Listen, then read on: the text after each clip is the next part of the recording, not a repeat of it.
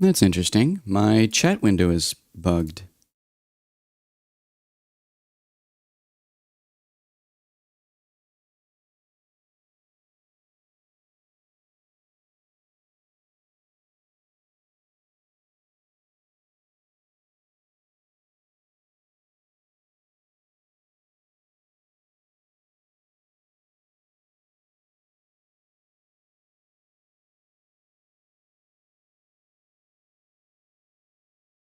Hmm.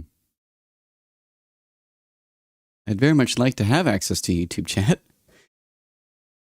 Be a shame if I have to do some weird, hokey thing.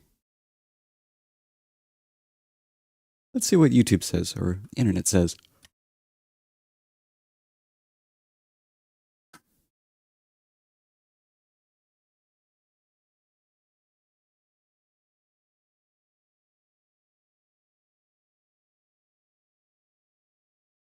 Nope, no updates.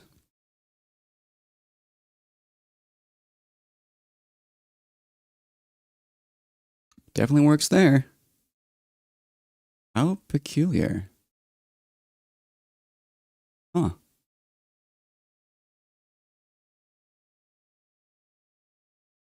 Oh, that works. Huh. Very odd. Very odd indeed. But it's working now. Okay. Well, it's time for day 2 of returning from Colonia. Our paint job is very thin. Look at that.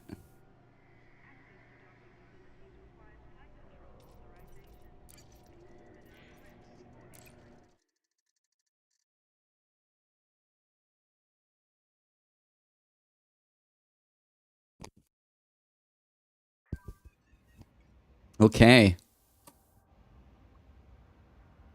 Oh. Actually, I know where we are. Never mind. I need to remember to mark down where I am last. Because it's kind of a pain to relocate my position. Thankfully, I ended on a waypoint. I'm at Sveno Crossing.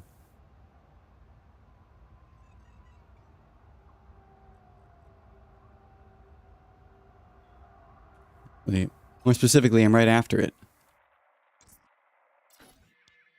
So let's continue.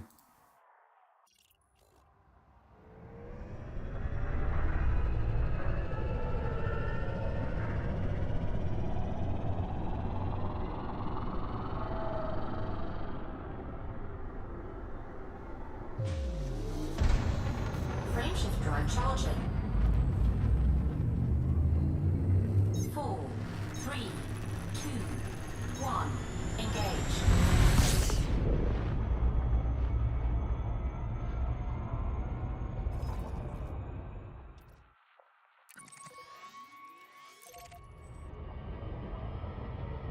Frameshift drive charging. Our FSD is repaired.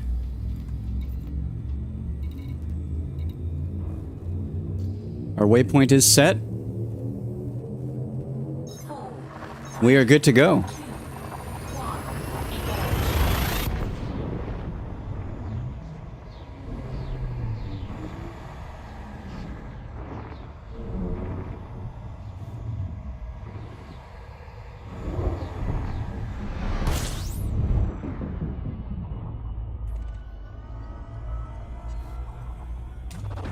Fuel scooping.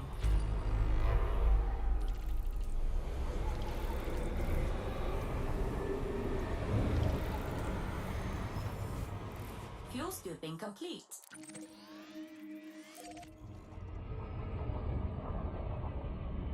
Frameshift drive charging.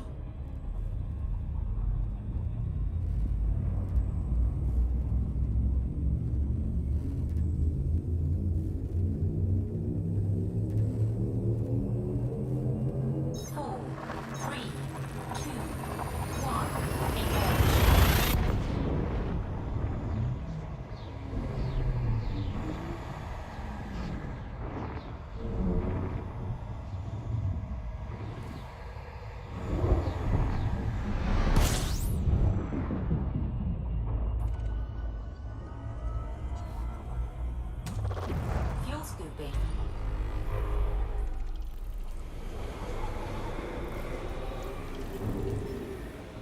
scooping complete.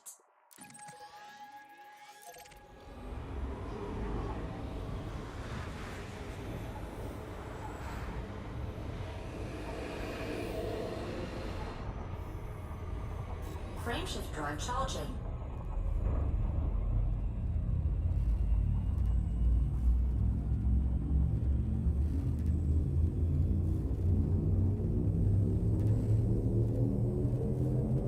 Four, three, two, one.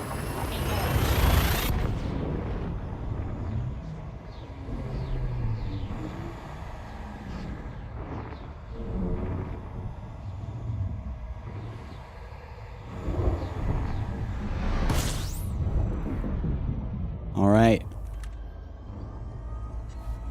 System scan complete.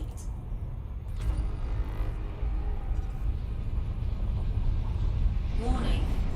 Frameshift drive operating beyond safety limits. Oh, we didn't get our boost.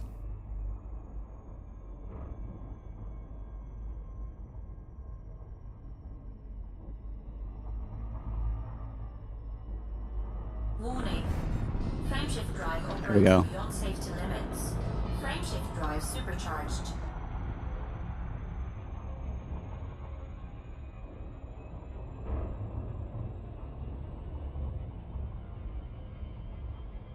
Frameshift drive charging.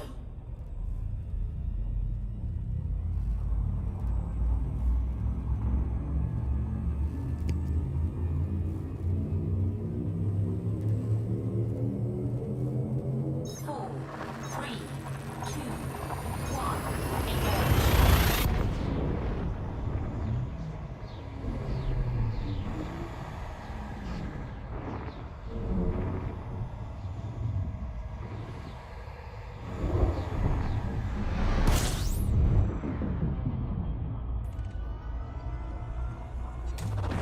Fuel scooping.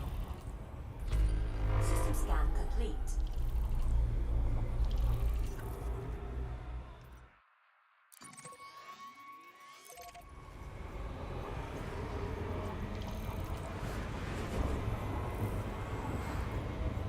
Fuel scooping complete.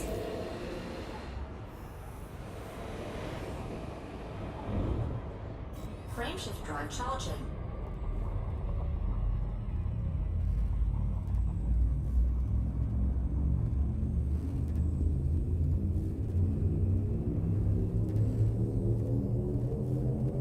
Four, three, two, one.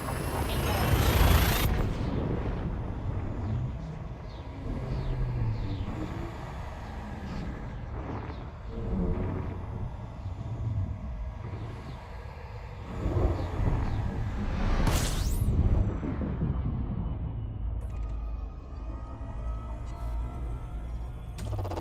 Fuel scooping.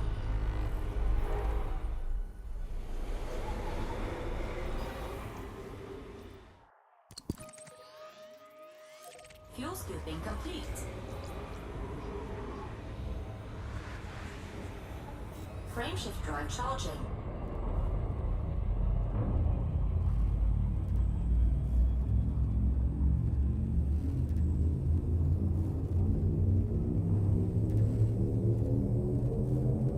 Four, three, two, one. Engage.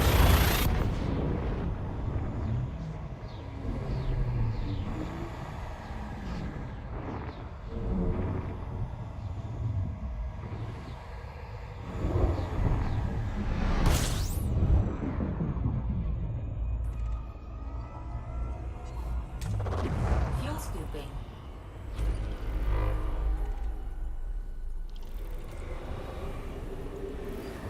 Fuel scooping complete.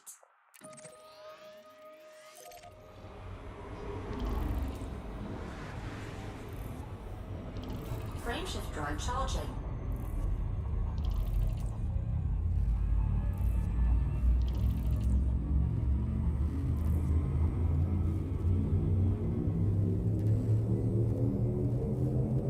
Four, three, two, one. Engage.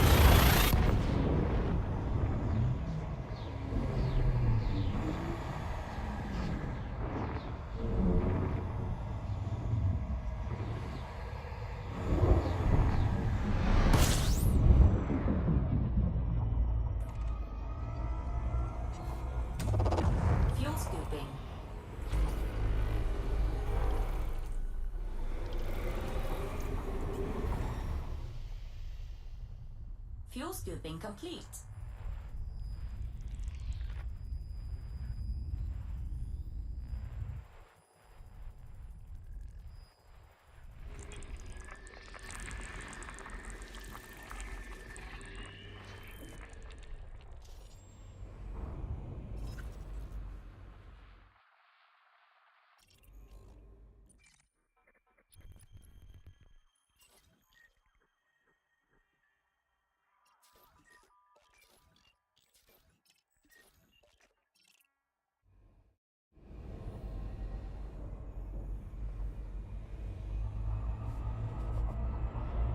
Warning, temperature critical.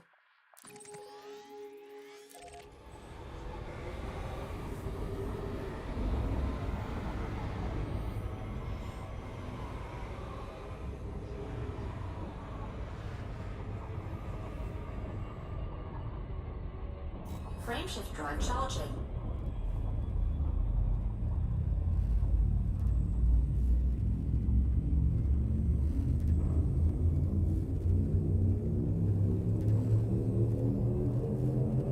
Four, three, two, one, engage.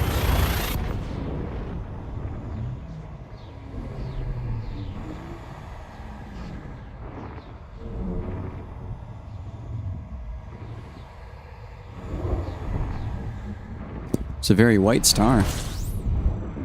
Very bright.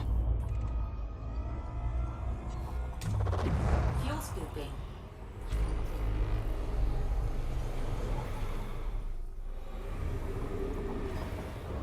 Fuel scooping complete.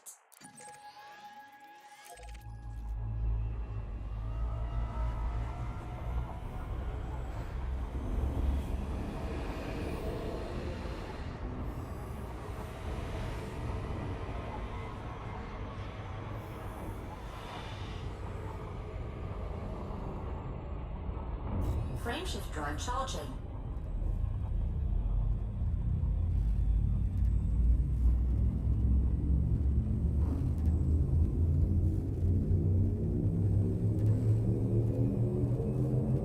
Four, three, two, one, engage.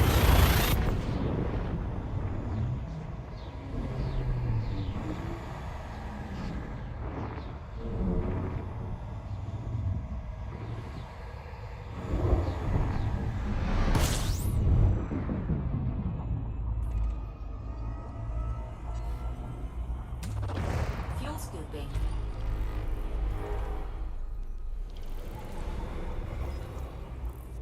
Fuel scooping complete.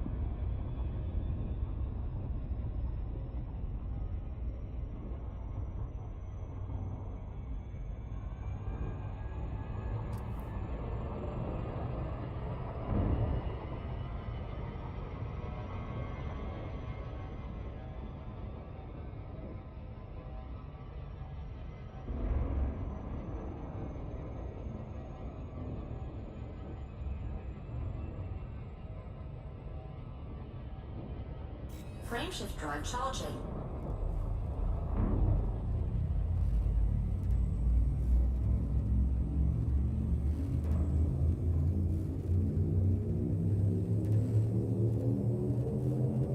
Four, three, two, one, engage.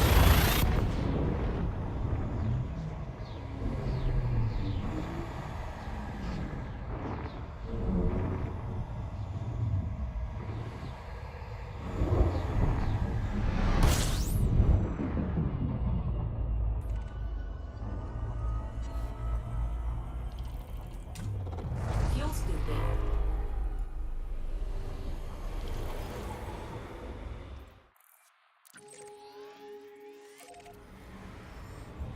Fuel scooping complete.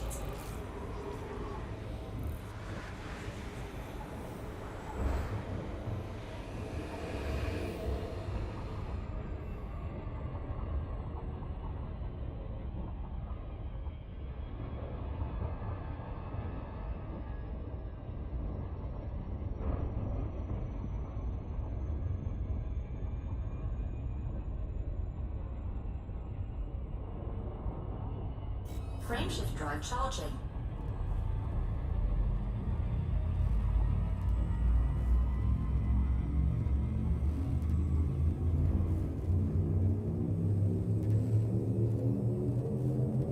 Four, three, two, one, engage.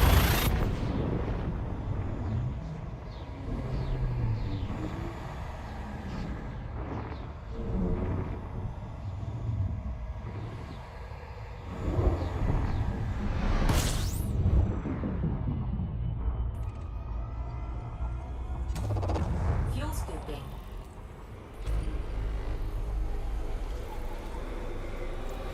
Fuel scooping complete.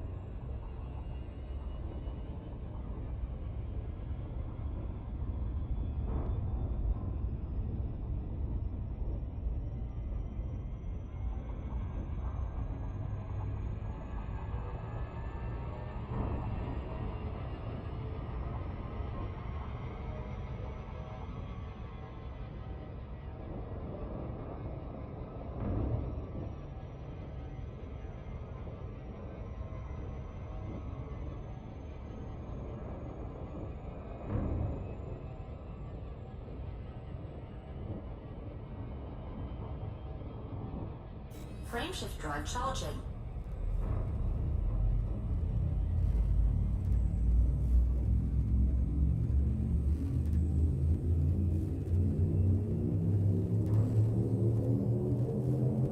Four, three, two, one, engage.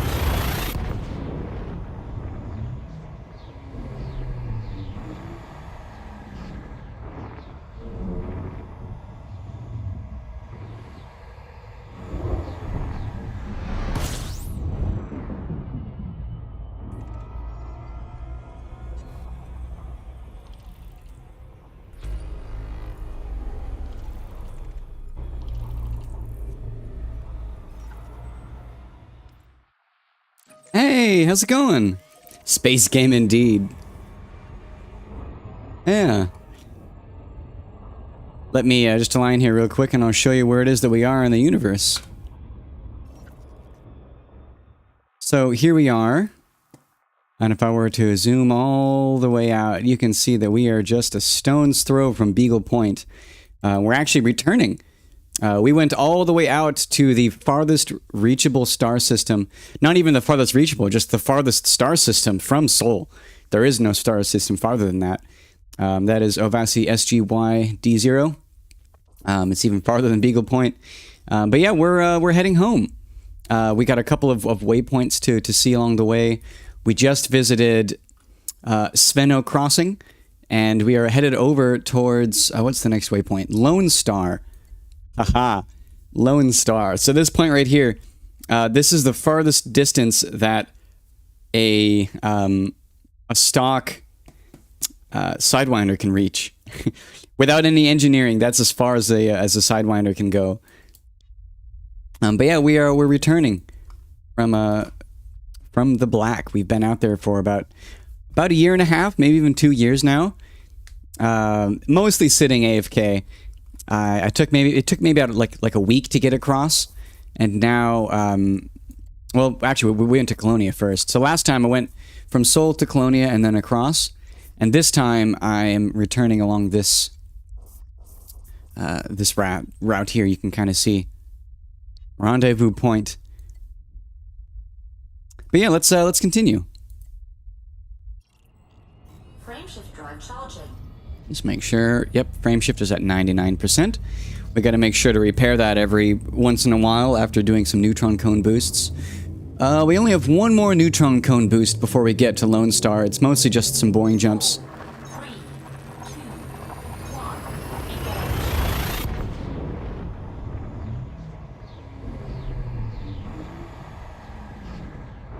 But yeah. Actually, I can do some fun stuff and make it so that when I don't have my webcam, you can see more of my list of waypoints. Fuel scooping.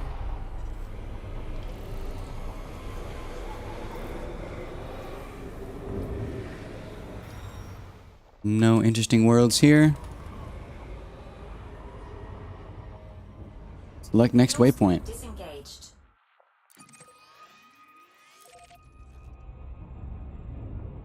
So let's just line this up.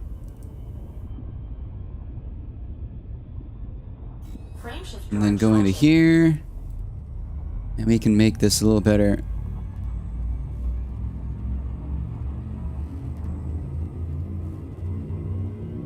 Unlock. Let it transform. 3, 2, 1, engage.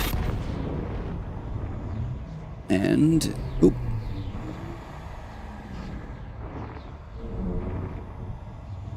We want to do that. And then position, let's raise that. Let's tab back in this so we don't crash. Fuel scooping. System scan complete. Nothing interesting here.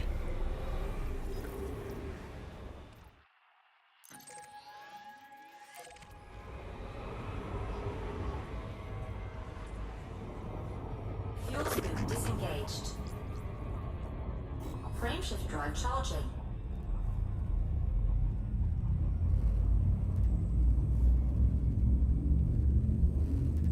Do that. Let's actually, 4,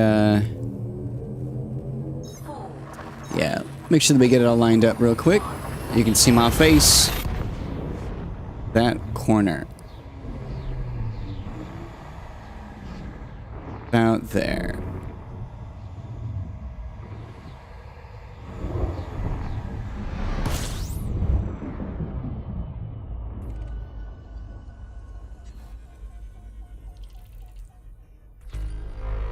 Nothing interesting here. fuel scooping.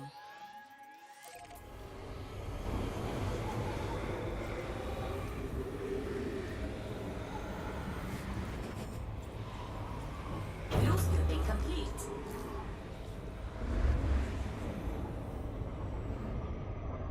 Frameshift drive charging. Oh. I keep changing the size of it on accident and it really screws with it.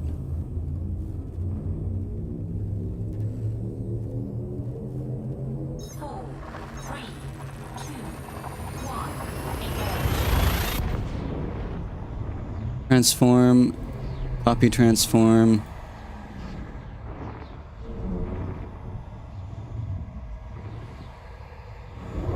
We'll restart.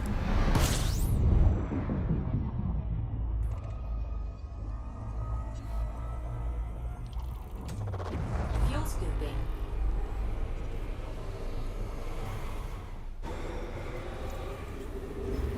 Fuel scooping complete.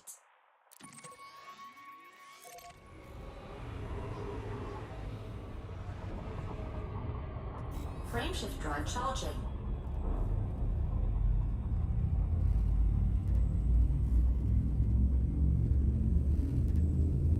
There. 4, 3, 2, 1. Engage.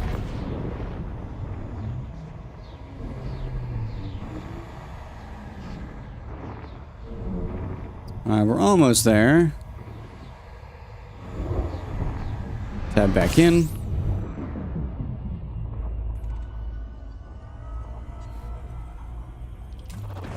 Fuel scooping.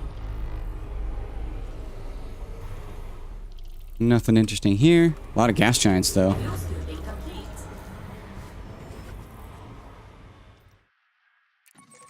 Alright. We're almost to another neutron cone. Frameshift drive charging. Tab back into here. Alright, we're getting real close. 4, 3, 2,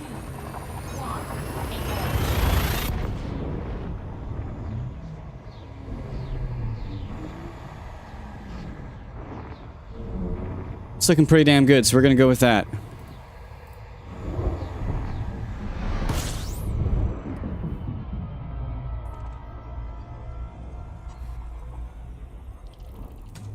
Whoa. Oh, there it is.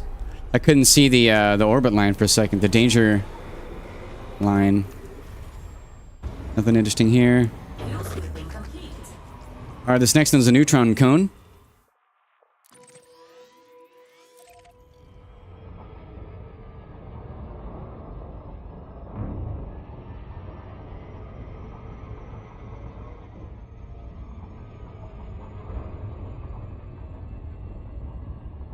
Frameshift drive charging. So now, if I...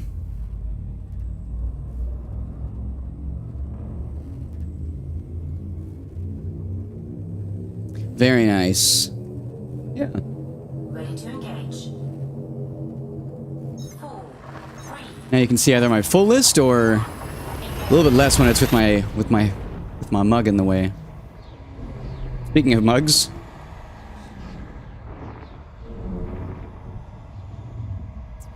coffee.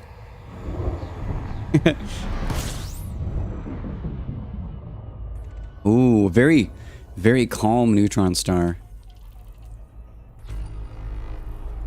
5 celestial bodies in here too. Warning.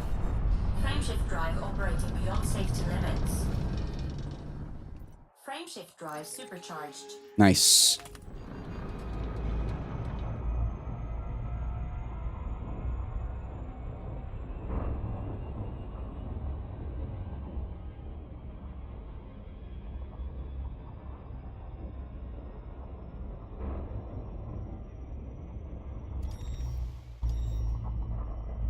Frameshift drive charging.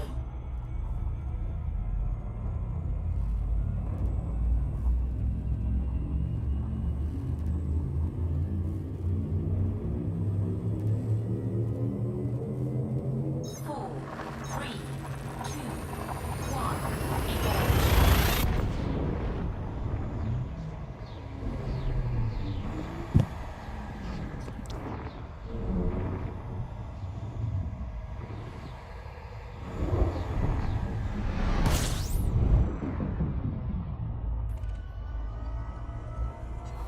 A lot of stars here. A lot of celestial bodies.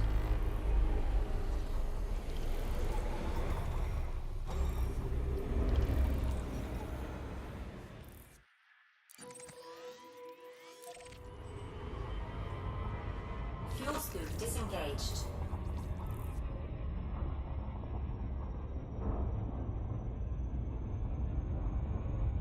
Frameshift drive charging.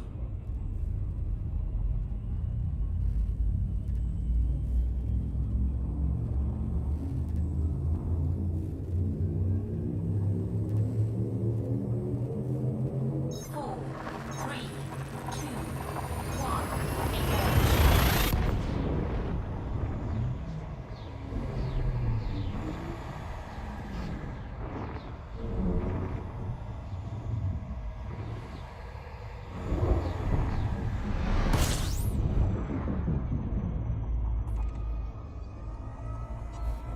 System scan complete. Fuel scooping.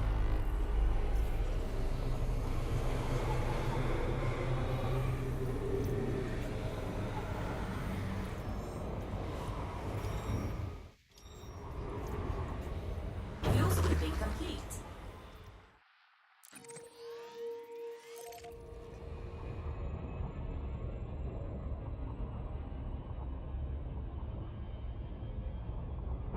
Frameshift drive charging.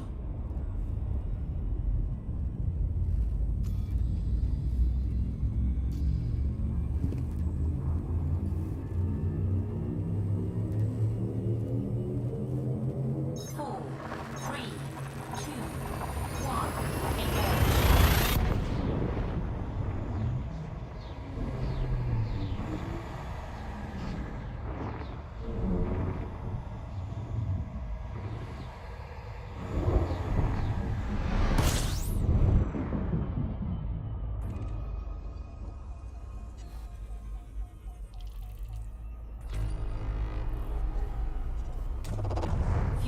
scooping.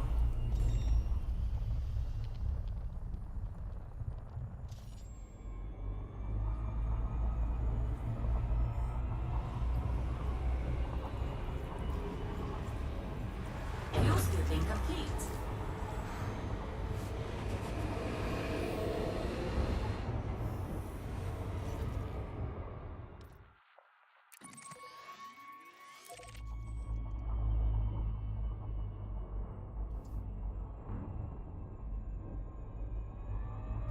Frameshift drive charging.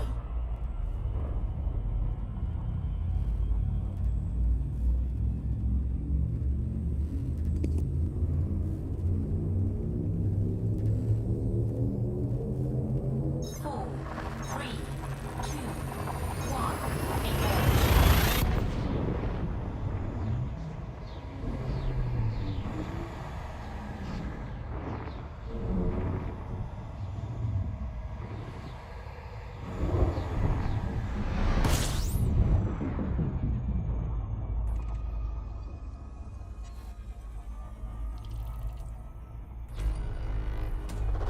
Fuel scooping.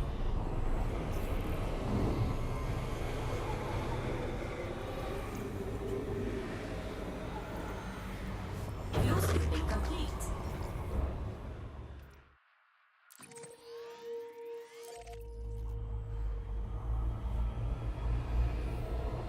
Frameshift drive charging.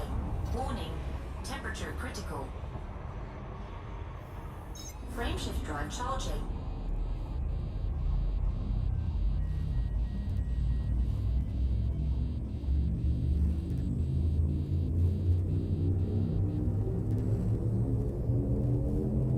Four, three, two, one, engage.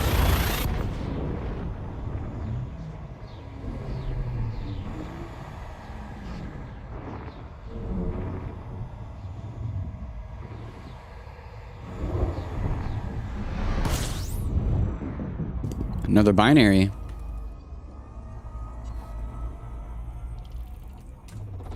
Fuel scooping. System scan complete.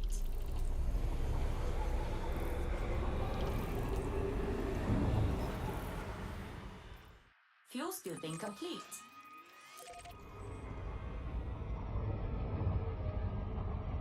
Frameshift drive charging.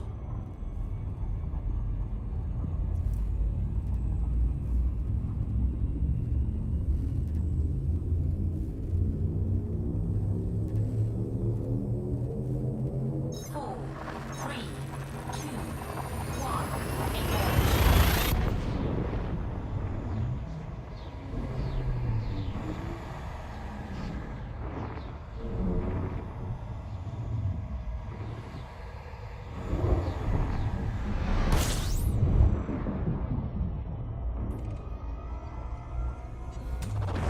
Fuel scooping.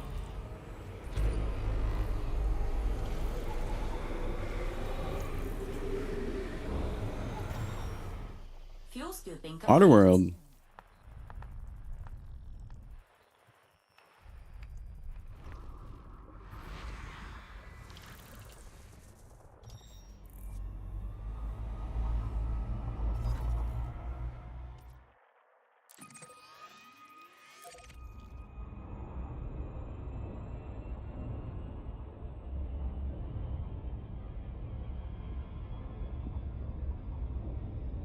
Frameshift drive charging.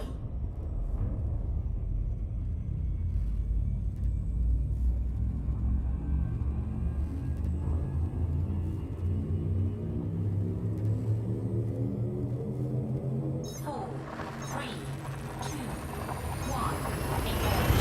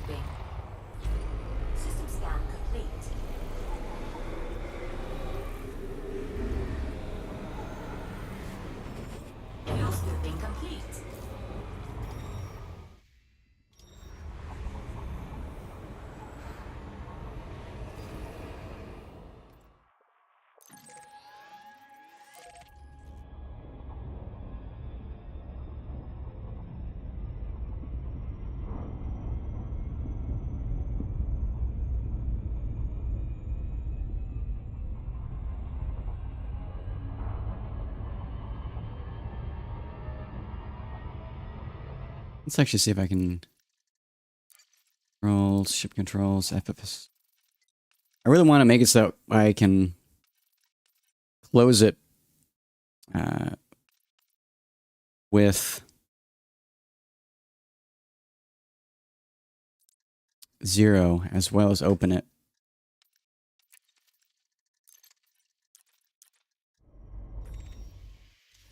I can. Surprised I didn't have that set up.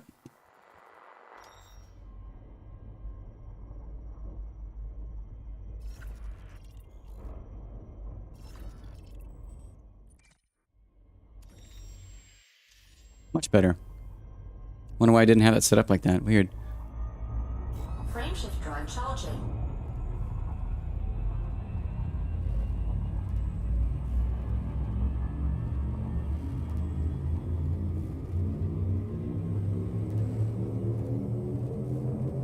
Four, three, two, one, engage.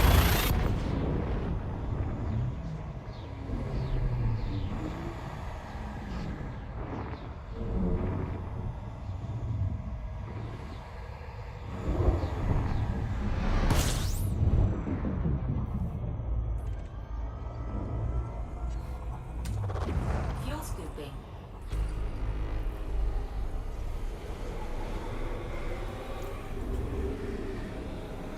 Fuel scooping complete.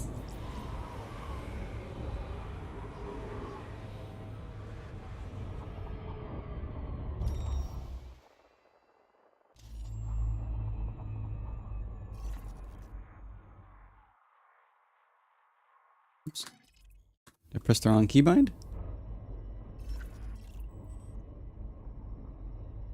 Did. Wait. That's weird. Something's off. Oh. I did press the wrong keybind.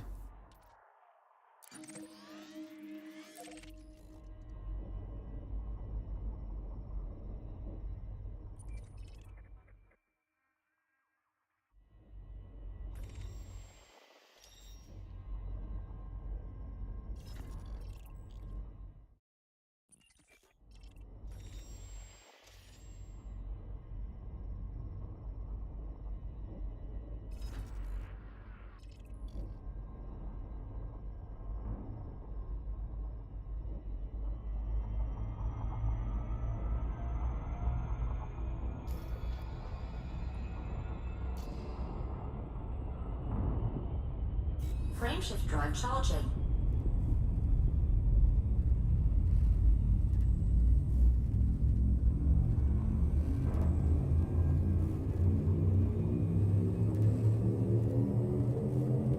Four, three, two, one, engage.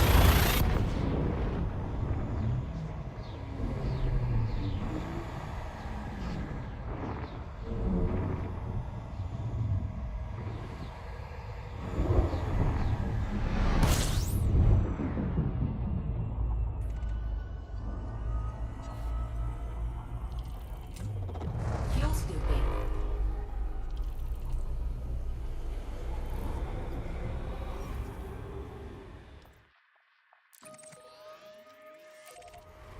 Fuel scooping complete. Frameshift drive charging.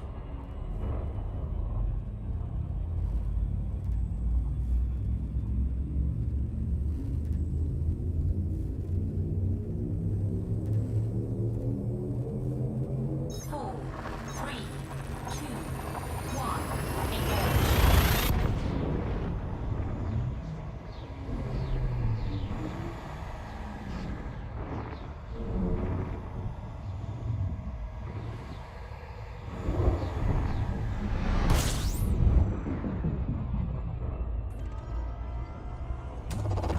Fuel scooping.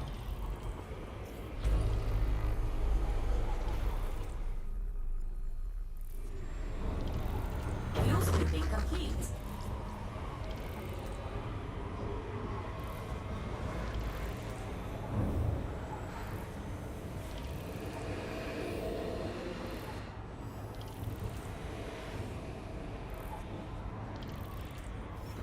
We're getting close to Lone Star.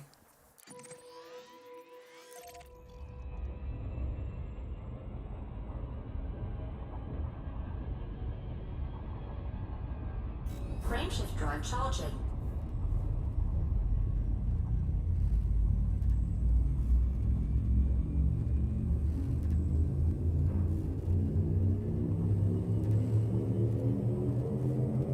Four, three, two, one. Engage.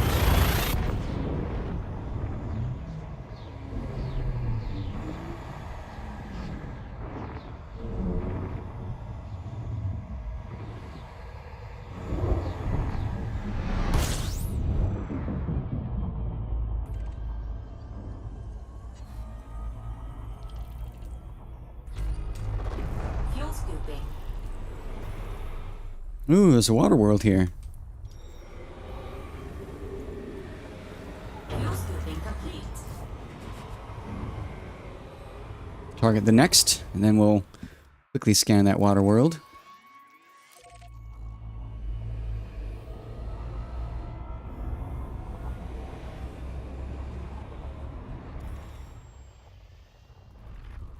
Oh, here it is.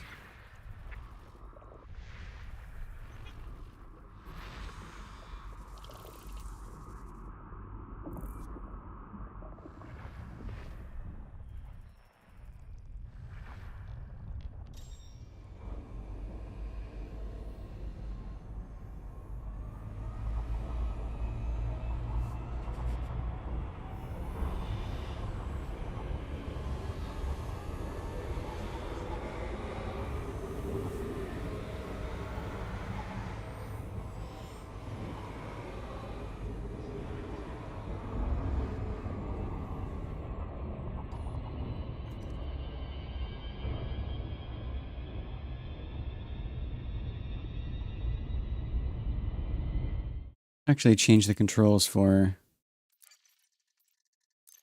general free camera. We want to go down via that.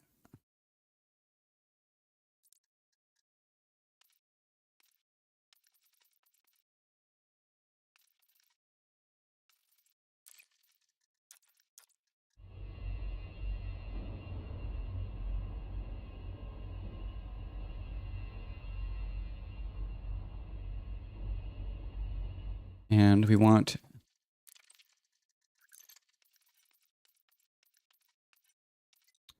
speed up also be shift.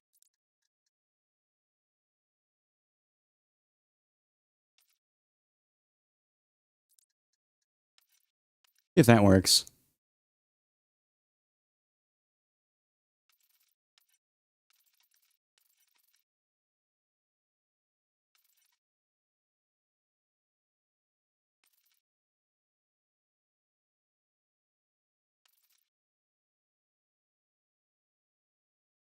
Actually,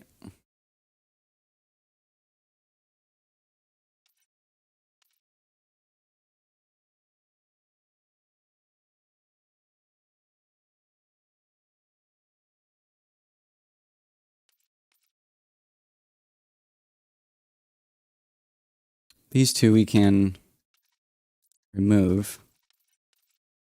I'll actually add it to this.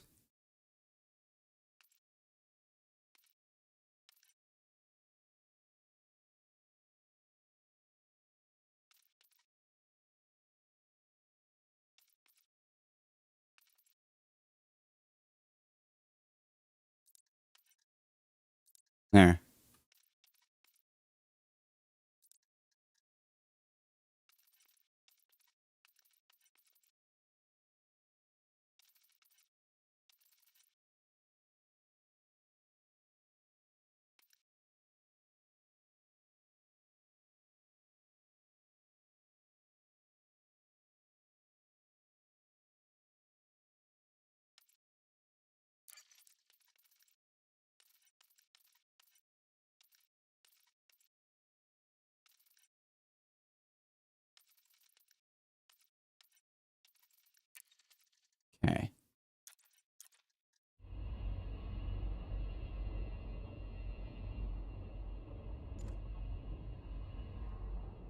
Cool.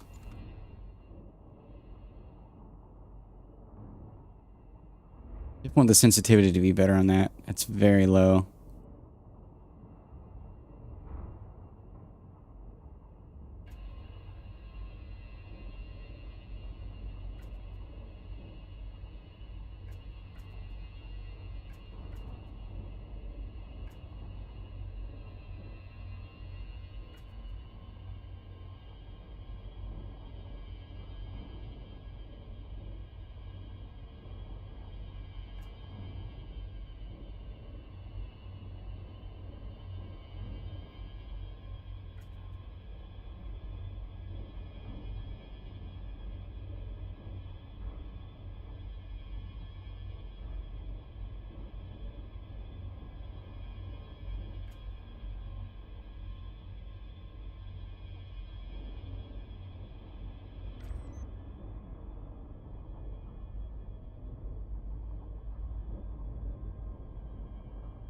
Cool.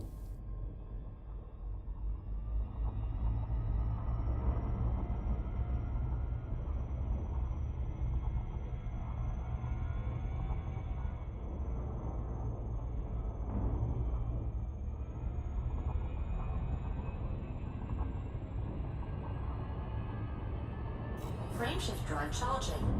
Ooh, ooh, ooh. Do, do, do, do, dum, bum, ba, ba, dum.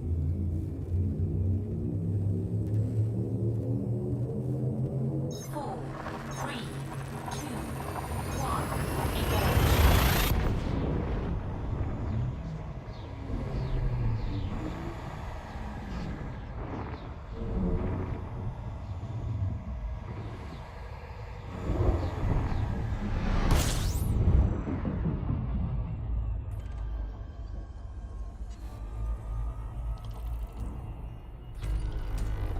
Fuel scooping. Nothing interesting.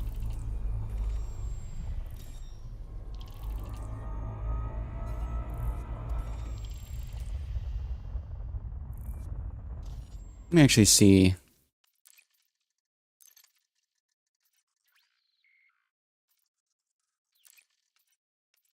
Does the galaxy map have an exit closed galaxy map keybind? I don't believe it does. That's unfortunate.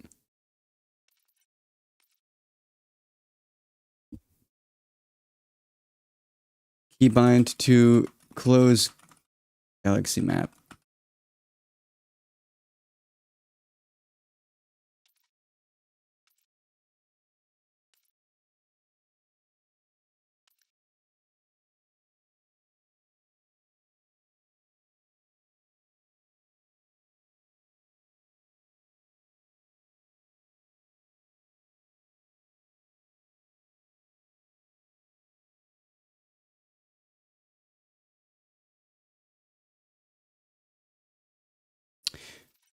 It looks like it might be in uh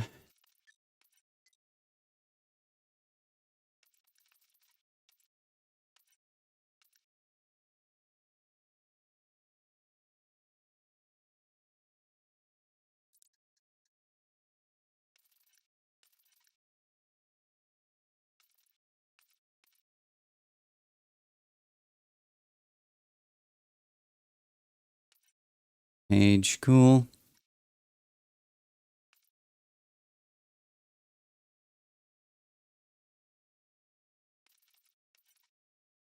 Ooh.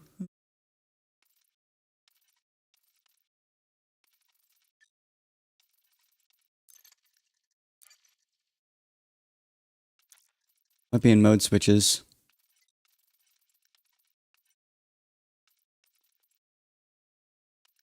Yeah, open galaxy map is M.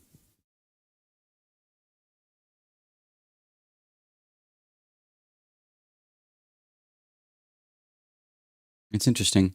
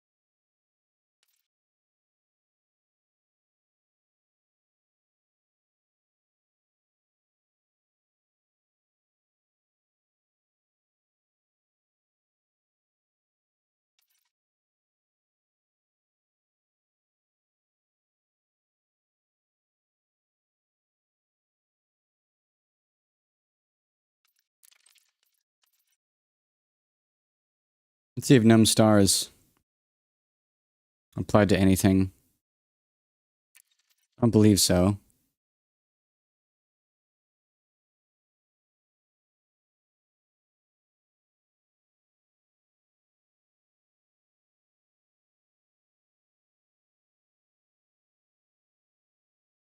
No, good, it's not.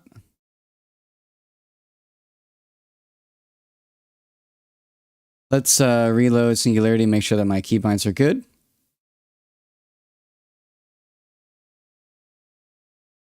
Cool.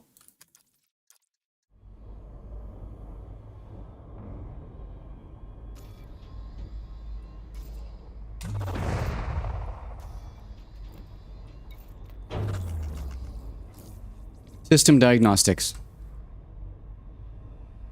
Run diagnostics. There we go. Okay. Inventory. Ship. Open ship. Oh, doesn't do that. Open modules. There we go. 97%.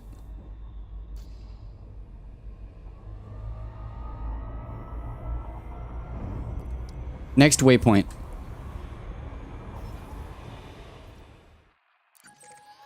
I should get in the habit of using my voice talk more because it's pretty fun.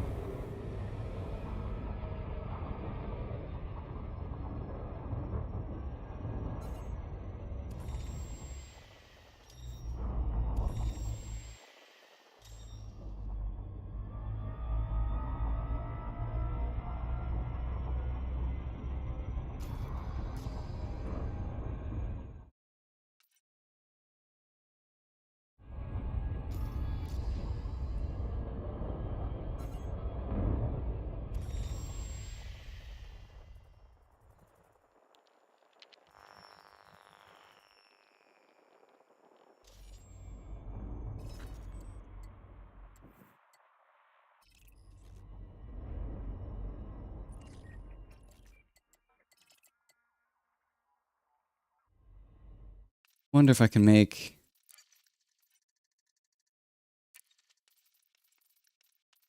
FSS exit.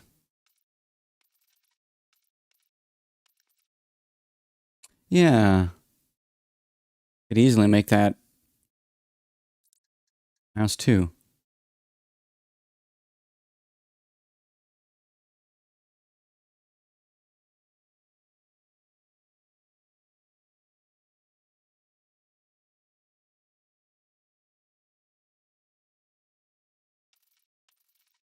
What about universal cartographics?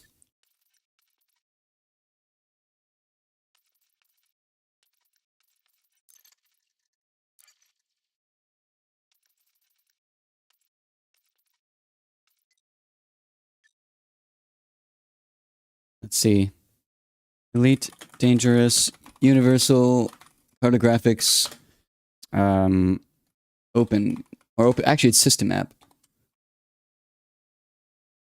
Open system map, keybind, location.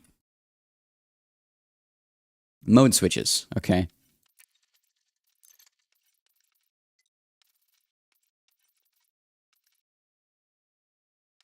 Yeah, that's unfortunate. You can't bind those to anything else either.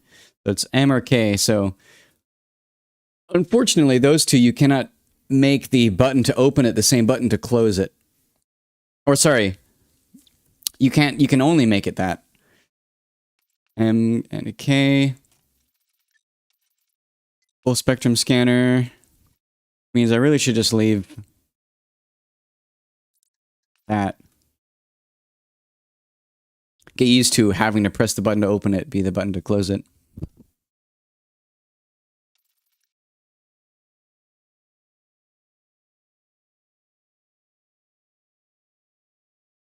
What would be really nice is if I could set up some kind of weird profile so that it knows to close it again if I press a certain button. Ah. Or, sorry, better way to say it is, whenever I press the button to open it, it rebinds that same button to be temporarily something else. Like basically what would happen is I press, if I press, for example, 0 to open up FSS, then it would rebind my right mouse button to be 0. So that whenever I press that, it closes it. And then do the same for the map. Wherever I press M to open the map, and then it rebinds right click to be M so that it closes it again. It would just be a little bit easier to understand. Because you don't use right click in anywhere. Well, okay, you do in the map. But I never use it. It does this, which I never use.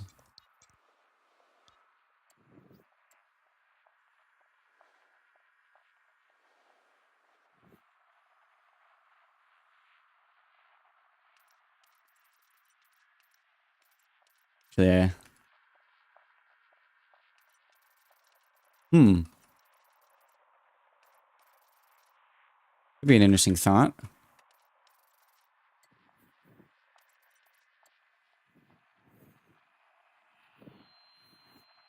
Does the galaxy map have its own separate controls?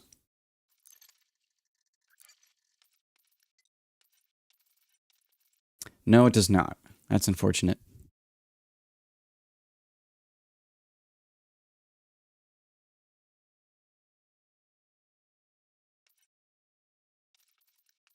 So the galaxy map has its own area, but then interface mode is separate.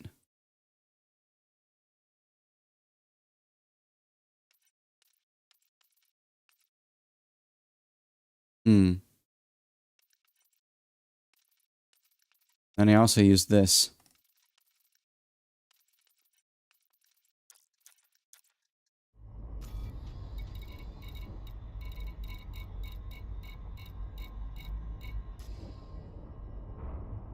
Yeah, oh well.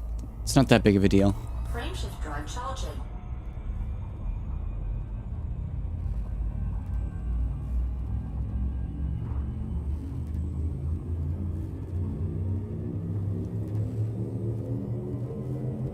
Four, three, two, one, engage.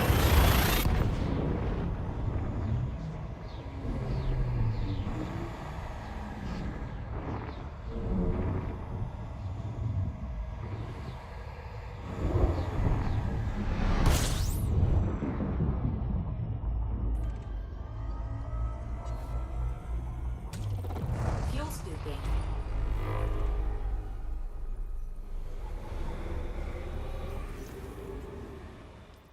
We're almost to Lone Star. Fuel scooping complete.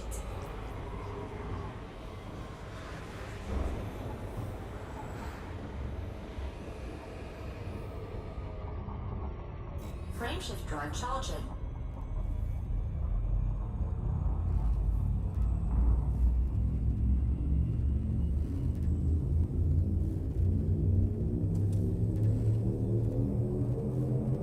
Four, three, two, one, engage.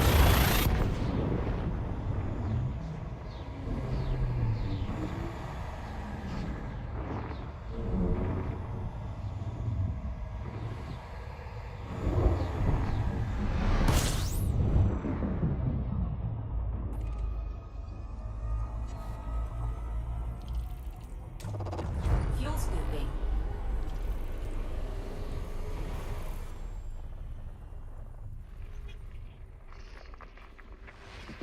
Fuel scooping complete.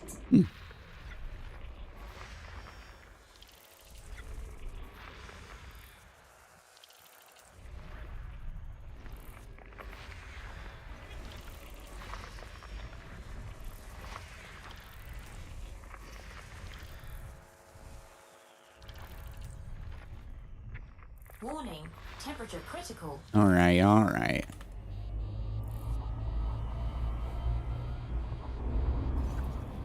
And here we are, targeting Lone Star.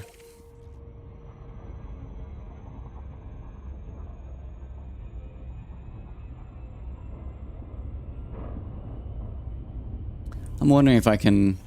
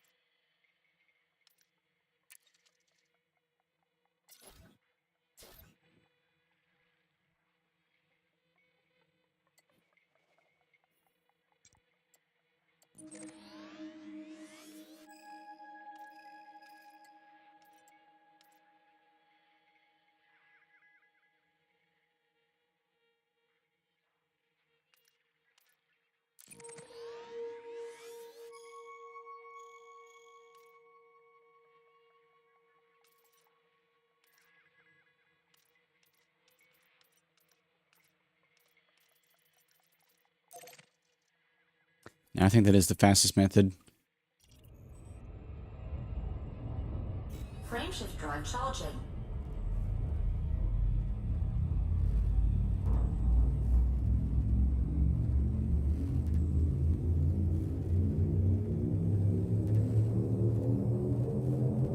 Four, three, two, one, engage.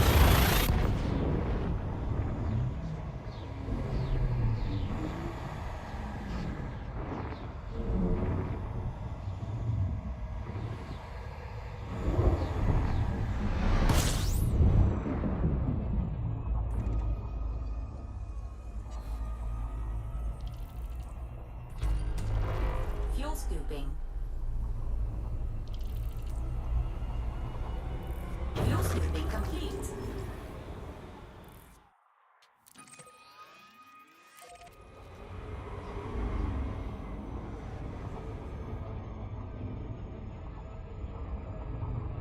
Frameshift drive charging.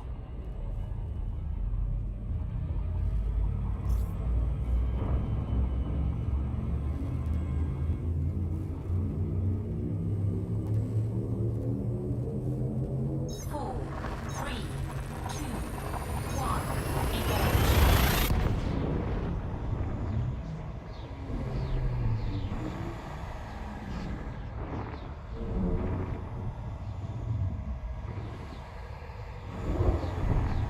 Oh, spooky star. Oh! Ah, wait, we already left Lone Star. I was so caught up I didn't even realize it. Let's go, let's head back. Let's go back one.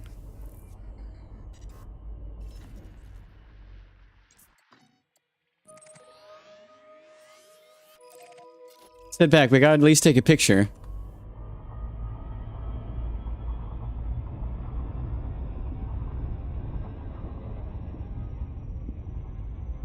Frameshift drive charging.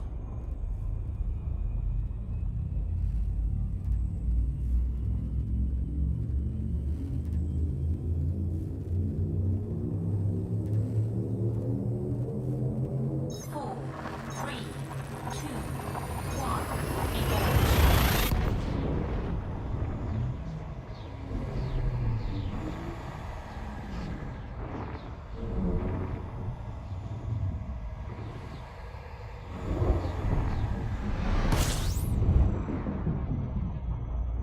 All right. Fuel scooping. Let us let us take a moment to appreciate this this wonderful stop. Refuel.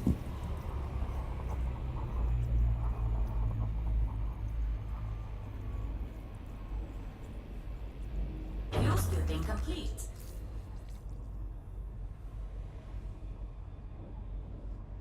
All right. Let's get a little bit farther away from the sun. Okay, and now we may as well scan everything here. There's actually quite a few bodies.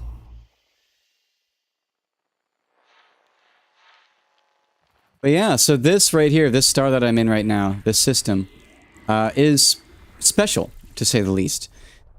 This system is the farthest possible destination that a stock Sidewinder can reach. Any bit farther than this, and it requires too much of a jump range. You can't reach it with the stock Sidewinder, the default ship. And so this destination that I'm scanning now was reached by... let me see. I have a little thing written here. It was reached by Ranger Zero aboard the Sneaky Pete. Great name.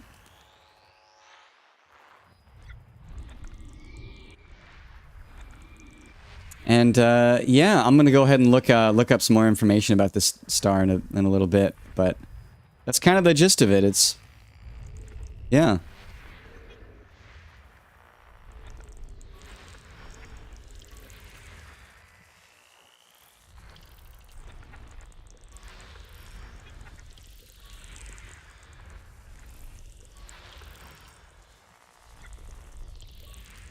All right. Not too many more to go.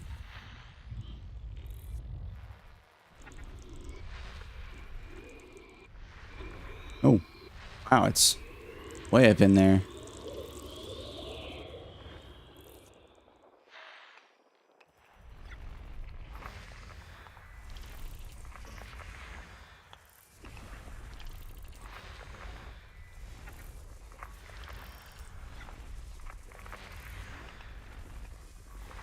System scan complete.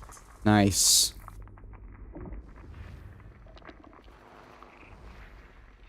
So there we have it.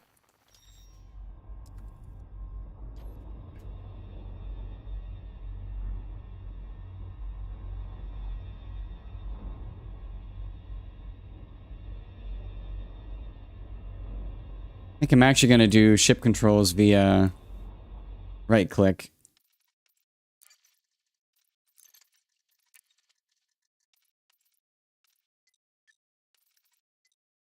Free camera.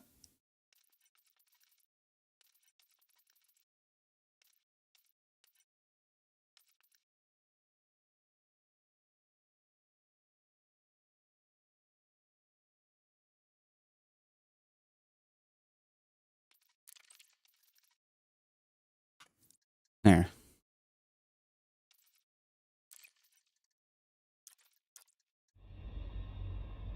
Now I can go out.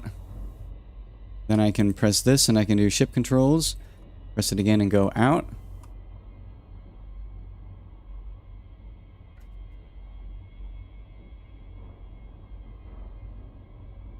Cool.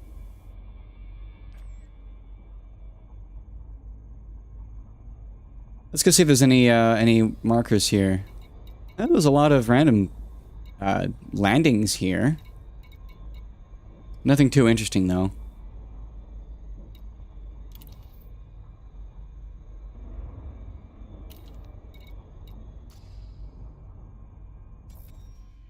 Oops.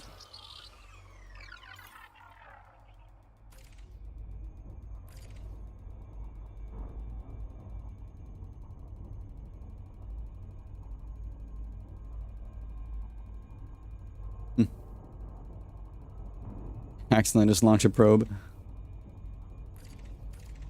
When a combat mode looks way prettier than analysis mode. It's kind of sad that there are two different modes.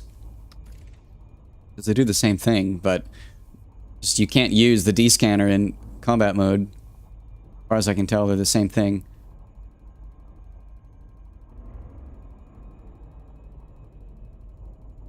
Anyways, yeah, let's read up about this place.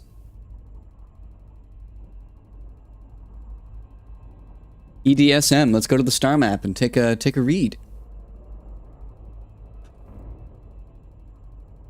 All right. Galactic Mapping Project entry. Historical location. This is the furthest known point that a stock Sidewinder reached prior to the Jumponian and engineering era. The ship's 11-week journey across the galaxy began in January 3301 and was concluded in March 3301 when it reached the southern edge of the abyss, 58,770 light-years from Sol, and was unable to go any further due to its limited FSD range. Ship, Sneaky Pete. Pilot, Commander Ranger Zero. On the return journey, the Sidewinder rendezvoused with another ship, a deep space explorer, 43,000 light years from Sol.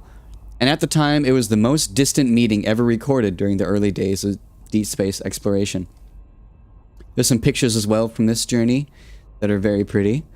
And in fact, that that rendezvous point we're going to visit at some point. Where is rendezvous point? It is one of our destinations. Looks like it'll be a while.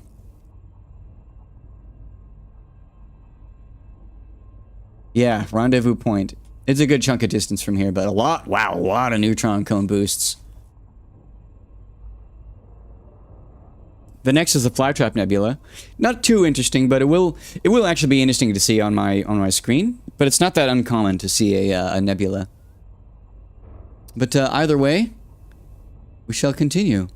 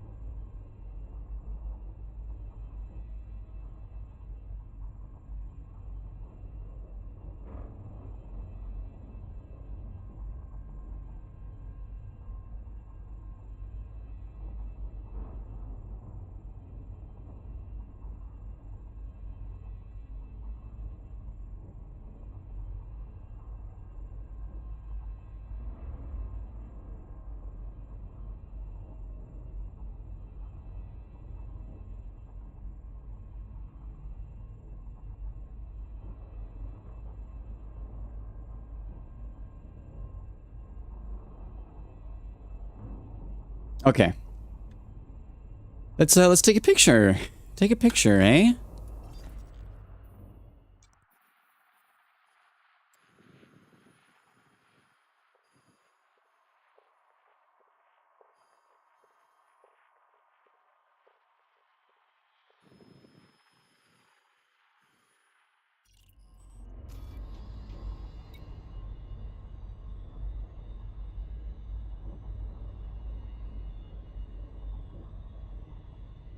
Picture time, save.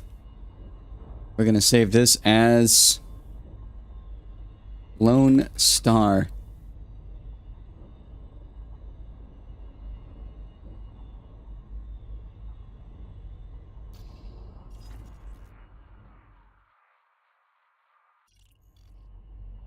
Not very lone though. There's actually quite a number of celestial bodies orbiting it. But with that, let's continue.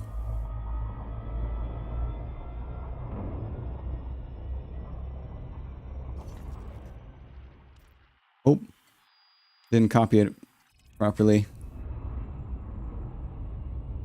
There we go.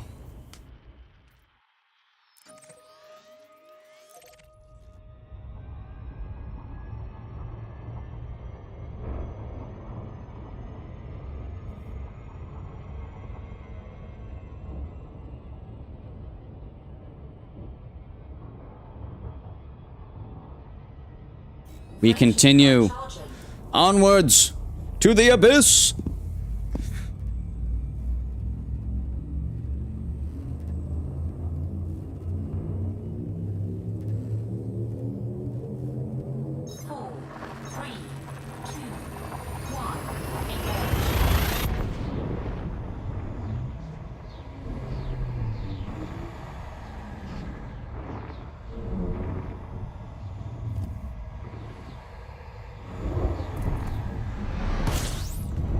Oh, spooky star.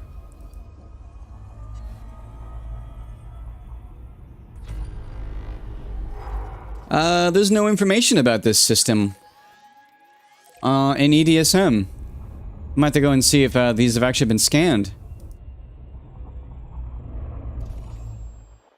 Looks like it's all just rocky ice worlds, so nothing really interesting, but...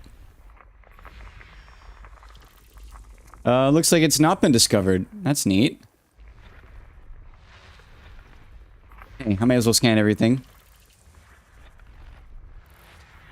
It's kind of fun when you get to a place and it hasn't been scanned yet. Also, it is windy outside. I really hope I don't lose power.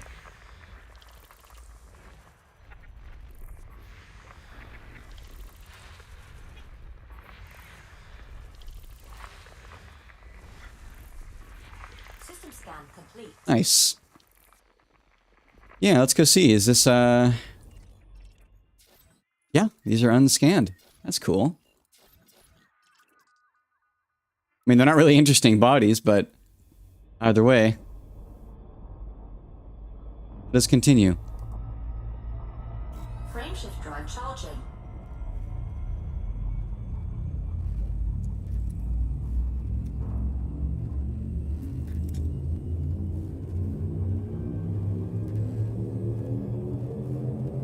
Four, three, two, one, engage.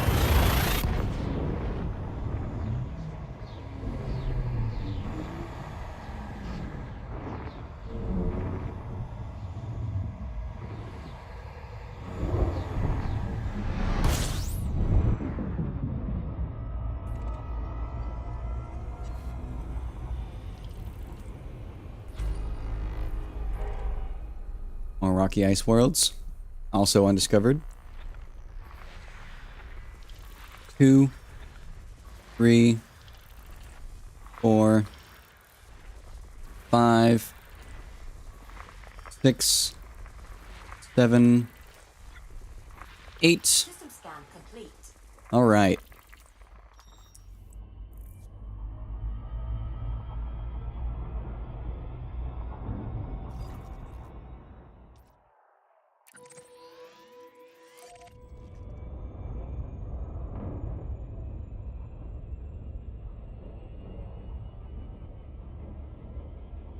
Frameshift drive charging.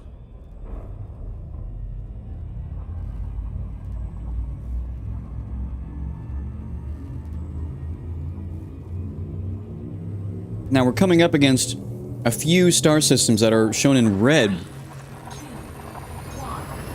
which is a little concerning because that means that it doesn't register it as an actual star,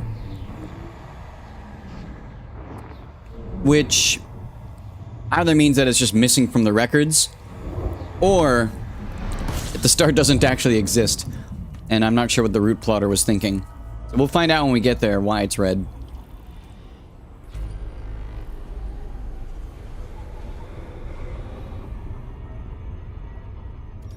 Also, another 9 bodies here, wow.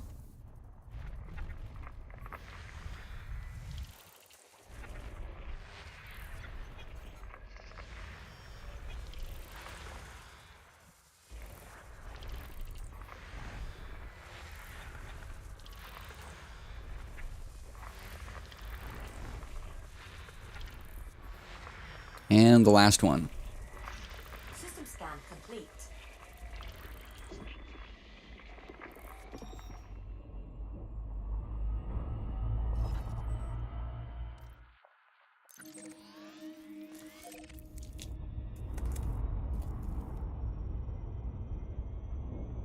Frameshift drive charging.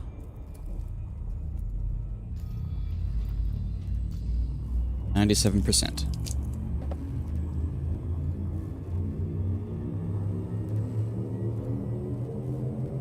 Four, three, two, one, engage.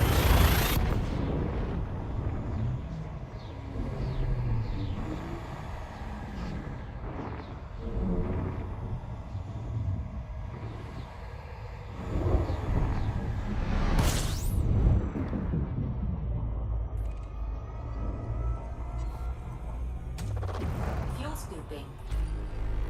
Hello! Got Steam. Greetings! Here, I'll turn on my webcam for a second. How's it going? We are returning from Beagle Point. Just kind of scanning things on the way. It looks like this system yeah, is unscanned. There's nothing special though here, just a couple of rocky ice worlds. Yeah, good to chat. I'm actually kind of glad that I'm choosing now. Good to hear it's going well. That's awesome. Yeah. In this world, it's often better to cling to what nice things are happening than the bad, I find. System scan complete. Like, for example, I'm heading back to the bubble just in time that I think they'll be releasing a new exploration ship, which I might need to buy, considering I'm a big fan of Star Trek. And it looks very Trekky.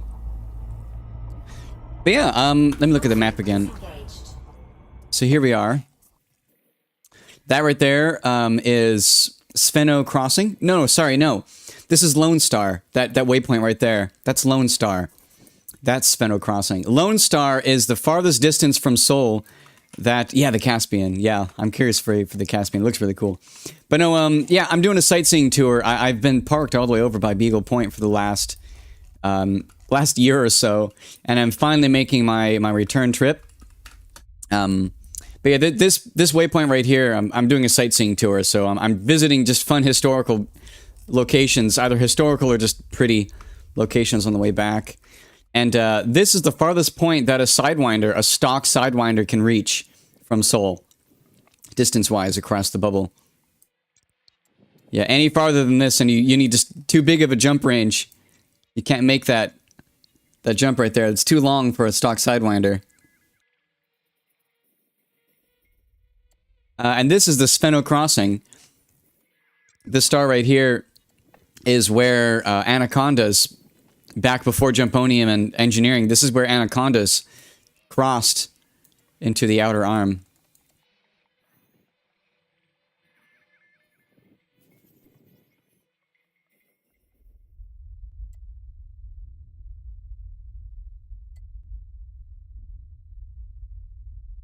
But yeah, this is just a list of the waypoints that I'm visiting on the way back. I'm listening to my own music. I wish I could play it to YouTube, but it doesn't like it. YouTube specifically is more careful than Twitch about people streaming licensed music. So listen to your own music if you want to hang around. If not, I'm just gonna be exploring. A stock siding with Jumponium, huh? Yeah, even before Jumponium, because I remember I wasn't there for these early years, but for a while there was no Jumponium and there was no engineering. And that was the farthest that just a normal, just basic-ass stock Sidewinder could reach. That's the farthest distance. Couldn't go any more south, or sorry, any more north than that. But you can now. It's relatively easy to get across the galaxy now. Just takes time. Route plotters are better. There's actually tools for it. Speaking of it, let me go and advance my waypoint. Next waypoint.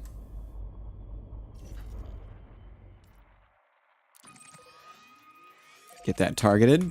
Frameshift drive charging. All right. It's really nice having a voice activation program. It doesn't do much for me, but it does this. I use voice attack mostly for the macros. I don't usually say it, but you can. I have it set up so whenever I press a keybind, or if I say target next waypoint, it tabs out into ED Discovery, advances my spreadsheet that you can see under my name. It advances the spreadsheet, copies that that system name, and then puts it into the map for me. All right, some more boring systems here. Here's a little scan. Whenever I find a system that is unscanned, it's kind of nice to just go and do that. I only recently visited Beagle Point a few months ago for the first time. Yeah, it's time consuming to get there, but it's not too challenging. It's more tedious than anything now, I'd say. And thankfully, voice attack and ED Discovery removes most of that tedium. Oops. But yeah, it's time consuming, but it's just fun to do. I feel like it's something fun for all explorers to go do. Everyone that plays this game to do. Also, I can't find this these other two rocky ice bodies. I don't know where they are.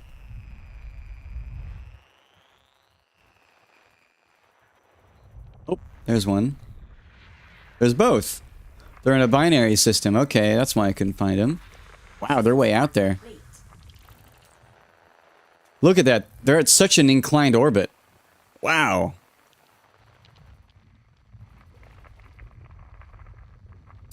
That's bodies 7 and 7A. Let's actually look at that on the map. I'm curious.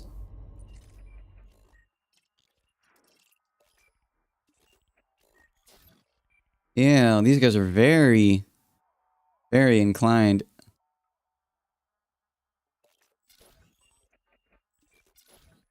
It's basically sideways too.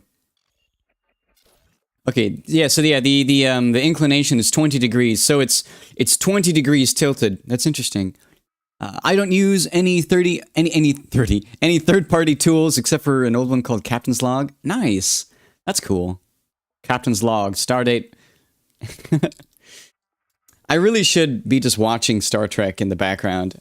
I have been watching through The Next Generation. When you mention Captain's Log, I immediately think of Star Trek. That's cool though, an old third-party tool. For third-party tools, I guess I use two. The big one, well, I guess they're about equal, really. I use ED Discovery, which is what you're seeing for the little spreadsheet under me. Actually, I can just show you. Here, I can just show it.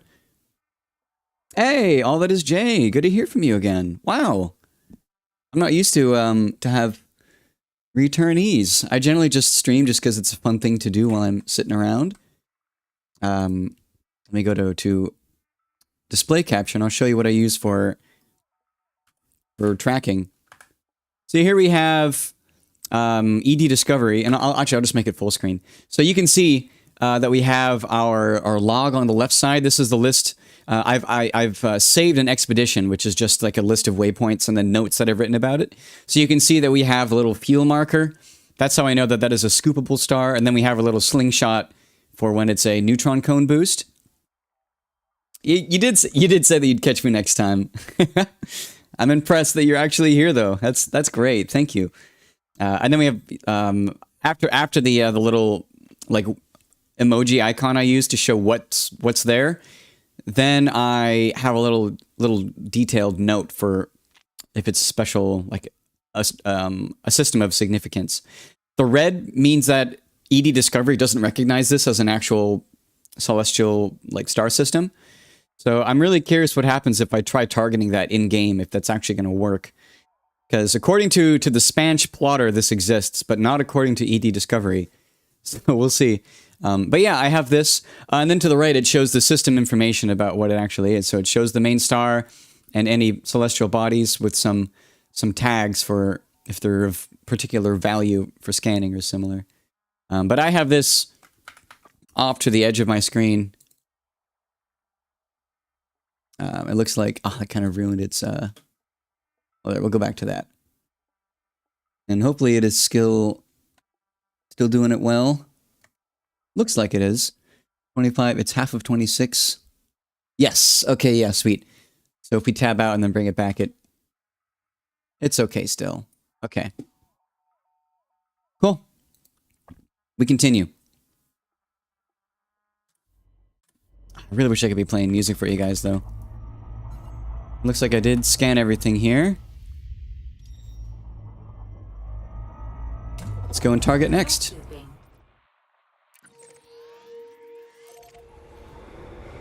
And I am going to refuel for this one all the way. Let's slow down. One thing important to know about fuel scooping is that the speed your ship is going has no impact on how fast you fuel scoop. The impact of fuel scooping is just your distance from the star. So you can park in orbit, like I am, right close to the star, and that's the fastest way to refuel. But yeah, I'm curious what that is. It's only a few stars away until we'll see what it shows up as.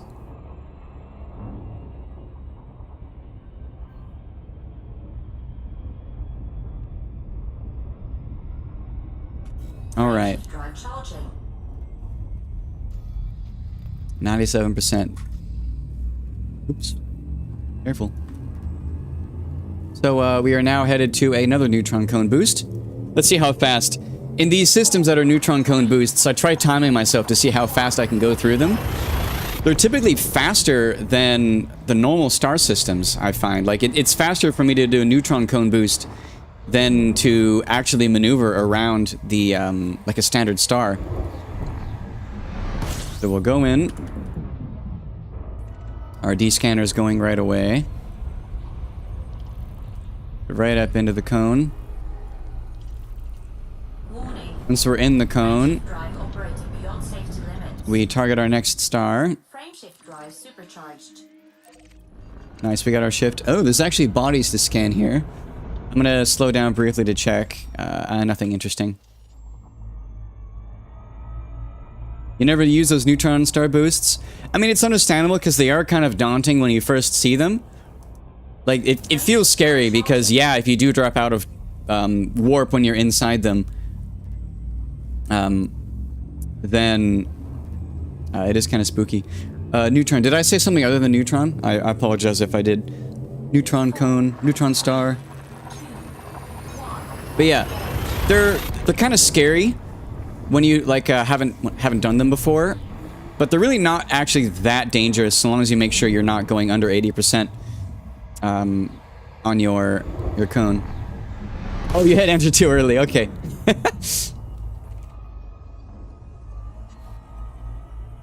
Gotcha. Fuel scooping. I missed too many opportunities to find exobio. Yeah. I've not really done much exobiology. I probably should though. Oh, interesting. This is a scoopable star. But my little thing doesn't recognize it as a scoopable star. Odd. There are bodies to scan here. Fuel scooping complete. And no one else has been here, so we'll scan these. Nothing really interesting. Only 8 bodies.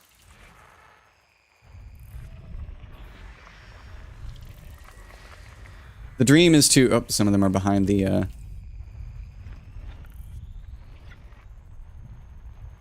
probably one more out somewhere else.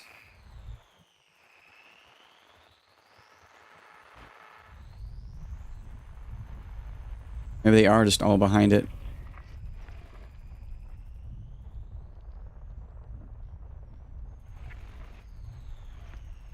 Alright, well, let's get a little farther away. Neutrons are really useful for getting around the galaxy quickly, 100%. And in fact, if you look on my sheet below me, there's quite a few neutron cones. We're about to go through a series of them. But let's see, let's scan the rest of those things.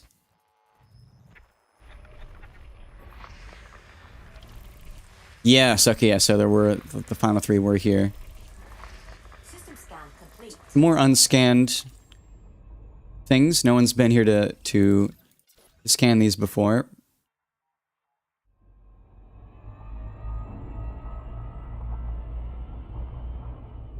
Maybe it was marked as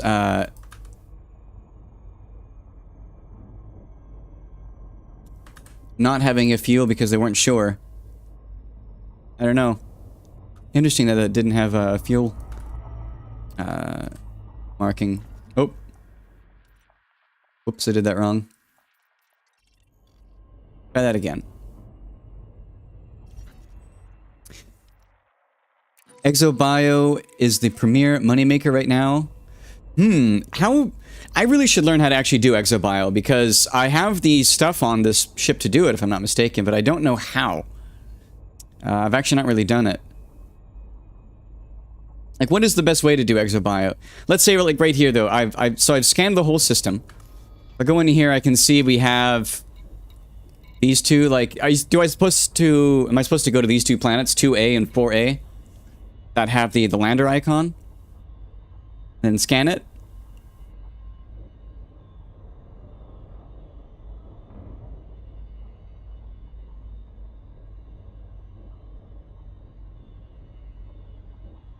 I'm not sure. We'll target this for now.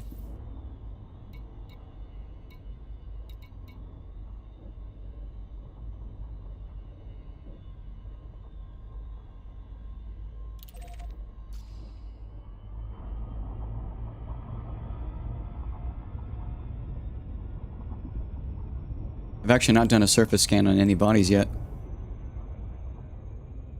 Are there any signs, any biosignals on the planet? I don't know.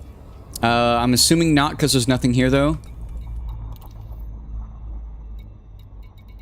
Okay, yeah, so no signal sources, so that means no. Is that right? I have to make sure there's biosignals. Okay.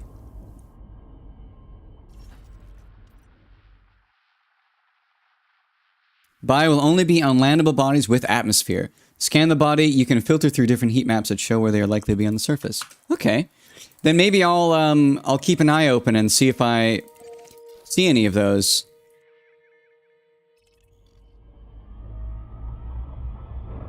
Frameshift drive charging. Surface scanner. Gotcha.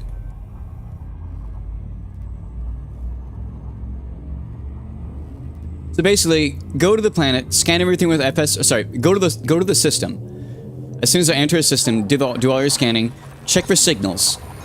If any of the bodies have signs of life in signals, go to the planet that has that and then scan it with the surface scanner.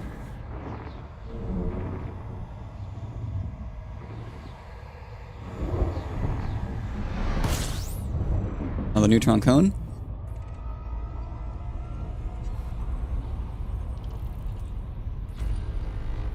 Warning. Frameshift drive operating beyond safety limits. Alright, let's do that again. Frameshift drive Cool. supercharged. Got our frame shift. Do I have an Artemis suit? Oh yeah, those are better. I don't know if I can change it in here.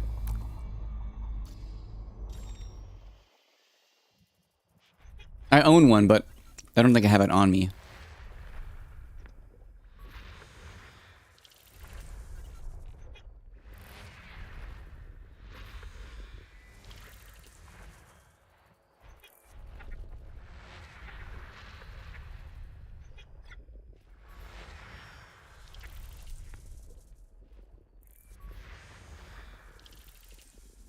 If you do, it should be in your loadouts bottom panel. Well, nice. I'll go take a look at that in a second then. Yeah, we'll take a peek. System scan complete. Assumedly none of these have atmospheres.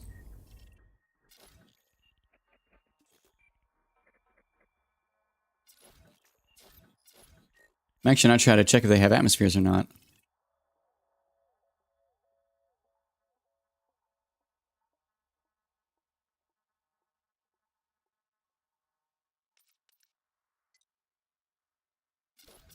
Ah, yeah, there's nothing. Anyways, well, actually it's unscanned. But, easier way to check. Nope, nothing. Let's go look and see if I do have any.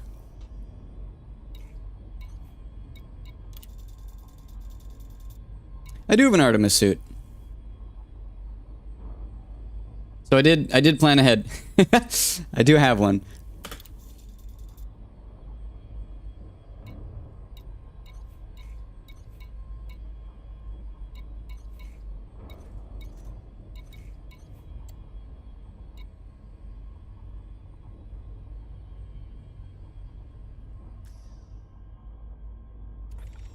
Oops.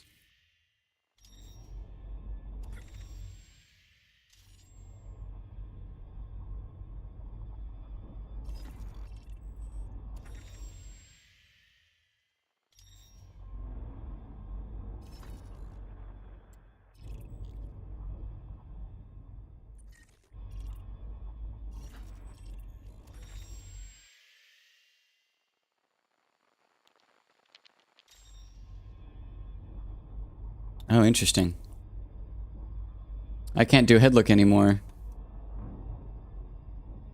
What if I can do alt middle click? I changed some controls around, now it's acting a little wonky.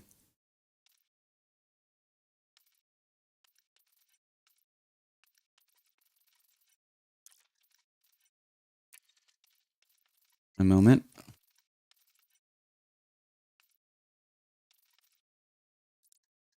Okay.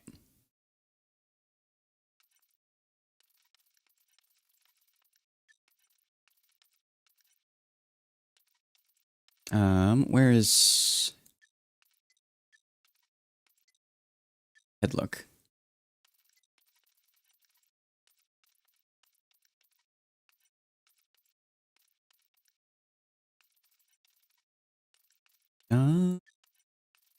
Oh, good song.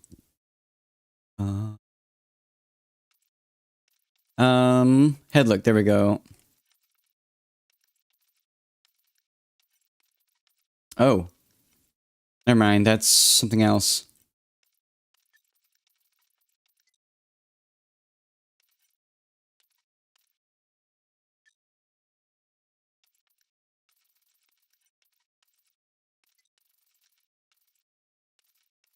I know that it's Alt 0. If I press that, Alt and 0, it makes me look around, but I actually changed some stuff around. And now it's not letting me do that, unfortunately.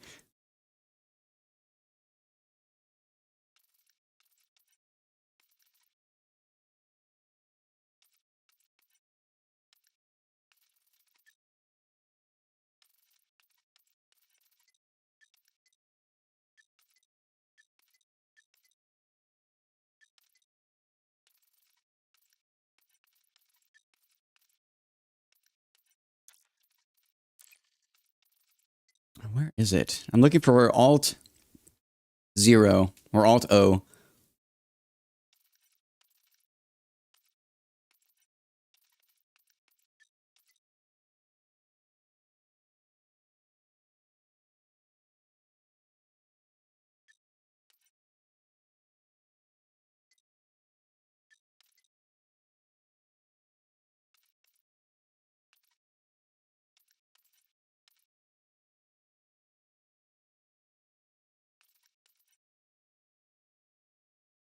I'm looking for the function that you press a button and then your actual physical view in the cockpit can shift around to look at different things.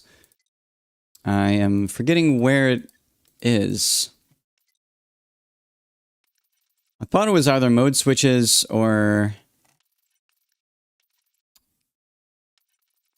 yeah, or head look. But I don't see the button to do it.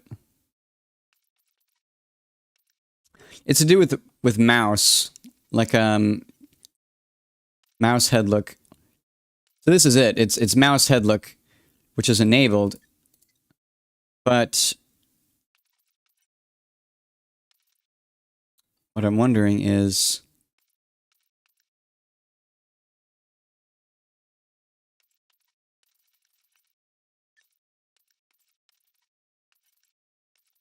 where it is. You set mouse. Where is it?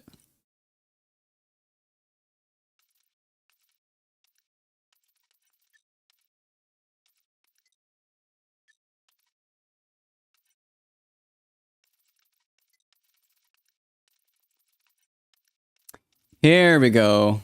Alt 0. Can I make it Alt mouse 3? What does that do? That's kind of handy. It's actually easier to press. That works great. Okay. Nice.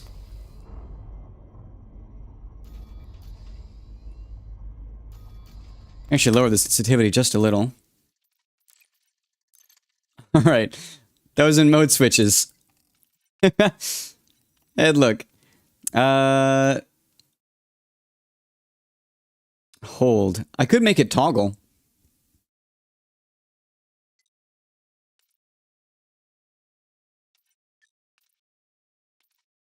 Make it toggle for now.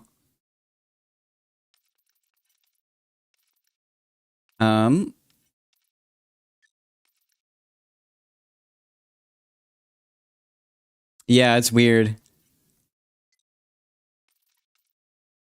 I wonder if this head look...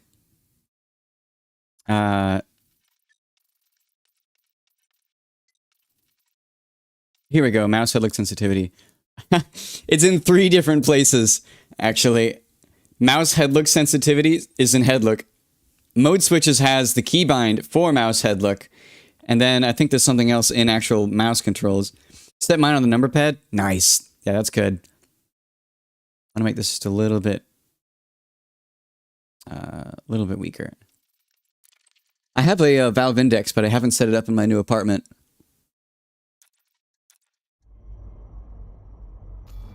Okay, that is pretty nice. Man, I really wish I could just do this and then just wander around my cockpit. Like, as soon as you activate headlock mode, it separated WASD from your ship. And so you can actually walk around. That was one of the cool things about VR, is that you can literally just stand up and wander around in your ship. Look out the window, whatnot.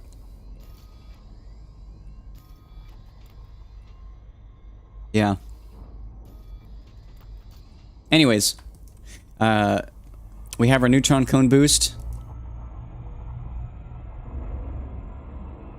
We don't have our next star targeted, so let's do that now.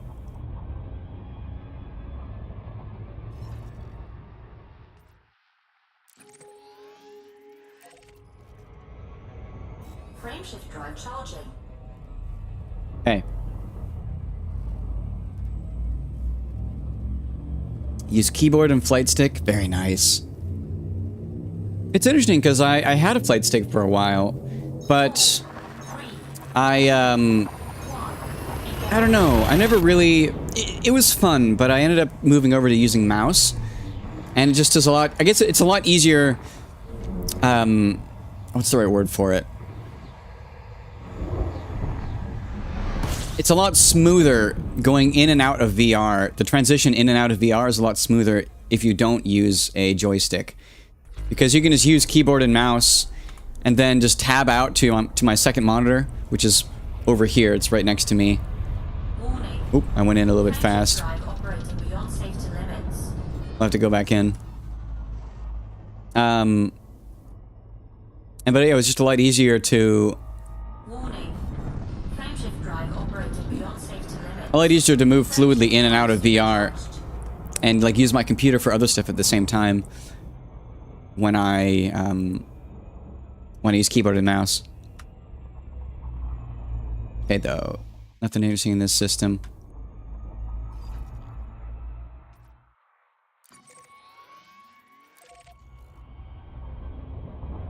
Frameshift drive charging.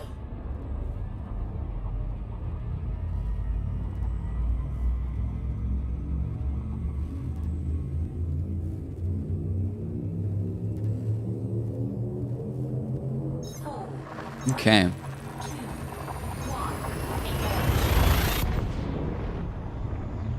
Oh, nice.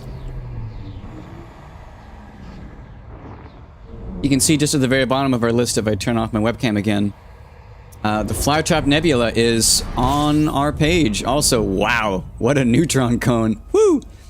This is so funny. These cones are actually easier to get neutron boost from when they're like freaking out like this. They're a lot easier to get your cone boost. Also, system is totally scanned. Let's see, we're at 94%, so nice and easy. Yeah, the bigger cones like this, they're usually just bigger, and so they're actually easier to get the boost.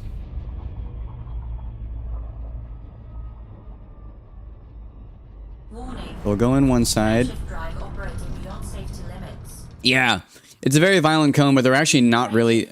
Like, they look super scary, but they're not. They're really no different than a normal cone. They're actually easier to get the boost from. Although they do toss you around a little bit faster, so you tend to stay in them a little bit longer. Frameshift drive operating beyond safety limits. Yeah, that actually, like that, you see that? That actually did a little more damage to our frameshift drive. The bigger cones like that, you might want to repair your drive a little bit more. What was it at before in 95? So we lost 3% in there. Typically, you only lose about 1%. Oh, wait, did we not get our boost? Weird. Looks like I didn't actually get our neutron cone boost. I'll have to try again.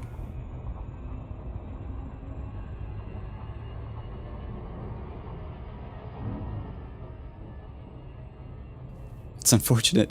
Take back everything I said, apparently.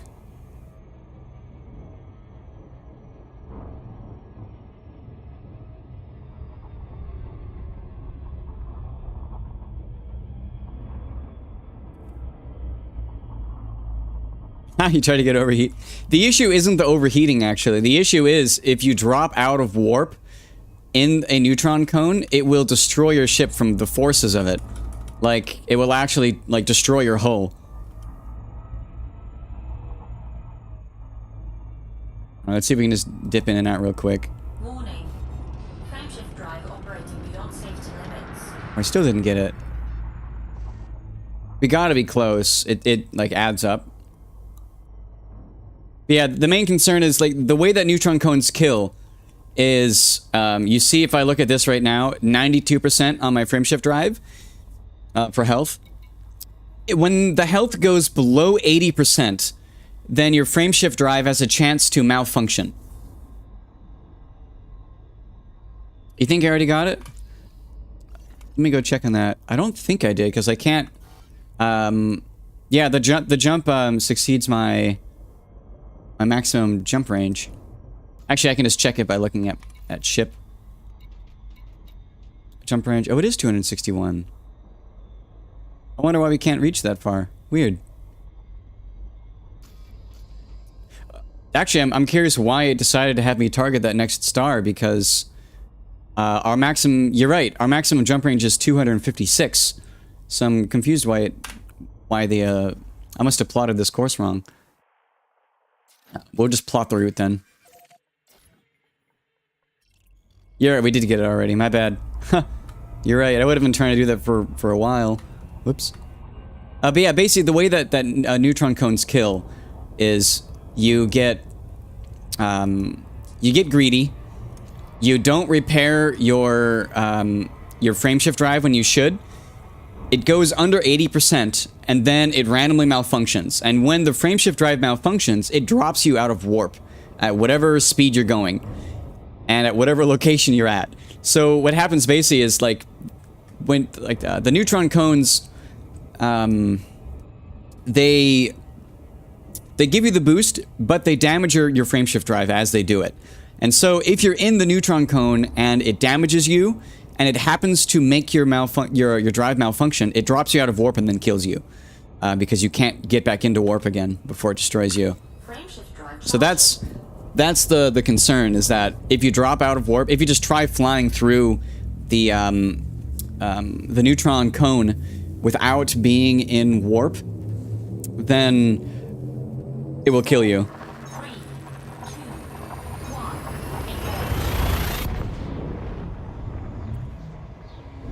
You've had malfunctions, but never actually had to drop you in a cone. Must be lucky. Maybe.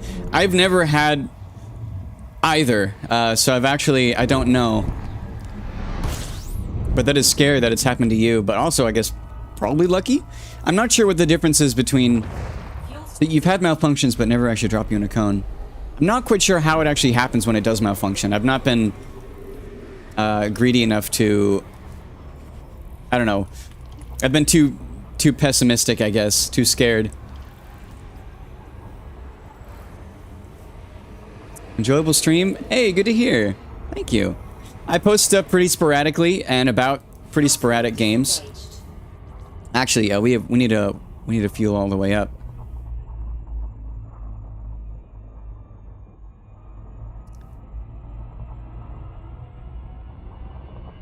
Yeah, we need to go and sit up close and refuel all the way. Because this next couple of jumps is going to be long. Alright. But yeah, I post pretty sporadically. Of late, I've been doing a little more Elite Dangerous. But before that, I was doing Black Myth Wukong. And a little bit of Monster Hunter Wilds. Just stuff here and there.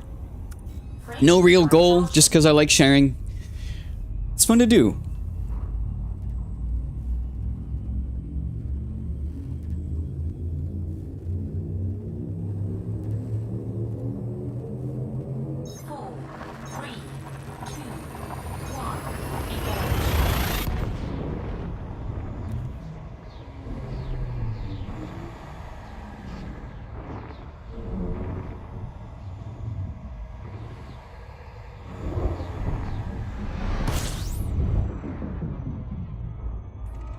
Ooh, a lot of stuff here.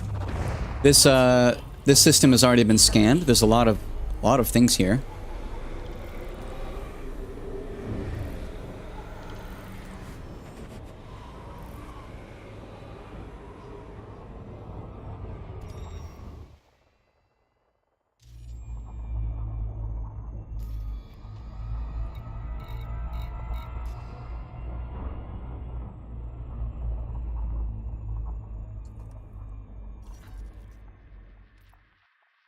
All right.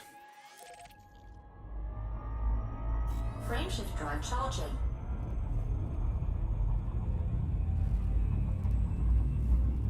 Another series of neutron cone boosts. So we're coming up on our spooky body. Right after this jump, we're gonna be neutron boosting into this body here. This next one after this, which is red. I'm curious what it is.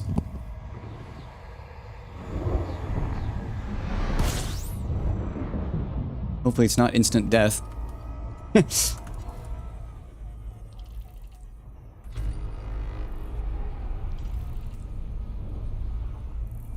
Warning.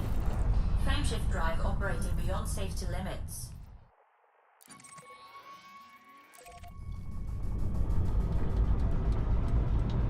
Come on. Warning. Frameshift drive operating beyond safety limits. We get the boost? No, we did not get the boost. Go back in.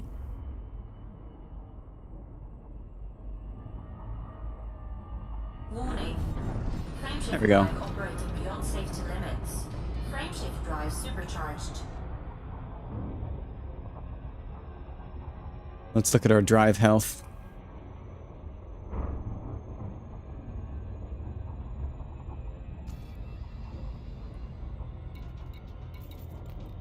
%.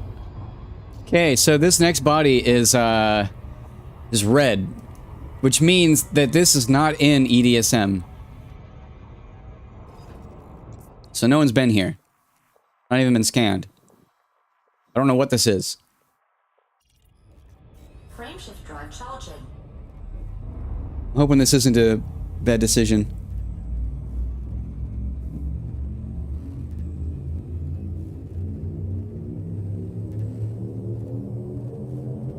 Four, three, two, one. Engage. It's a very angry red.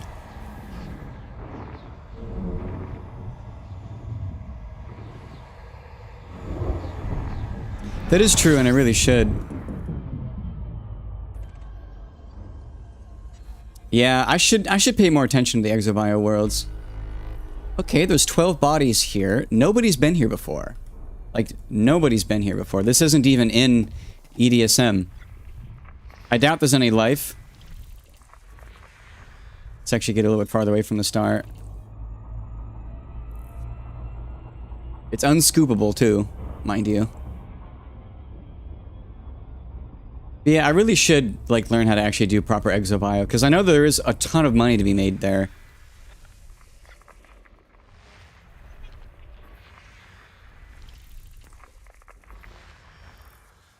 Yeah, well, let's go take a look.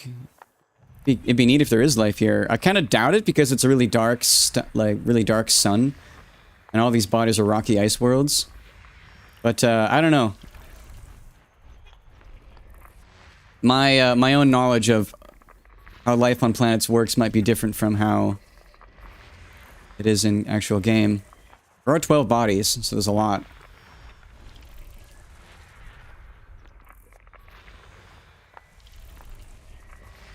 System scan complete. Okay, system scan complete. So now we look at the map. Autolandable, but no life. At least no signal sources. So assumedly no life. Oh well. Neat though. I'm wondering why this this body wasn't even in.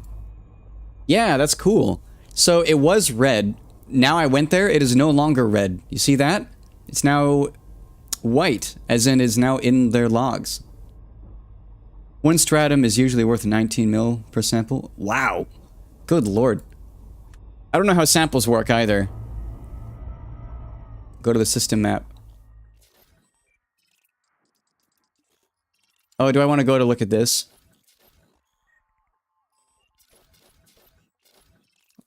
What should I be doing here?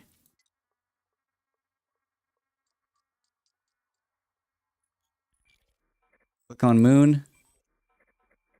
Icy world. No volcanism. No volcanism in any of those.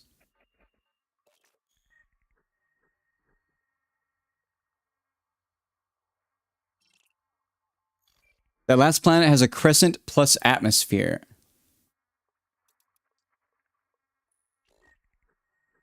So you mean, oh, I see what you mean. So this one might, is what you're saying. Half Earth mass, 1 Earth mass. So the crescent means it's landable. The atmosphere means it might actually have life. So I should go here and scan this. Is that what you're saying? Yeah. Oh, we'll target it. We'll go there. We'll see what happens. As you can see, I do have a surface scanner. It's so close. Look at that. It's only like 300 light seconds.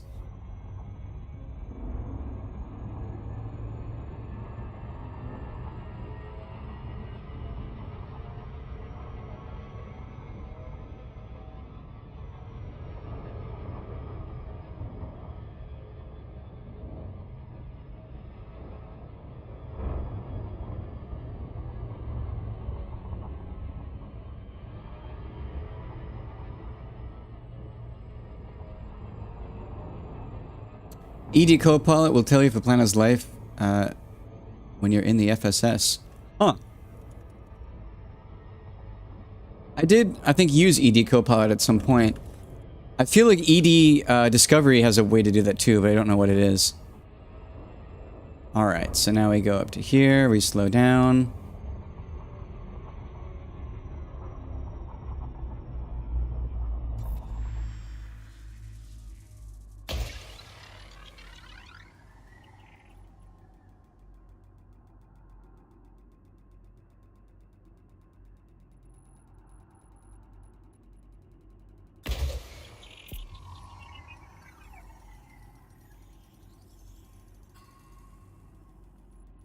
Be nice to get closer, to be honest.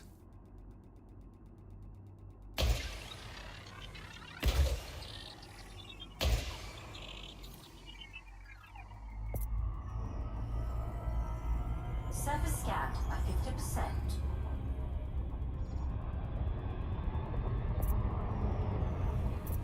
Actually, when you FSS, you should wait a few seconds longer to read the upper right corner. It tells you have exit bio or nothing on it. Okay. Huh. Well, here we go. We have scanned it. I actually don't even know how to use the, Yeah, what do I do now that I've scanned it? Because I've actually, like, I've not even really properly set up my keybinds, so I probably want to do changes to keybinds too. But we've now scanned it. I know there's something to do with, like, what do you call it? Like filters?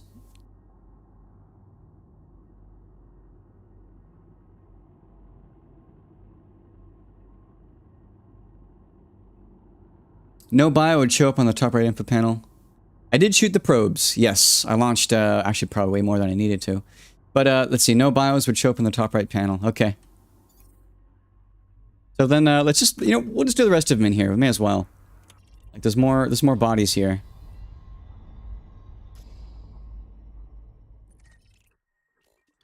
And then we'll go to this one. This system is very small, so it's not really any pain to go between them.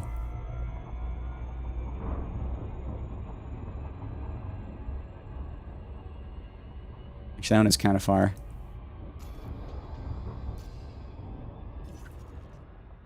Pressing the wrong buttons. Is this one closer?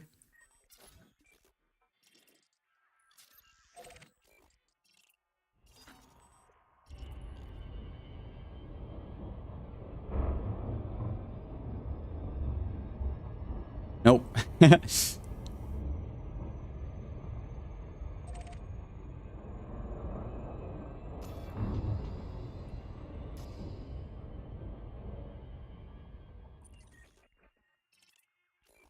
Yeah, we'll scan here. Because of the class of this star, I'm assuming there isn't any life here. Just because I know, at least in real world, there's like a general type of star that has a lot better probability of life. It's a very dim star.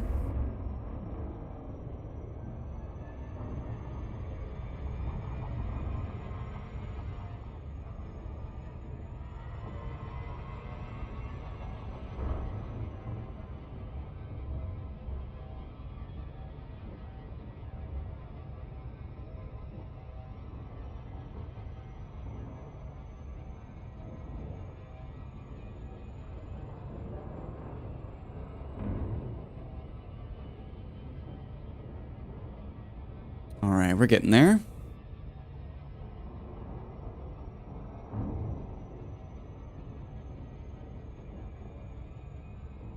Oh wait, does it shows up in this menu you said?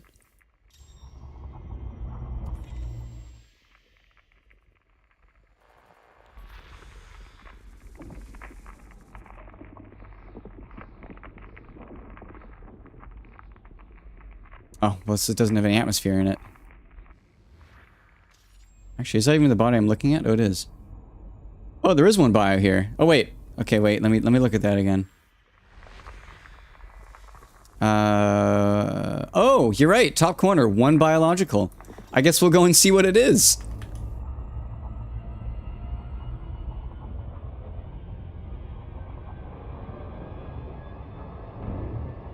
Wait till it says 10 seconds.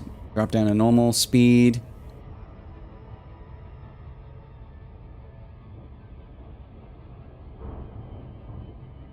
It's bacterium. Probably. But it'll be good practice to scan it. Like, I'm assuming it's not worth anything.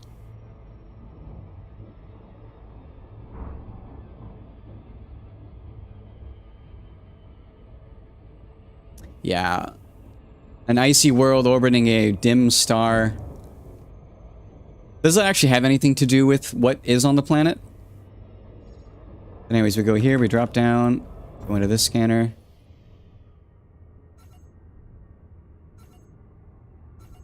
Oh, come on. There. 1, 2.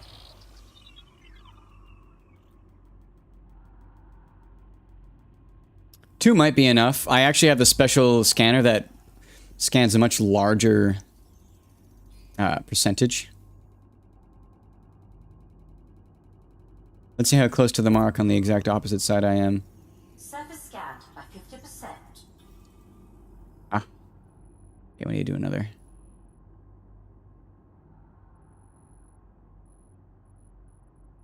Let's see if that does it. Actually, probably not. Probably that. That's okay. We'll just fire 2 more.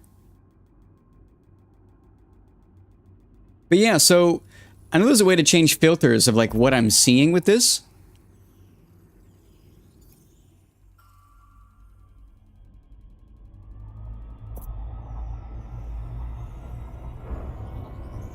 Oh, okay, it just changes it automatically.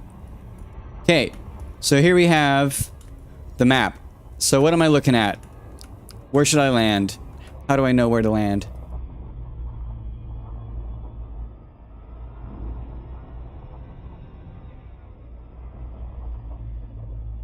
Also, what was the actual gravity of this place? It'd be nice to know.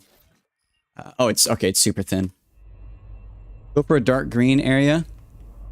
Okay. Well, that looks pretty promising right there.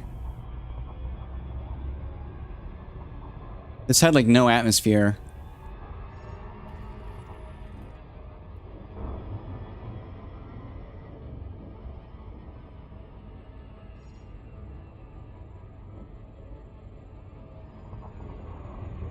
Orbital flight engaged.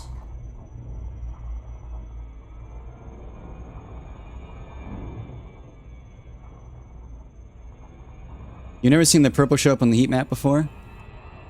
It might be a mod, because I do have a mod installed that does show, like, biomes.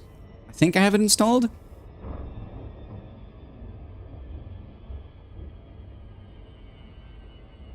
Very interesting terrain. It'll drop us out soon. You know what, let's try the purple. Let's see what happens if I go to the purple.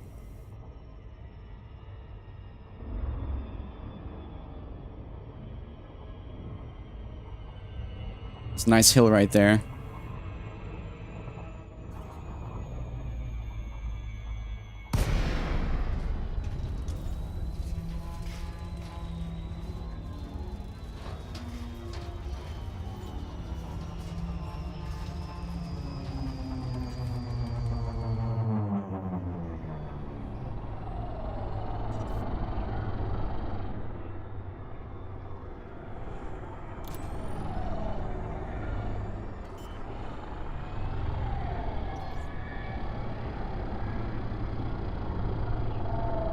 Landing gear deployed.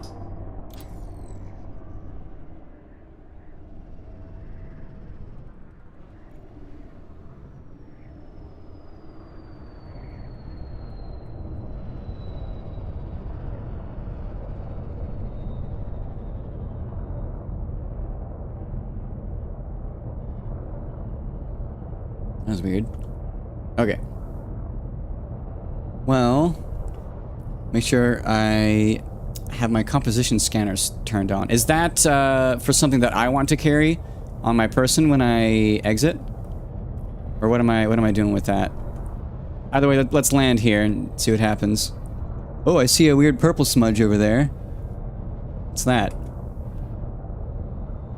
Assumedly different colors are what I'm looking for.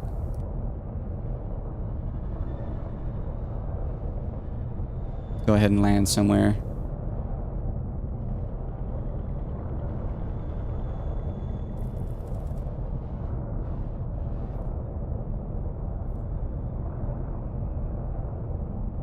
Oh, I can't go down? Oh. Okay, wait. Yeah, I changed some controls around and it's acting up a little.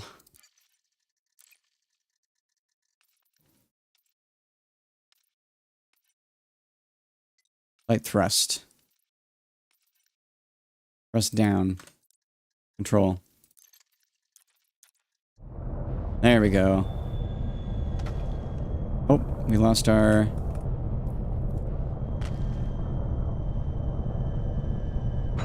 There we go. So, composition scanner. I'm not sure what that is, but I'm assuming I want to... Do I want to change something in this?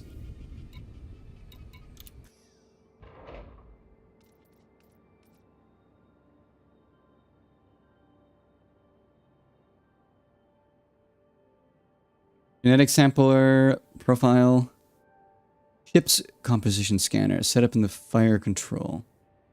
Oh. Wow, I haven't actually changed fire controls in ages.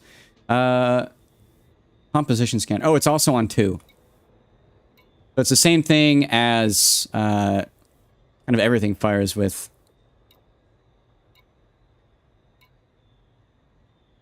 Wait, why do I have 2? I actually don't know what this means anymore. A and B, what is that again? Oh my god, I literally haven't changed these in ages. I'm coming back to this game after a year away. Almost 2 years away.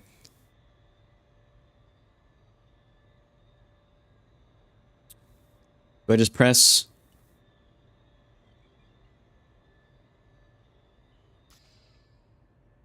Oh, now I can't do it. I'm not sure what I'm doing though, but I'm gonna disembark. Oh, huh. I turned it off. Is it? 1 second. Let's turn this on again.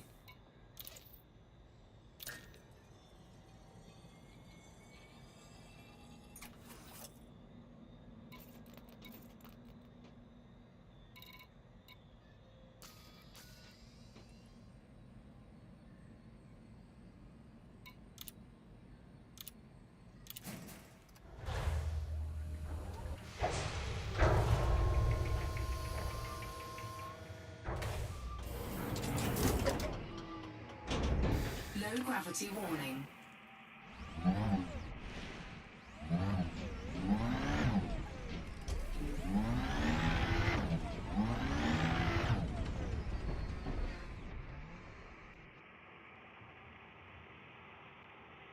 Composition scanner will light up when it runs over bacterium in flight. You scan the bacterium, you'll get credit voucher for it. Huh. Is that the best way to find them?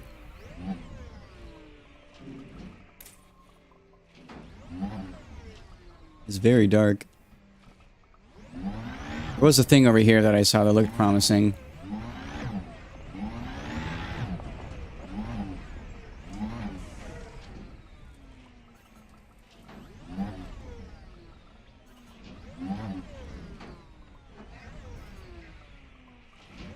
I just don't know what I'm looking for, though.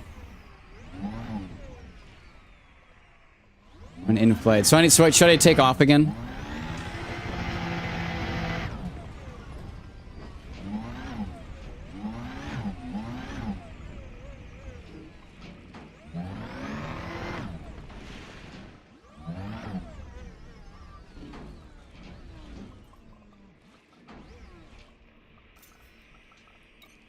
Oh, get rolling.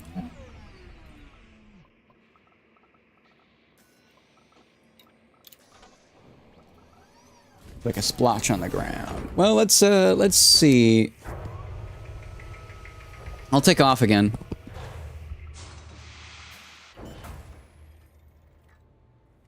Let's go ahead and disable our vehicle hangar. We're so careful on power that we actually need to turn this off. Okay.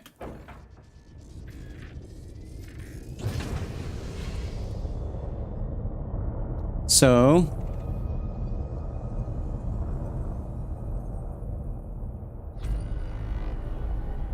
I don't know what I'm supposed to be doing.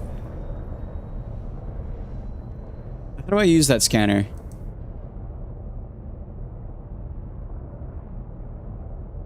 Not gonna be liking me at this angle, but let's see. So, fire groups A and B. How do I change those?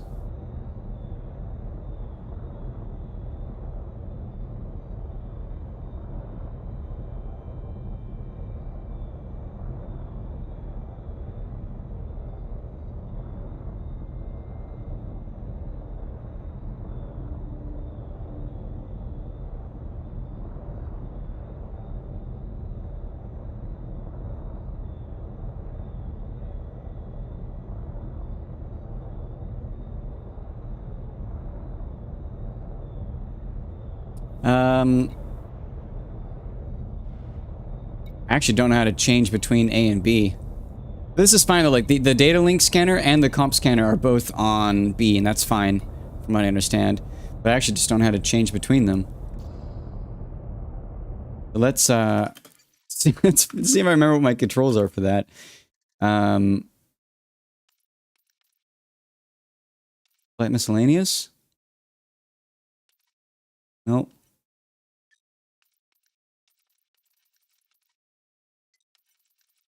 Oh, wait, isn't there an action groups one? No.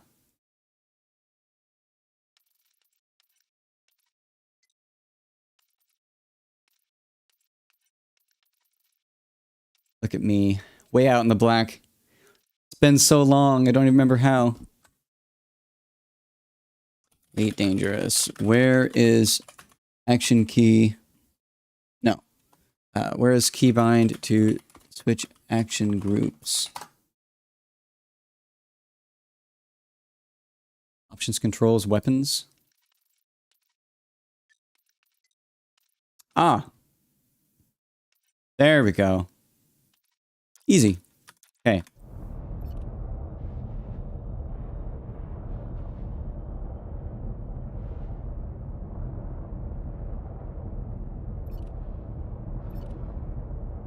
So, what do I do now?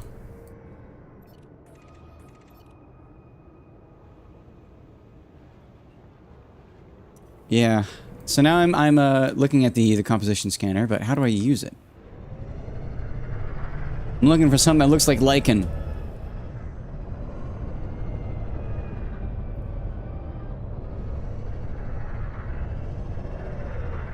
I also might very well be in the wrong place to search for this.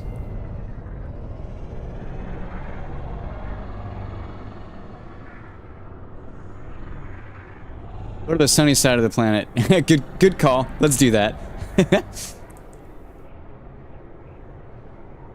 Landing gear retracted.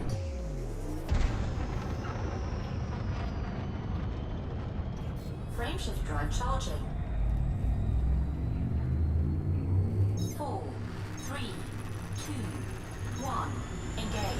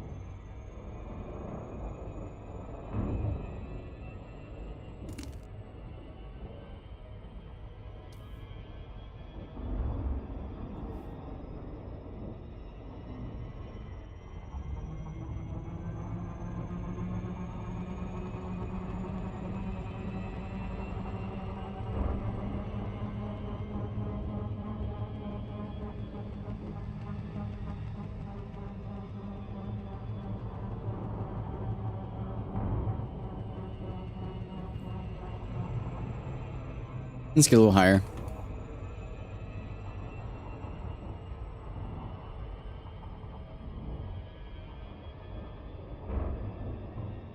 Actually, am I not already on the sunny side of the planet?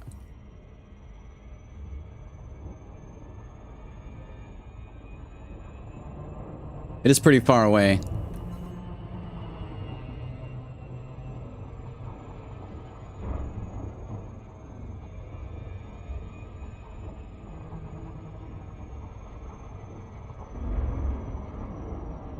I'm pretty sure this is the sunny side.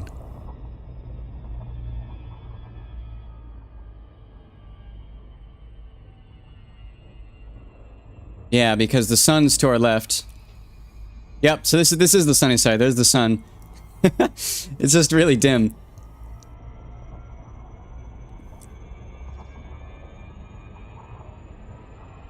So you say go to the green.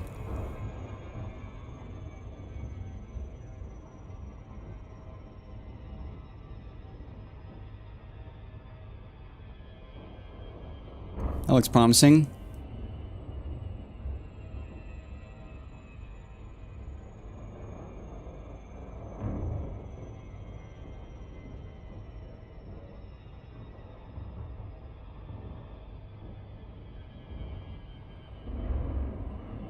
Yeah, exactly.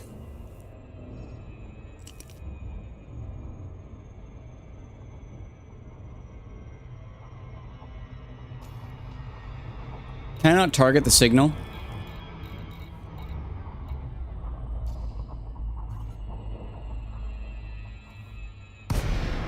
Oh, we'll cruise down.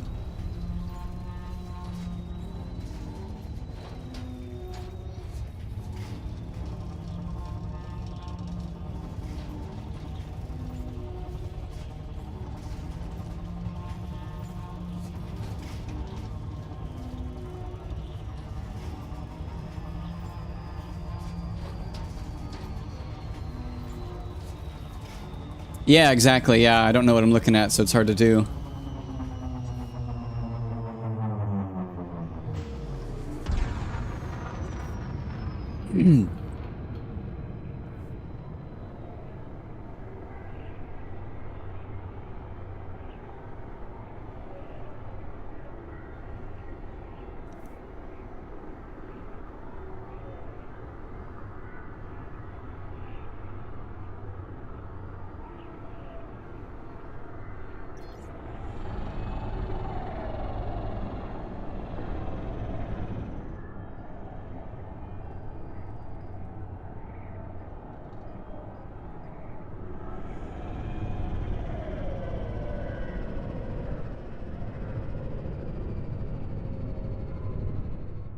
Okay.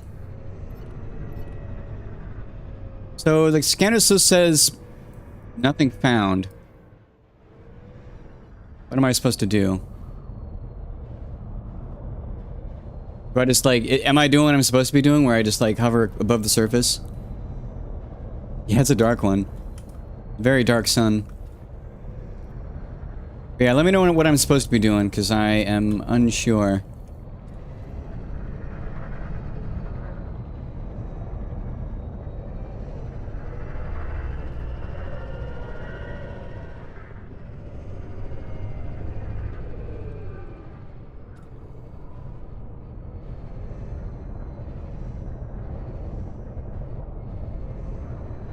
Like, will the comp scanner just, like, suddenly light up when it notices something?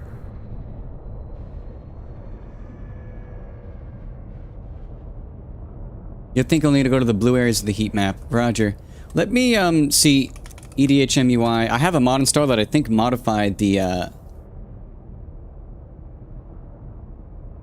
things. Yeah, enhanced biome overlay.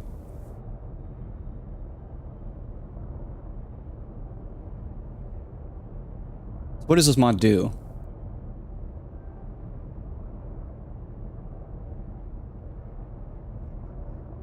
The default overlay has a background of blue and a biome target color of slightly more greeny blue. It is not surprising it can be difficult to distinguish between the two layers, especially for commanders with visual difficulties. It is important to know that while not all planets have a perfect biome, in which case the custom color will not appear, you will only see the original blue. It is impossible to have a different color for each type of biome.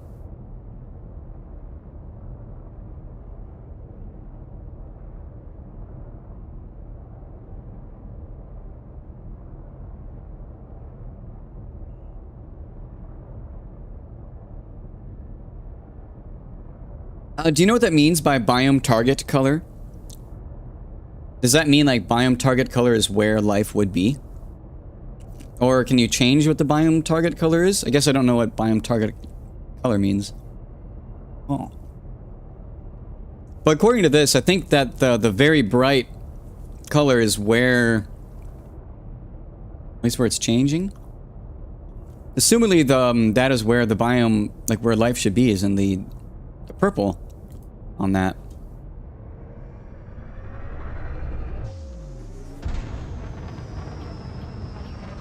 Let's head to purple.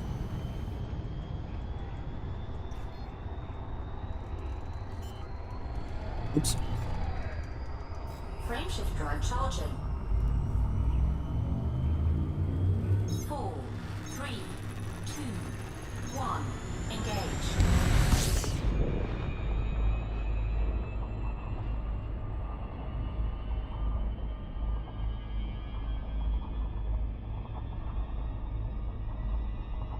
Alright, so there's purple in front of us.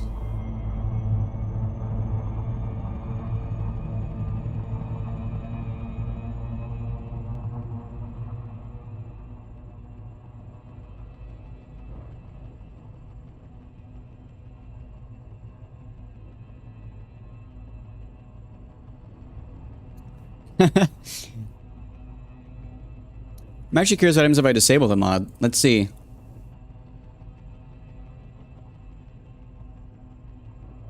Pretty mods.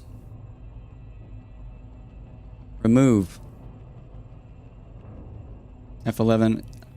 Okay, yeah. So it does make the biome that I think I'm aiming for a lot easier to see.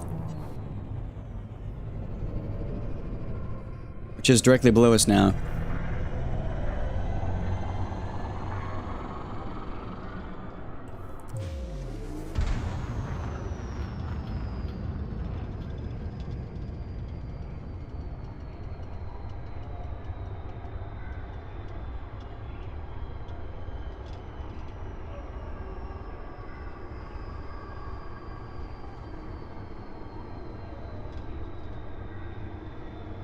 I do think that's handy to have.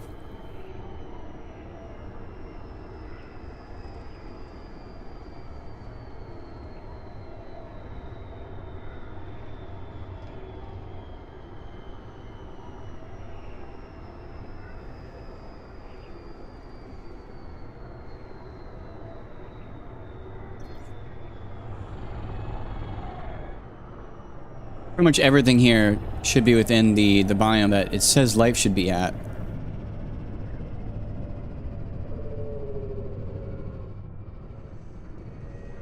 So do I just like hover around and see what I can see?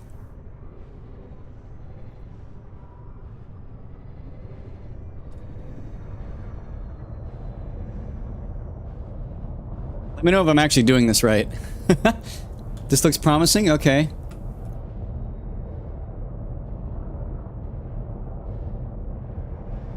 Oops. Bonk. Suppose it's a good thing I have a shield.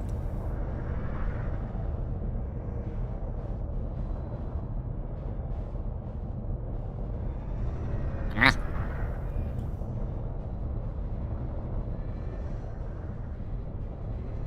So what am I looking for? And is there a faster way?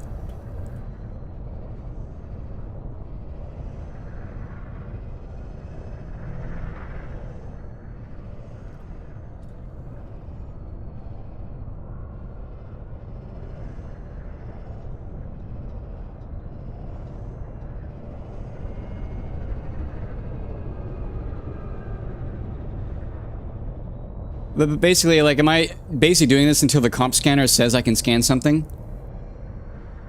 Because it says nothing found. Will it only say something found if there is, like... at 50 with your landing gear out. Okay. Landing gear out.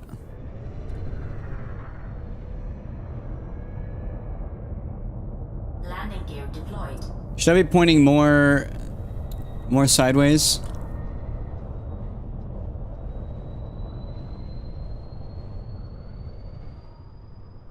It's nice to be able to see more of the terrain.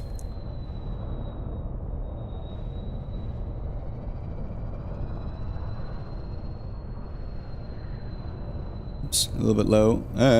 Oh, what was that? I saw like a more dark splotch.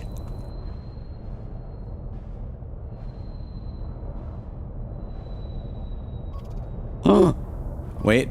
Aha! Aha! I found a thing! Bacterium aces aquamarine. Alright. Cool. So now I just look for similar stuff to that. Okay. Oh, here's more. Okay, sweet. How many of these should I be scanning?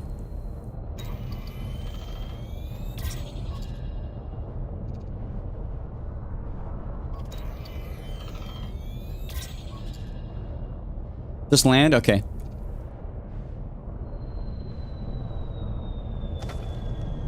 Once I can find a little landing spot, let's see.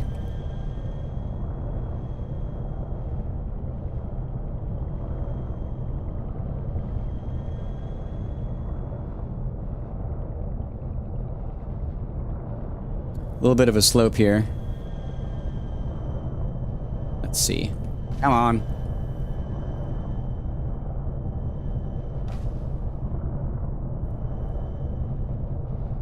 It's green.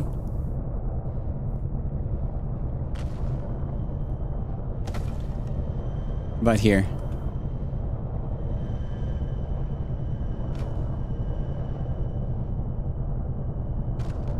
Okay, let's just go over a little farther. There we go.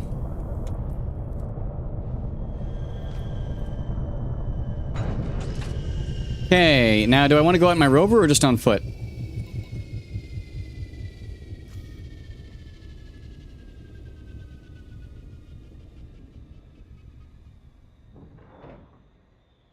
On foot. Should I go to a different location on the same area?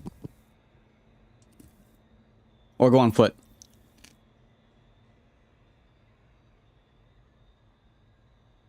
So 500 meters. Should I travel 500 meters to find a new one?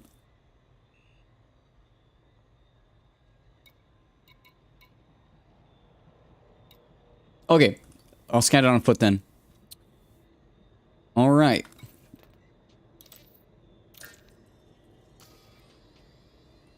And I full well know it's probably not going to be worth a lot.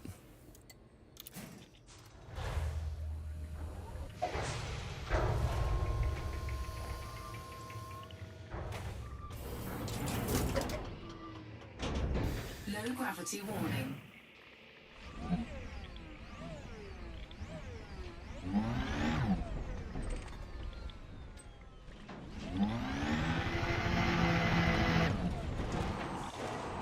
Oh dear.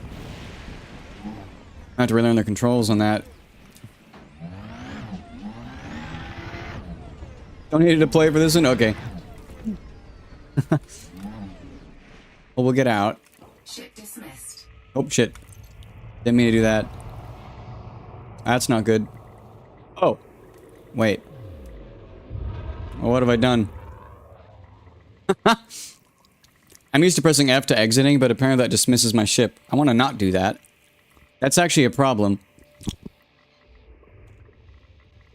Ship recalled. We'll recall it right now, though. Disembark.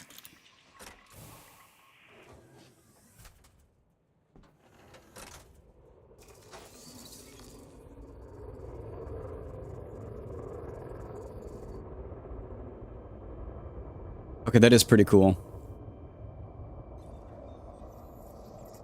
Also, temperatures are unsafe. But I am in my Artemis suit.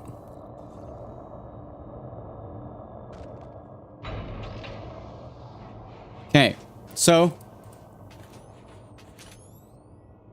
Oh, gun. How do I use not gun? Warning. Ah. Dangerously low temperature detected. Enter. Which one is it, though?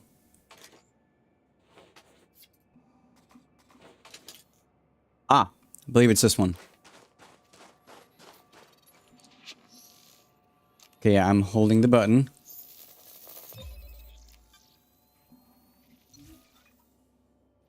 Okay, so sample acquired. So now I need to travel 500 to find a new sample.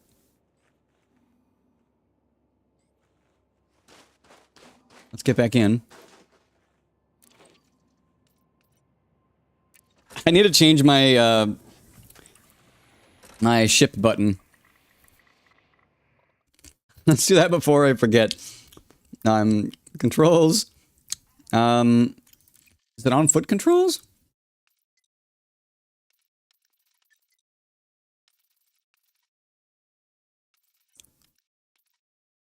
Correct. It might be an FRV.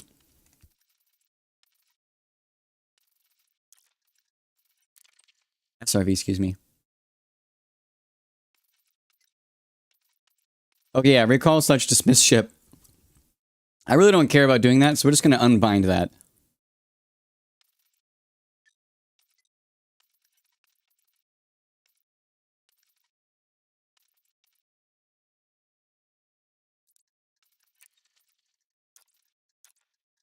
Okay. So now we just drive around, find another one.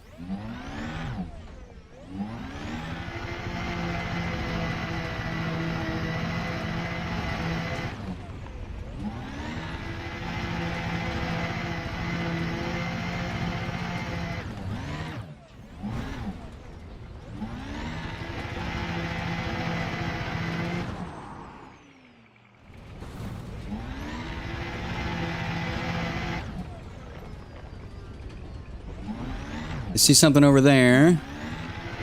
Let's see if these are far enough to scan.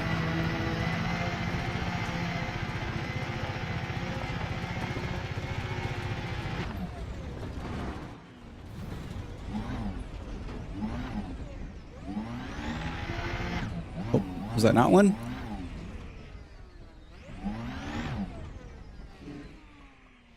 If you drive more than 2 kilometers, it'll dismiss itself. Good to know.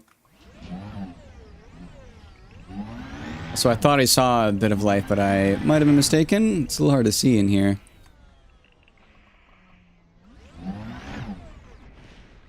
Let me actually change the head look mode. Controls, SRV. Where's head look? Ah.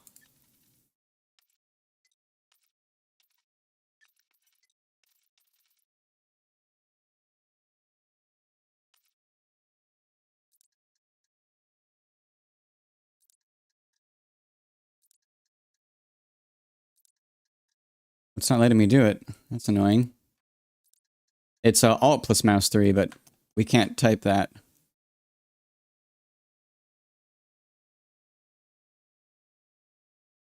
We'll do that.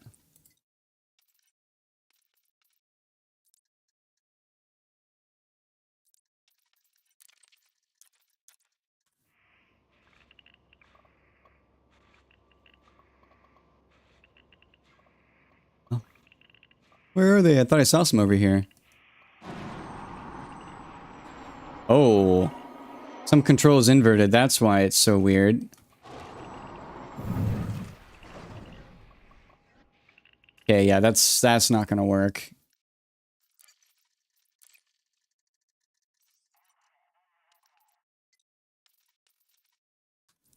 Unbind that.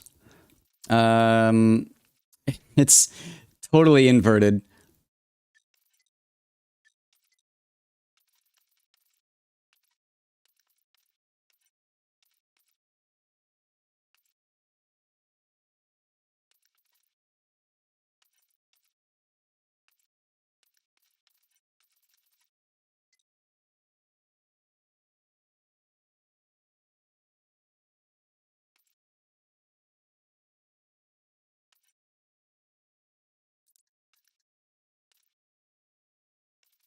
Um,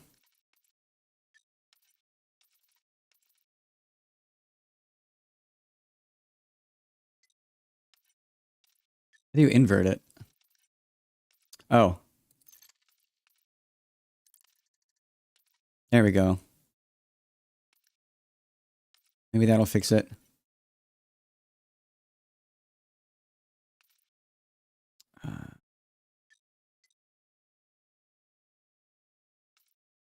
Remember there's some weirdness that I had to do in order to make it more controllable.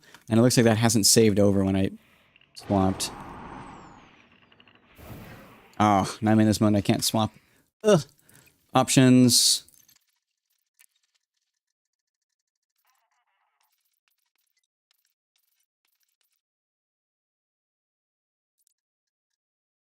We'll just do that.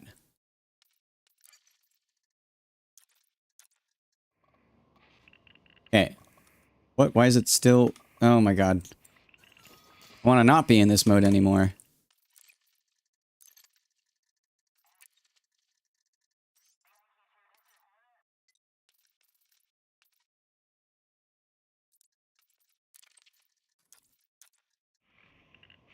There we go. Okay. And now I want to disable that. Good lord.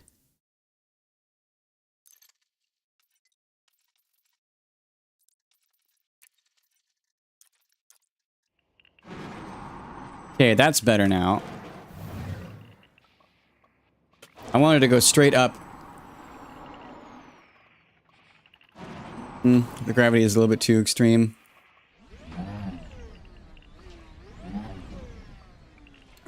I thought I saw a patch of life over here, but now I do not. So maybe I want to go back and drive around in my ship.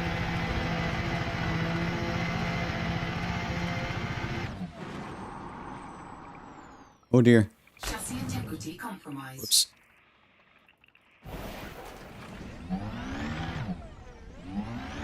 Yeah, controlling this thing is a little more complicated. Because it's different than the ship. As much as I wanted to make it identical, it's not.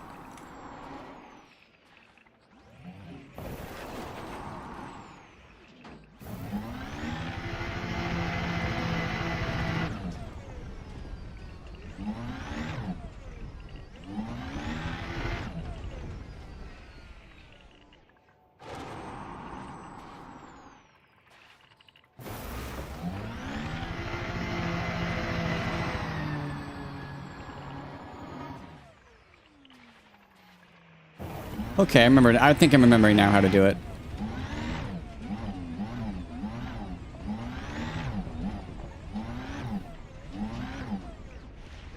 Well, let's go back into our ship and then fly to another area nearby.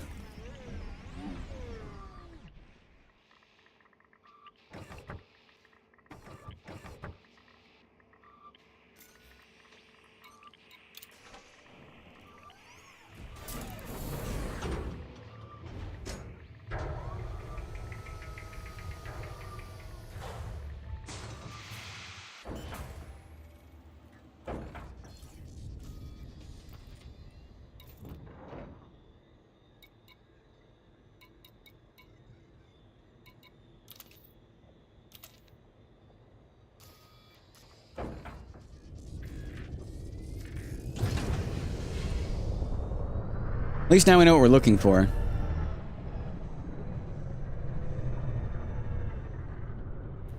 So the life was over there. Oh, now we're too high to see it.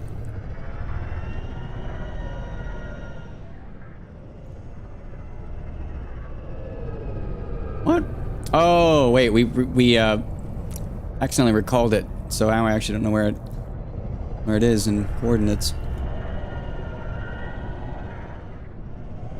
Anyways, let's You know what? I think those are the same exact ones I scanned before. But we know what we're looking for, so let's just go into just a straight line.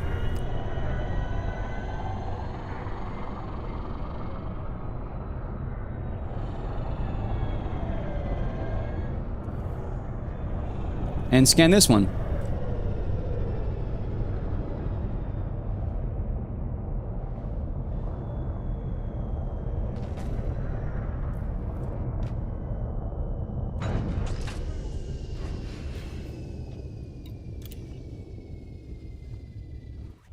Goes to our left.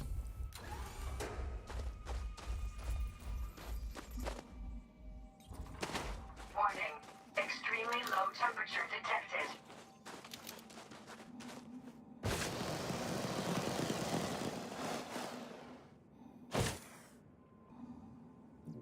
Oh shit. Ow.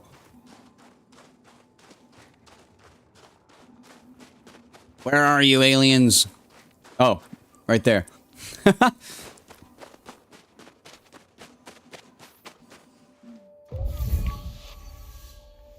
Oh, it's got a big old thing. Oh, why can't I do... Nope, I don't want to blast it. Why can't I change, Oh, that works. Weird.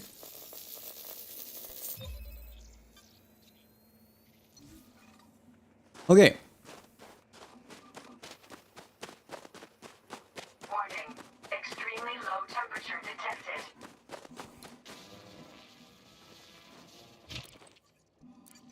Now I go back in.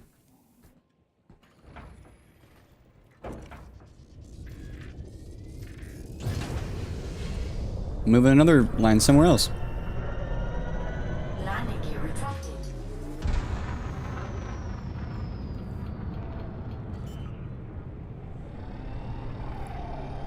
Yeah, paint is looking very rough. Landing gear deployed. Yeah, it's not been repaired since I, Oh, nice. Wait, no, is that some alien life? Or no? But yeah, no, the paint's, yeah, the paint's definitely worn thin.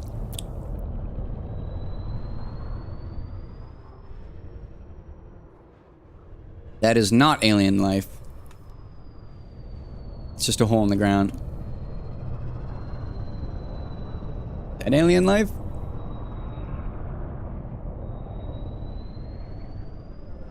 Nope. That is, though.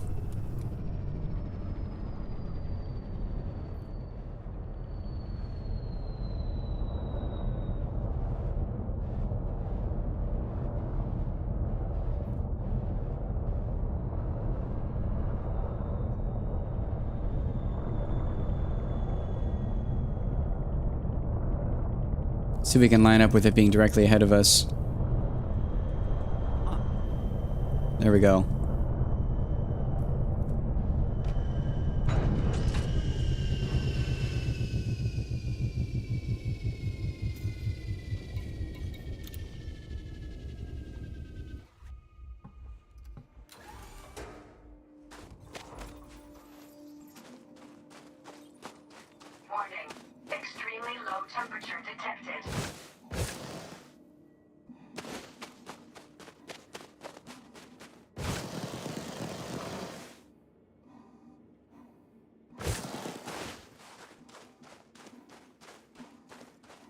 Oh yeah, you're right. I can make sure with my comp scanner. That's fair. We running out here. Oh, I'm out of breath.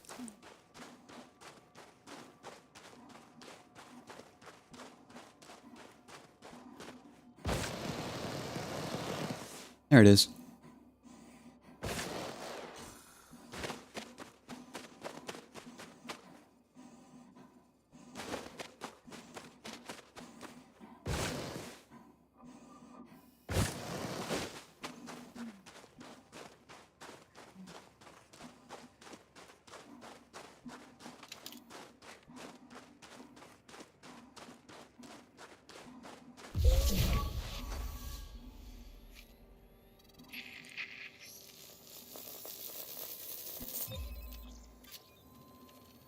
I got a thing!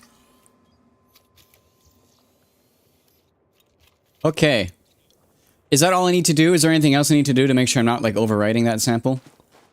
Oh, where'd my ship go? There it is.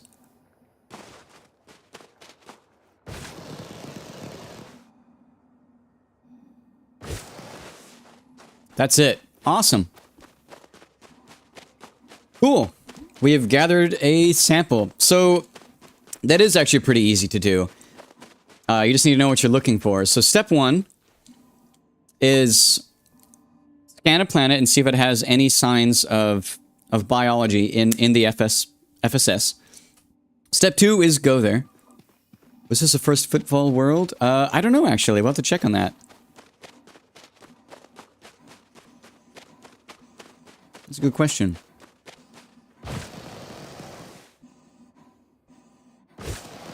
Yeah, it's a rough paint job, all right. Let's climb on our ship, actually. That sounds like fun.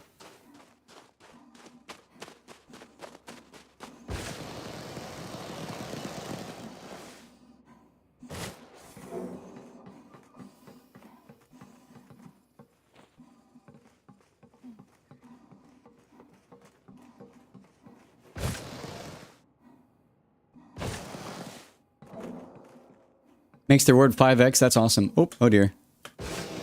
Warning. Extremely low temperature detected.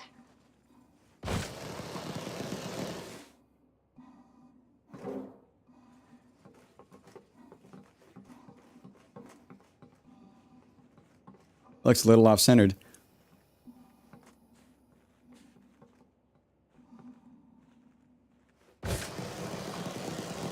One thing that's cool about this is the little circular window at the top. Like, I can only imagine the ballroom that sits under this, right?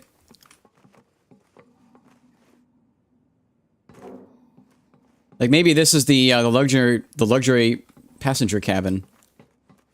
But I can only wish I could see what was under this massive windscreen, because this is very clearly a giant piece of glass, and then the cockpit sits under this. Like, the cockpit is this sliver right here. This is the cockpit. A little bit across the front. But this is massive windscreen on top of it. You never owned this, the Beluga? Yeah. I mean, they're kind of useless if you're not... Well, this actually makes a pretty decent exploration ship. Hence me using it.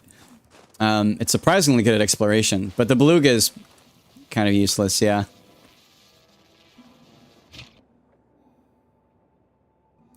Alright. Let's go check if this was first footfall. I mean, it's, yeah. First footfall by Serenia. That's me. Very cool. So, let's see if the other planet, in this system had life. I'm not sure how to check that without using the FSS, actually.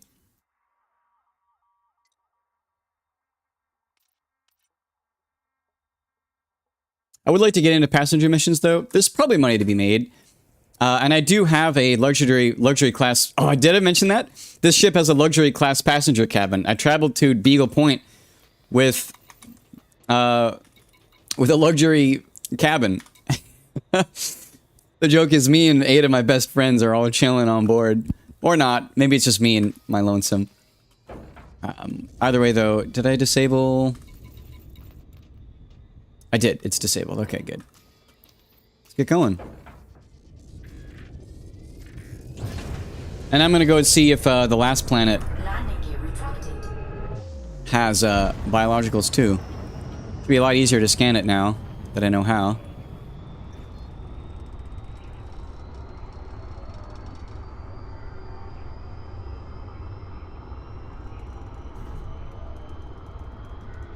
Frameshift drive charging.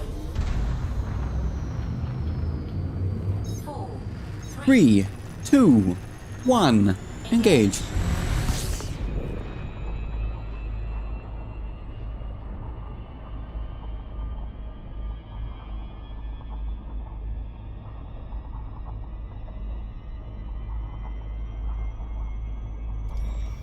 Oh, nice. I actually can enter it here.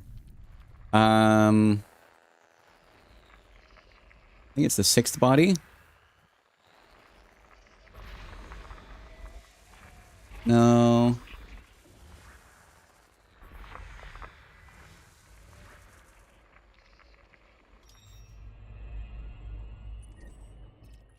Oh, it's the 7th.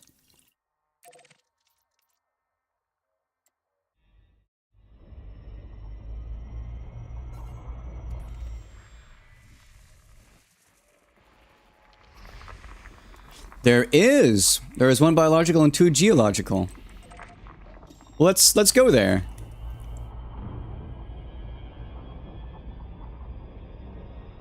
We'll see how long it takes me to do it this time.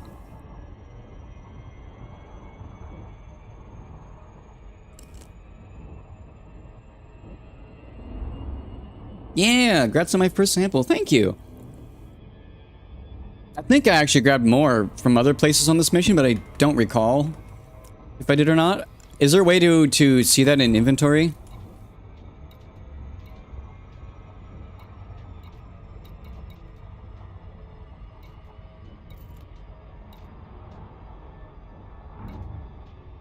Yeah, it's probably bacterium. Consumables, assets, goods, data. There's gotta be a way to check what samples I have aboard, right?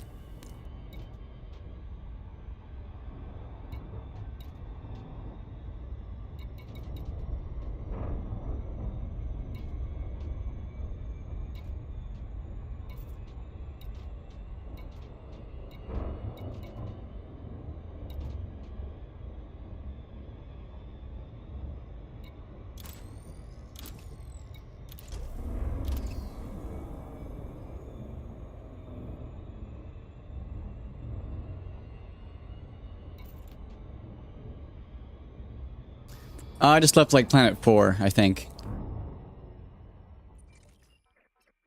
Yeah, I left planet 4. I'm now headed to planet 7. It's probably bacterium.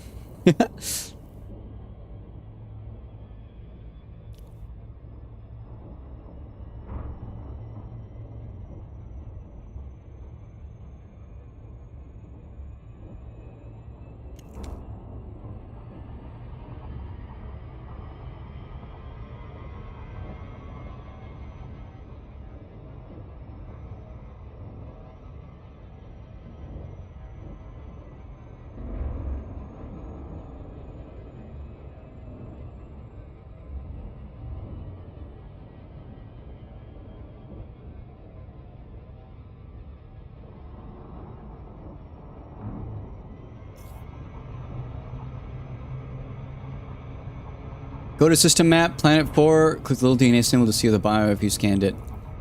Okay, to see the bio you scanned. Alright, planet 4.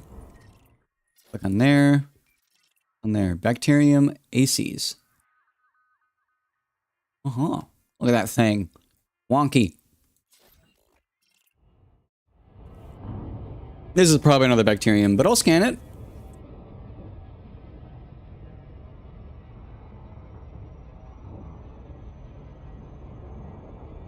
Oh, you know what?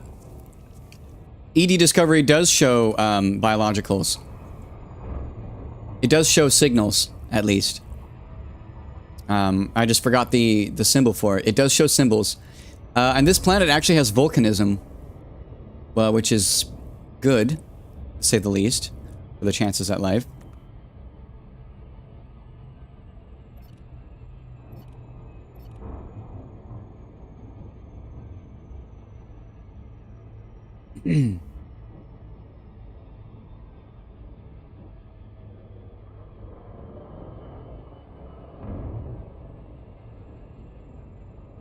Very dim. And this is definitely the bright side of the planet too, just because I'm approaching from the direction of the sun, so it's dim, but this is all we got.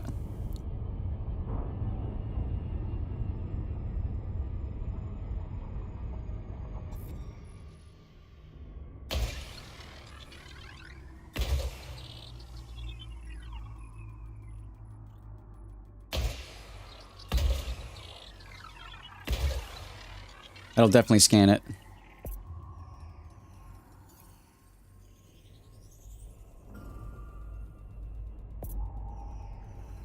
Surface scanned by 50%. Surface scan complete. All right, so I'm going for the purple.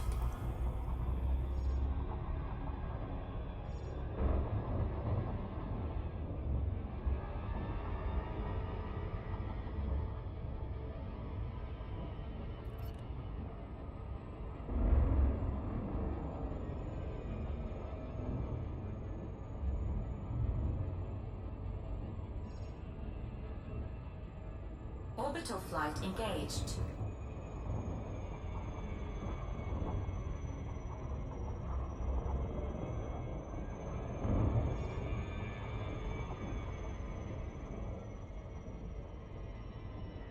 I'll go to this one actually.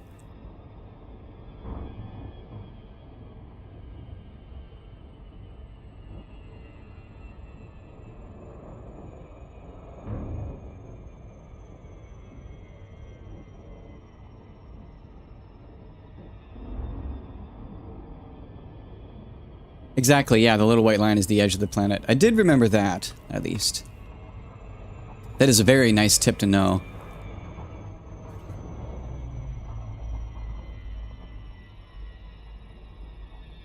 Oh, it's loading.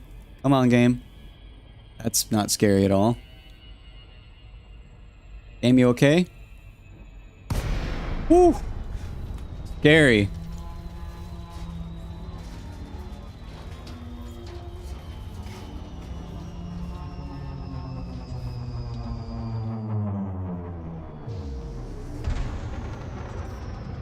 What was the gravity on this planet? I totally forget. It's important to know when I start landing. Very low. Okay, it's about the same as last time.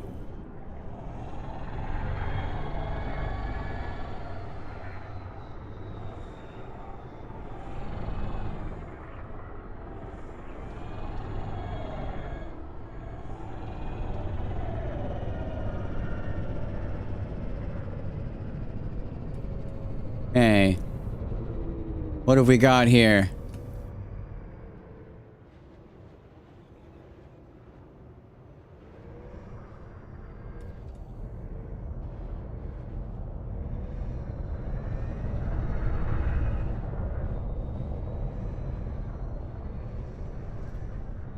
None of those.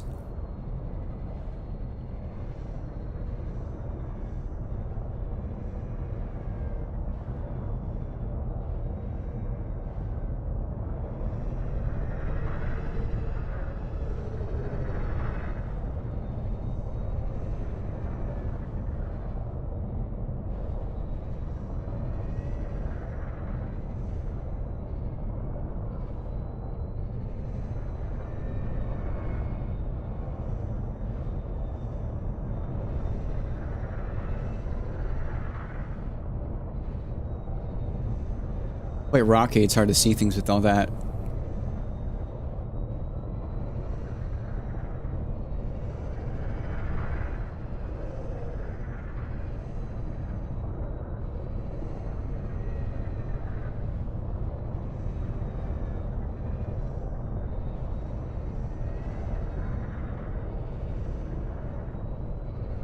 Oh. What's that?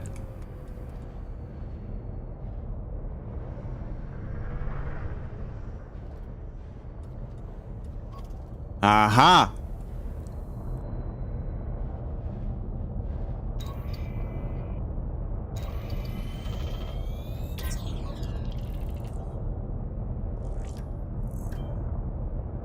Bacterium umentum, blue. Sure don't look blue. Oh, it is blue. Funky. Okay, well now we're looking for another. Actually, wait. We gotta sample this now. Let's land and sample.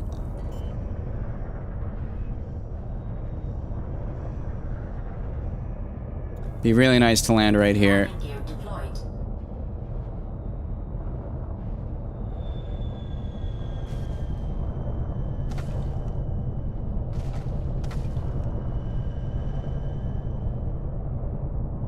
And it can be so finicky.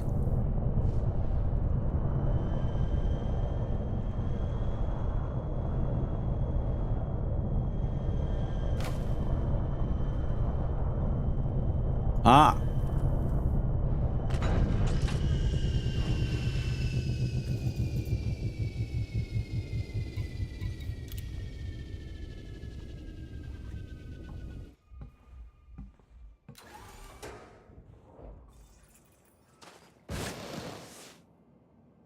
Warning. Extremely low temperature detected.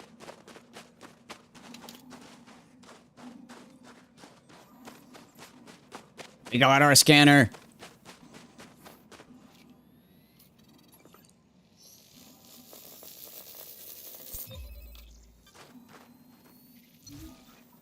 Neat. Okay. Now we need more of that.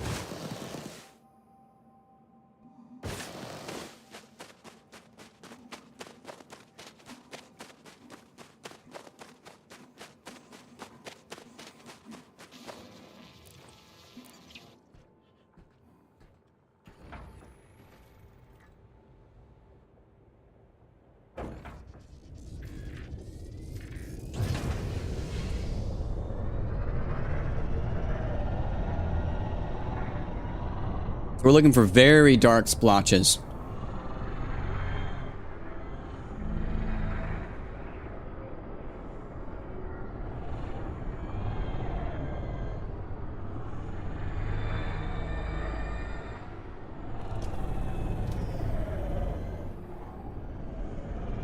No, not that.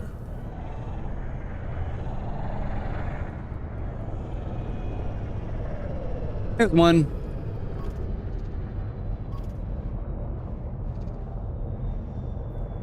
Landing gear retracted. Oops. Landing gear deployed.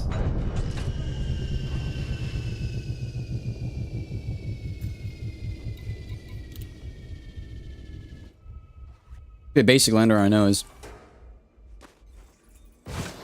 Yep. Warning. Extremely low temperature detected.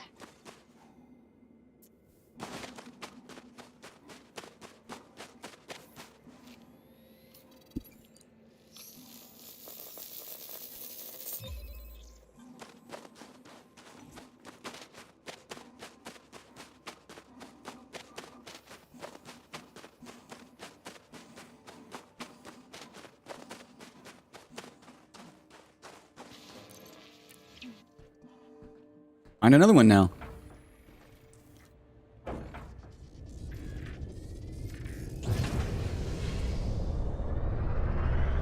Landing gear retracted.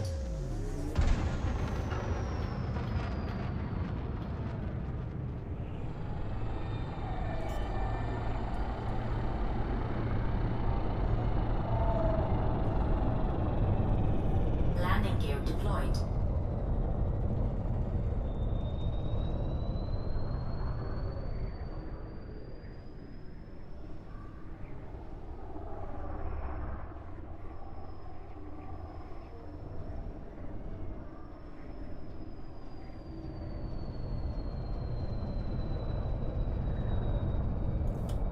Where is our lucky friend?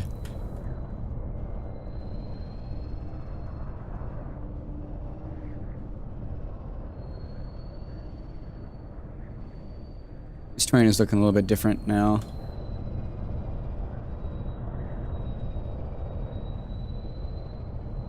Ah, there's one. Ah. Actually, let's see if we can just get it right next to our door.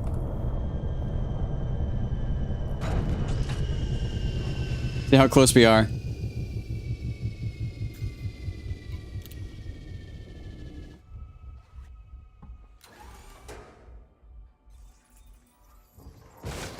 Nice. Warning. Extremely low temperature detected.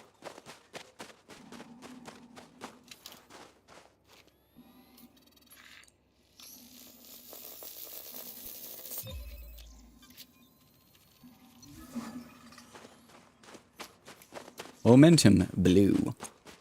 And that's that.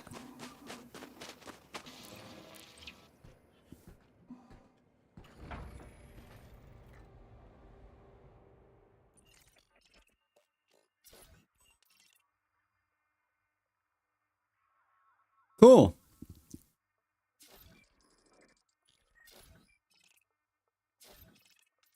First football, Serenia. It's fun. Okay. Well, now that we've gotten those, let's go ahead and, yeah. That was way faster. Yeah, I just need to remember the steps to do it, and then it's not really all that challenging. Landing. I just need to remember to do it.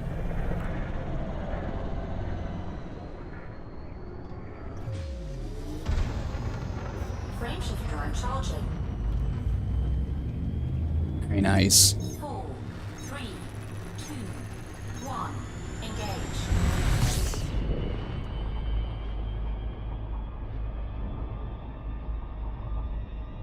Okay.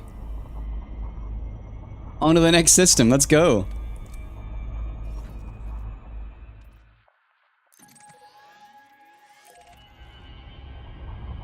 How's our drive doing? 91%. All right. Oh, it's behind the planet.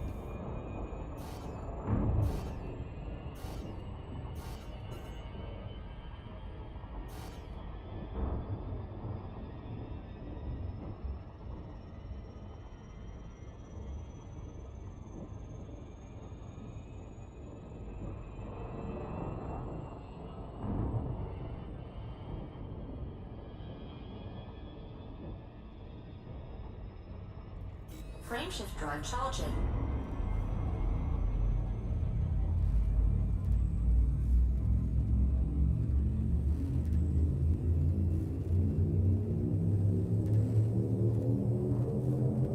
Four, three, two, one. Engage.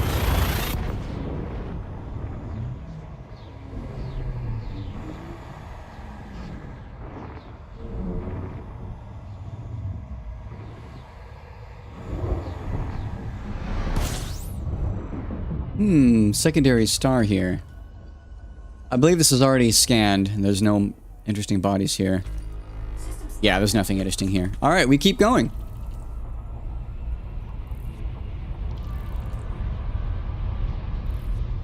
Warning.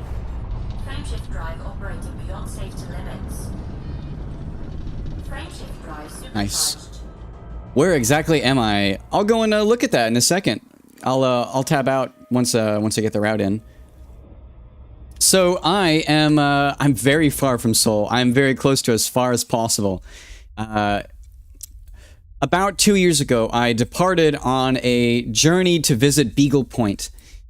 I just wanted to go there just to see it, just to say that I went to Beagle Point with a luxury class passenger cabin. And so I'm finally doing my return trip after about 2 years. I've sat there. I sat at Ovasi SG-Y D0, which is this star. That is the farthest star system from Seoul. There are literally no star systems beyond it. Like, it's not that there's a lack of jump range. There are no more places to jump to. That's as far as you can go.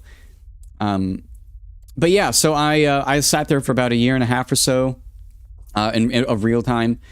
And finally, just earlier this week, started plotting out my route home. And so all of these are just historical or interesting landmarks that I'm visiting. And so this is the route I'm going to be taking to get back.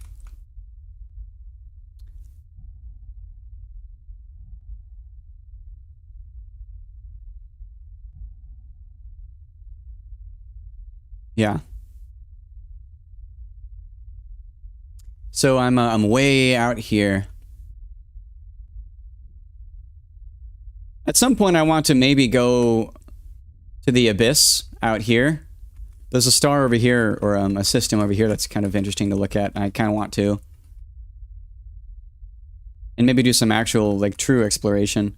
But for now, I'm just heading back home. Frameshift drive charging. You're in Colonia. Colonia is a good place. I've been there twice now, I believe. Yeah, twice. It was a good trip. The Neutron Highway makes it not too challenging to get there quickly.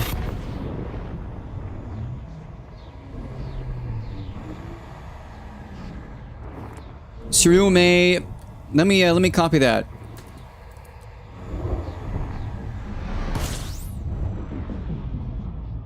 Yeah, let me get my cone boost real quick, and I'll look at that while it's warping to the next location.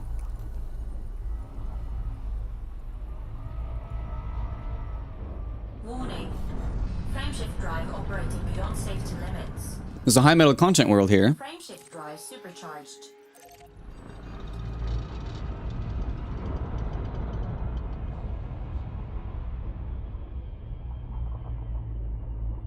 Let's actually scan that.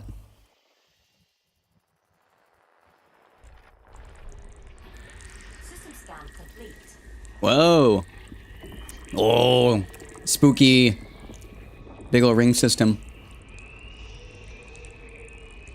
No features, though.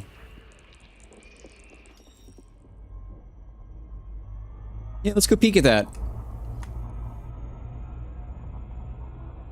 I'll view it on EDSM as we're warping. Frameshift drive charging.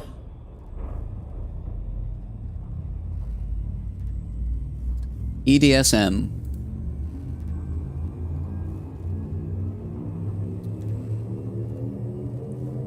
Metal-rich body, Earth-like world, water world, ammonia world, terraformable. Oh, that's cool. Visited by the first time by Bloggins 227. 13 ships have passed through it. That doesn't look too far away from here, actually. Let me, look at that in-game. That's your current location? Whoa. Okay, wait, how far are you from me? Let's see. I'm in single player right now, but it would actually be pretty wild to meet up.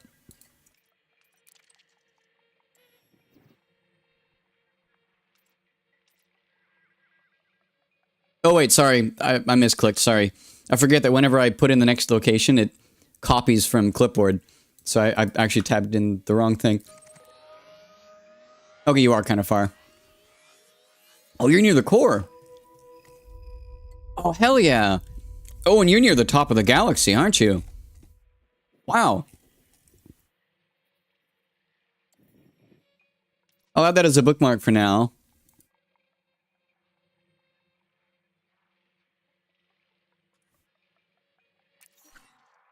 Oh, that is Jay. It's gonna be a while until I'm there, I think. Yeah, you're pretty close to the top of things. Wow. That is as far above the galaxy as you could find so far. Wow.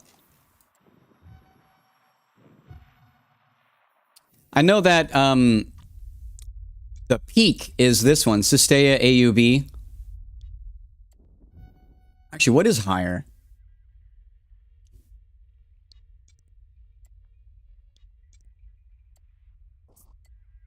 Oh, wait, no, I think there is... Sorry, this is a neutron star. I believe this one is the closest to the peak you can go to without... Like, and still return. Wow.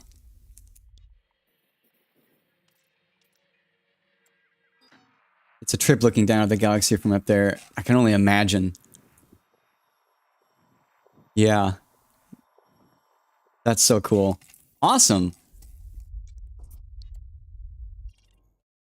That's very cool. Alright, let's get our cone boost. We're just a little bit away from refueling too. Warning. Oh, I went in too fast. Drive operating beyond safety limits. It's so easy to go too fast through those. Warning. Frameshift drive Come on, get it. operating beyond Get it, safety limits. please. Frameshift There we go. drive supercharged. 88%. That's so cool. Oh, must have misclicked something because it definitely put in the wrong order of things.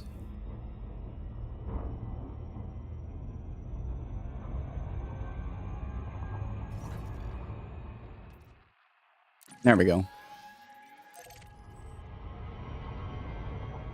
There was nothing interesting here, right? Yeah. Oh, actually, let me do the D-scanner. System scan complete. Okay, that's all.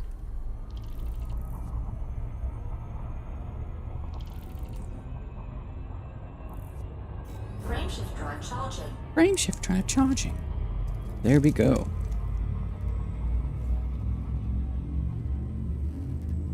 You know, it's kind of nice to just be exploring and chatting as well.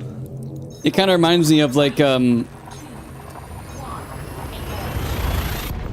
tugboat pilots. Whenever there's not much going on, tugboats are infamous for hopping on the bridge-to-bridge chat radio and just talking with each other.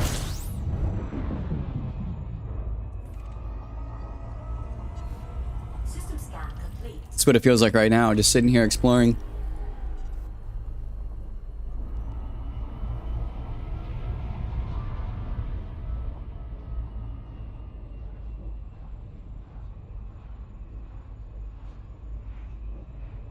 Warning. Frameshift drive operating beyond safety limits. Frameshift drive supercharged. Alright, so this next star, I believe, is also unvisited. It's red. Yeah, so I believe nobody's been here.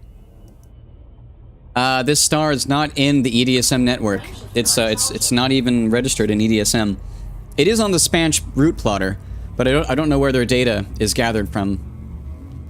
But either way, we're headed to a undocumented star. 4, 3, 2, 1. Engage. And it says it is refuelable, which means there is a decent chance of there being life on it. Yeah, if it's a red star, it's gonna be a little more Earth-like than most.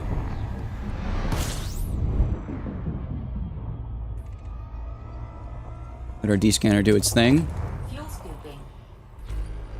4 bodies. No water world, sadly, but there is a Earth-like, not Earth-like, sorry. There is a high metal content world. System scan complete. And nothing there though. Oh, that looks angry. Look at that. All right, well, we got to refuel here, and we may as well also repair our FSD. So we'll drop out of warp shortly and patch it up.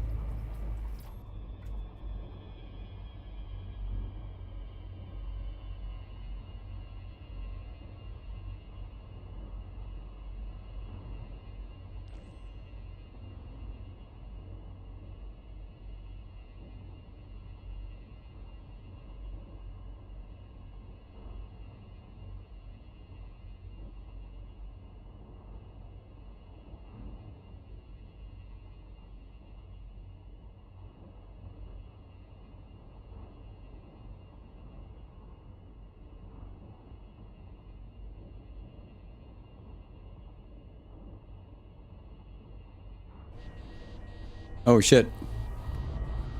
That's annoying. It doesn't tell you if you're overheating, Temperature critical. if you're in that mode. A mistake. Got up to 98%. That would have been unfortunate if I had to use some limpets to repair my hull. Alright. What was I doing? Oh, wait. Well, oh yeah, I was going to drop out of warp and repair my FSD. Let's go do that. Now that we're at a safe distance, slow down all the way. Drop out of warp. Go into here.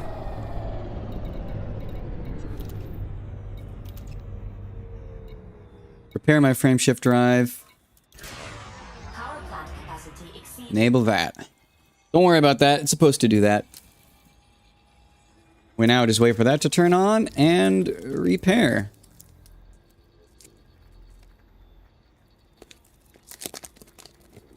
Yeah, the power management on this is very close to overheat. Very close to overpowering it.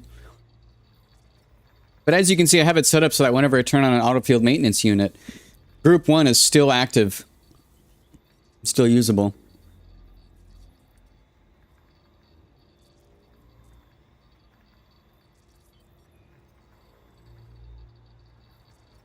Module repaired. Nice.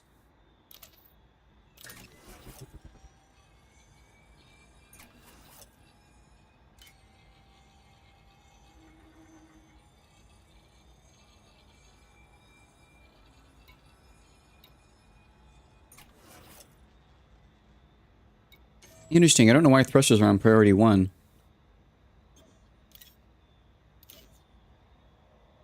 My priority seems to mess up every once in a while.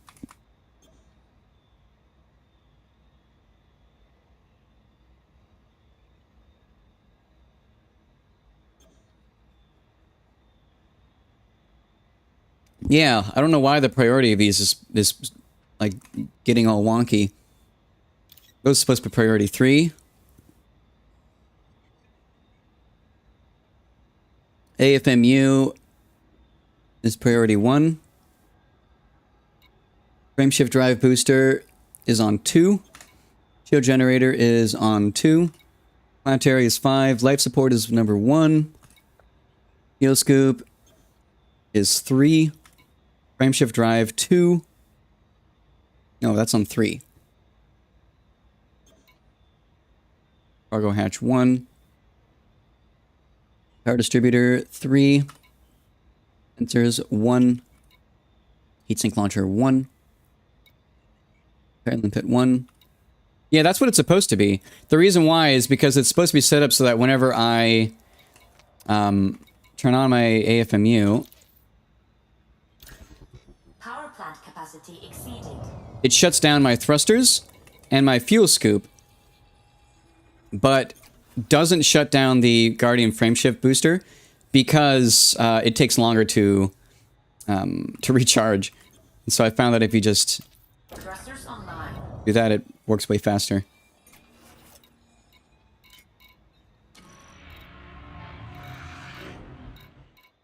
Okay. Let's keep going.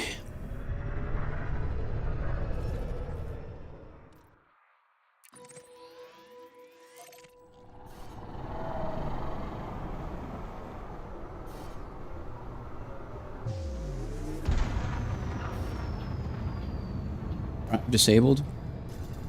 Oh, is it still? It is. No mistake. No. Frameshift drive charging.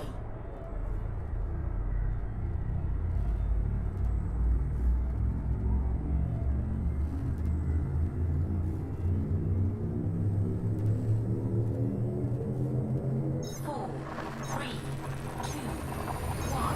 Engage.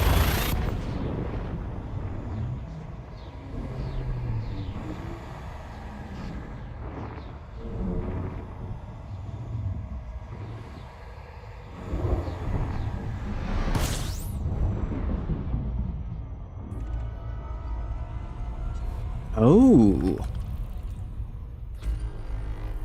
There's stuff here. I believe this is already scanned, though. Yep, already visited. But, let's see if there's any life.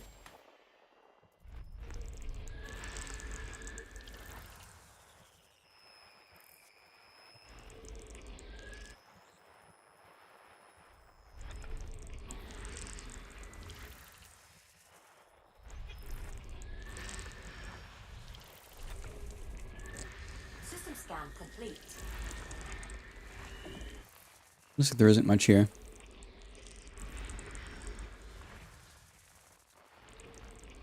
Yeah, there's no signals here.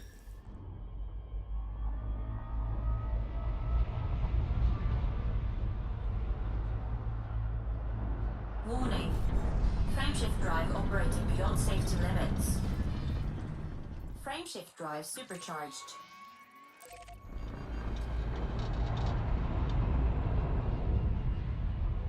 Frameshift drive charging.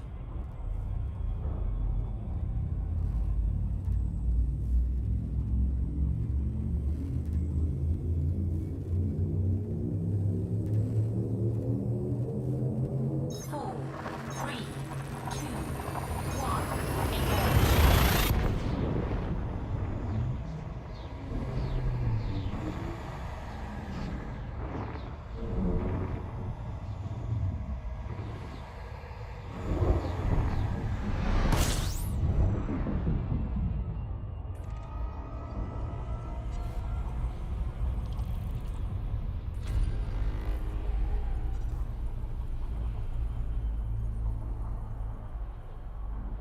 Warning.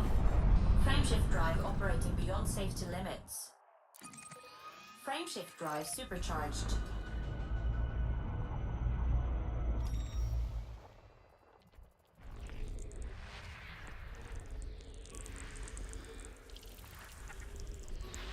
System scan complete.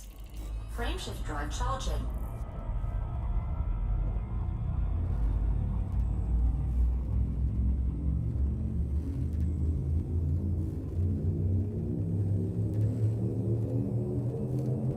Four, three, two, one, engage.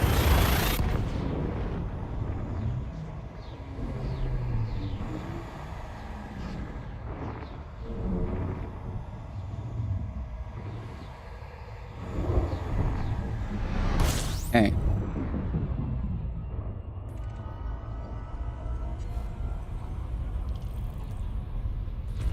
System scan complete. Warning. Frameshift drive operating beyond safety limits. Frameshift drive supercharged. Frameshift drive charging.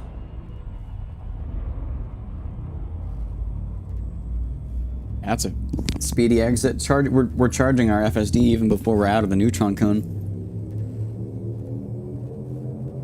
4, 3, 2, 1, engage.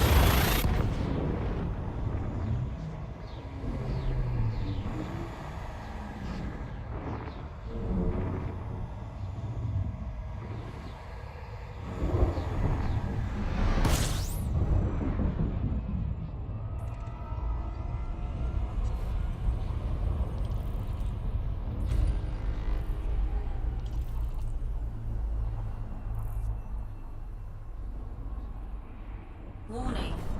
Frameshift drive operating beyond safety limits. Frameshift drive supercharged.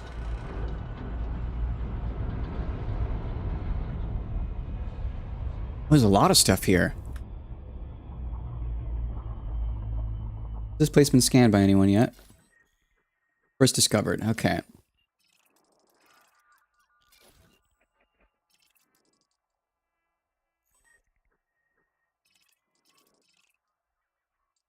Well, if any of them do have life, it'd be this one.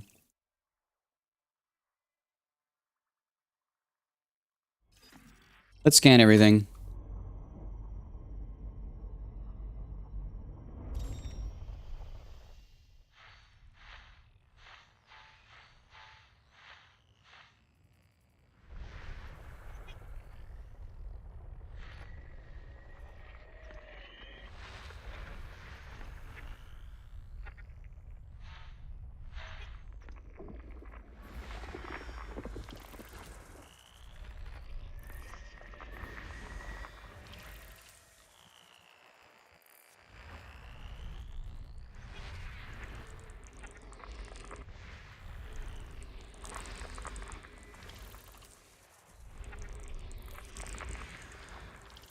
Okay, we're learning more about this. This is actually really cool because I can see the information being added to ED Discovery as I go.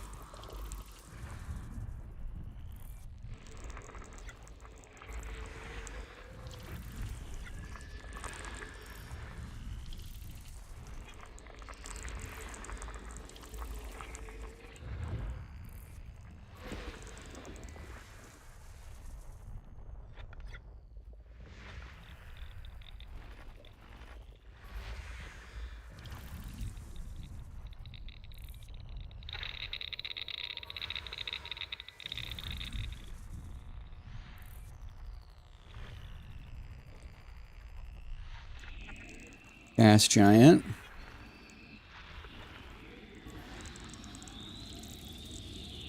Pretty. There's more gas giants, but let's go and all these bodies. There's 12 different objects here. That's a lot.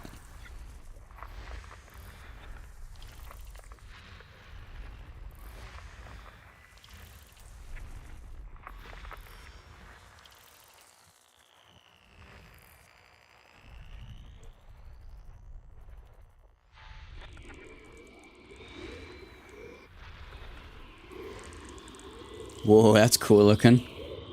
Wow.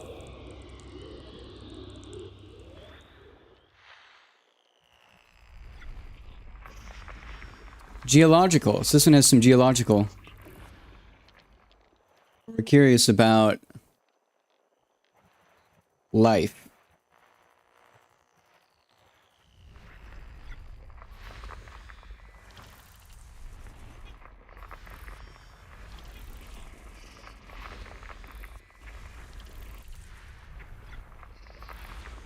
More geological.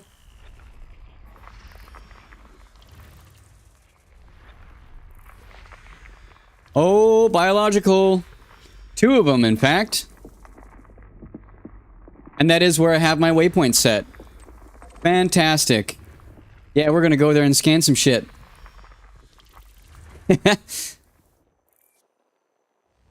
There's more bodies, though.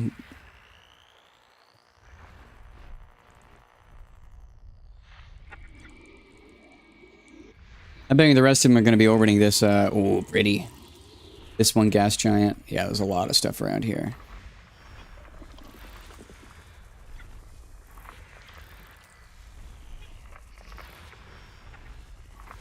System scan complete. Nice. Okay. Let's go scan some life. Oh, that's a good chunk of distance away.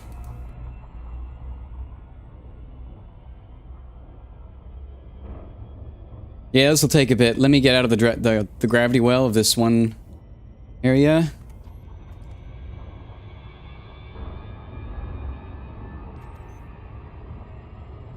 How long is this going to take? How long is Hutton Orbital?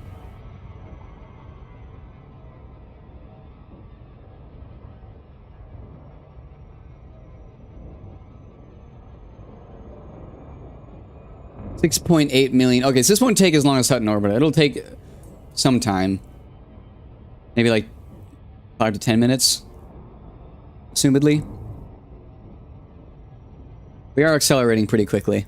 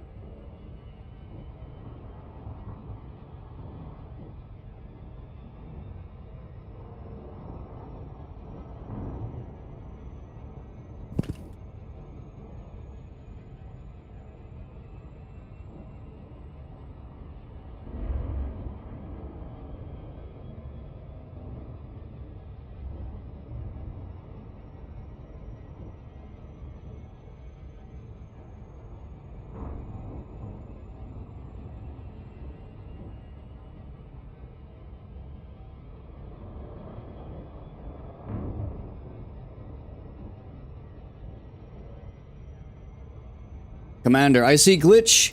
I have all Guardian stuff to scan Obelisk, but have no orb. When I want to buy from carrier, it's out of stock. Out of stock is a very common issue from those, if I'm not mistaken. Are you getting your information from Inara to see if it is in stock or not? And the follow-up question is, if you are using Inara, what date is the update? Like, when you say that it is in stock on a carrier, when was the in-stock date posted?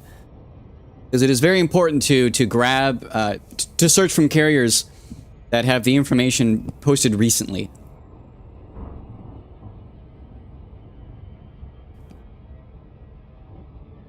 Because that's all the information I know. It's also been a long time since I've done anything with Guardian Tech. But yeah, if you're looking on carriers, 4 days yesterday told me I see 6 hours newest. If 6 hours is newest, I would go there. Whatever the newest one is, check there. It isn't always accurate, but from what I remember from when I did it, you just kind of have to keep searching until eventually you find a place that does have it in stock. It's just kind of a matter of guess and check, I think. You are there now, huh? Yeah, I don't know. It might just be a matter of searching and finding. It's been a long time since I've done anything with that. Out of stock, but carrier has 4 pieces. That is annoying. Yeah, I really don't know what to say there.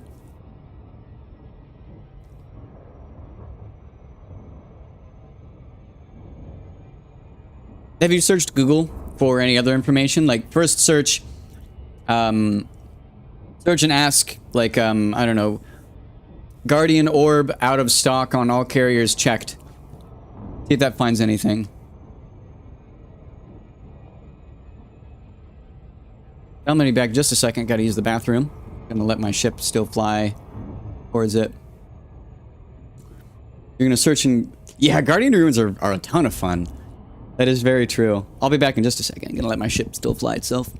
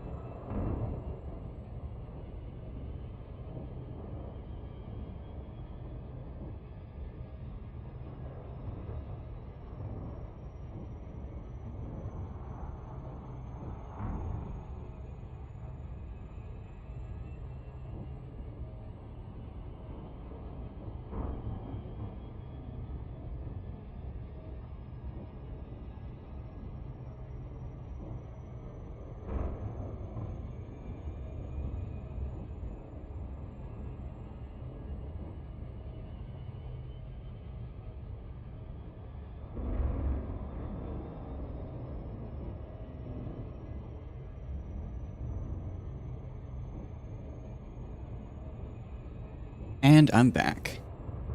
Why you not use a supercharger? You mean for flying between places? Honestly, the main reason why is because I haven't been back in the bubble since they released it. I have been out in the black for about 1.5 years now, and so I haven't had the chance to get one. Also, I don't know, does having the supercharger interfere with having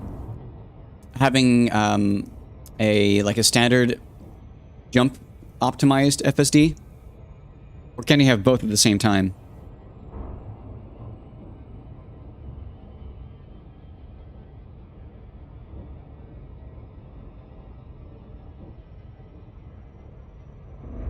Yeah, it's a mixture of things.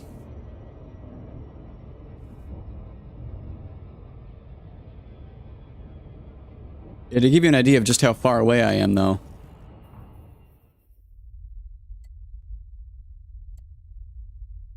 SEO frame shift is awesome. It comes with Mark II with the silly Star Trek Explorer ship. Yeah. So, question about that. Does that replace the standard mass optimized frame shift drive for jump distance? Or can you have both? Because exploration ships are optimized for jump distance. But as you can see, I'm very far away from Sol. Here's the bubble. Here's everything that everybody knows.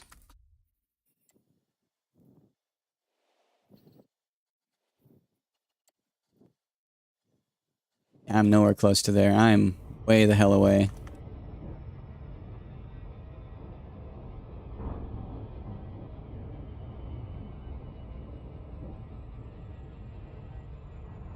How long I fly from Seoul to Colonia, 76 jump range, Mandalay? No clue. Can't say, sorry. The 76 light year jump range is nuts. I mean, I'd probably give it within 2 or 3 hours if you're fast. If you have applications to do proper route finding. I don't know for sure though. You'll need to set that up yourself, I think.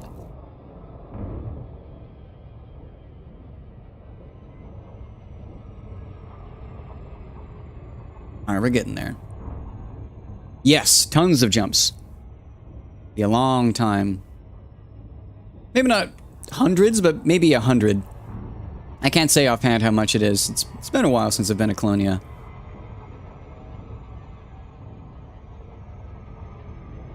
Do you know what the Spanch route plotter? You'll want to get familiar with it. Here, I'll link it in the YouTube chat.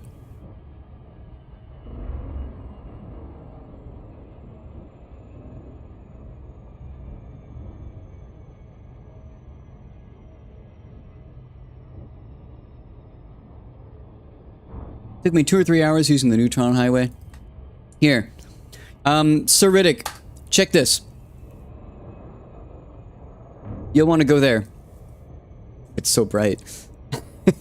My camera just whoop. Yeah. You'll want to go there.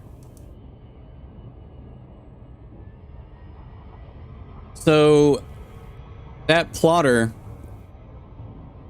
you can use, you basically, you'll want to recreate your ship in a program. I forget actually if you can just do with light. Let's see. It needs your ship build. So you'll need to recreate your ship in either Edzi or Coriolis. I like Edzi myself. It's a little more compact, easier to understand for me. But most people generally like Coriolis more. But basically, rebuild your ship module by module in there, and then you can export the JSON or SLEF, SLEF, into there, and then basically you put in your source destination, your ending destination. That will plot you out a list of all coordinates, every single star system that you'll need to jump to. That's what I use to plot myself. Every time I load into Neutron Star, it damages your SEO frameshift. Yes, that is a thing. It does do that, and you'll need to, in order to get around that, you need to have an auto field maintenance unit, AFMU. You need to slot it, and then every time that your frameshift gets close to 80%, then you just repair it. So, for example, you see my frameshift is at 95. That's because I've gone through about 5 or so jumps without repairing. And so I just need to repair it after it gets down closer to 80. The big thing is, like, damaging your frameshift isn't actually that big of a deal, so long as you don't let it go under 80%. Above 80%, you're fine. Below 80%, there's a chance that it will malfunction. What is which space?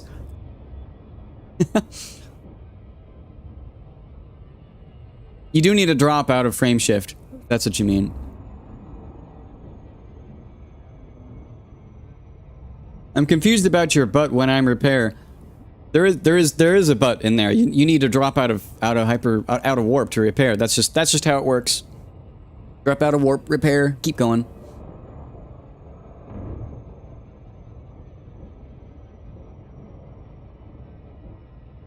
When Thargoid are hiding in hyperdiction? Huh. Well, Thargoids are not an issue. Oh, that's called witch space? I didn't know that. Huh.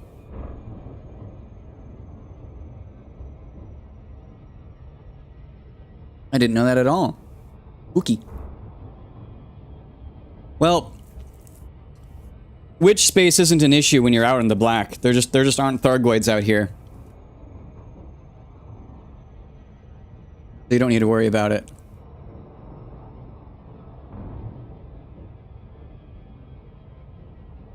But let's see. So this body has 2 organics on it. 2 biological. So we're gonna go and get closer and scan. Oh, we might be going way too fast.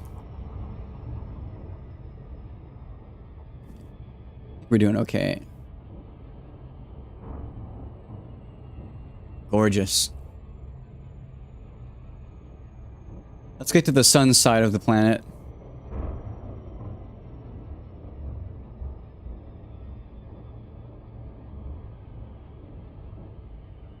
Yeah, exactly. Only place you need to worry about is the Pleiades and other nebulas close to the bubble. Exactly that. Yeah, probably exactly that. Bacterium and Funticula. Is that what you think it is? You're certainly more knowledgeable than I am on this, so I'll take your word for it.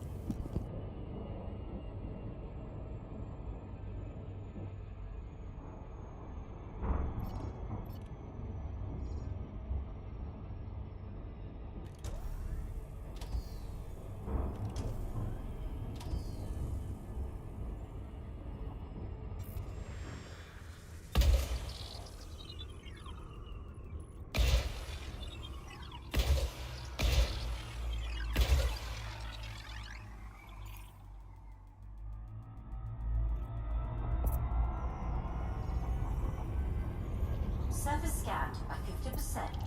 Surface scan complete. Whoa, there's so much orange. Wow. Okay, most of this planet is apparently, like, livable by this bacterium stuff.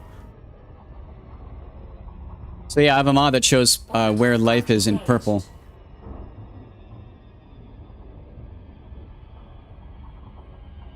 We're gonna go way down here. Oh, look at that giant crater.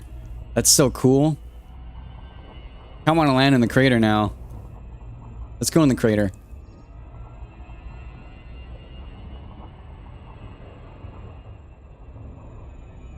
So I'm not sure how it'll work with scanning multiple things.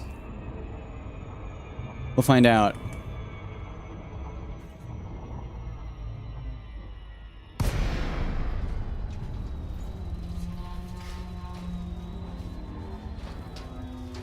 I actually didn't even check the gravity on here, so I need to be careful. Oh, it's not bad though.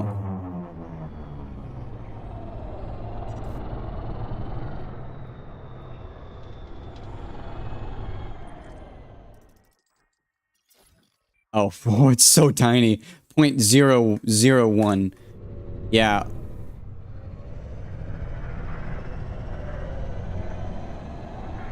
How do you know that it's so so low offhand?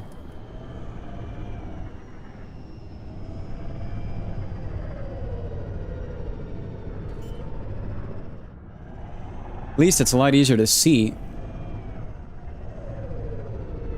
Landing gear deployed.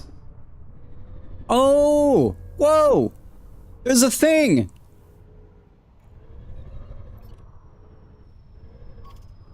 Look at that!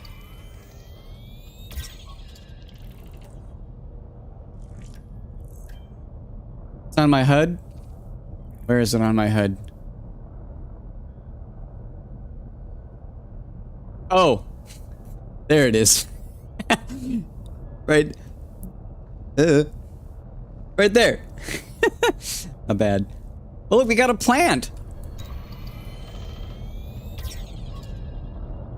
What was it called?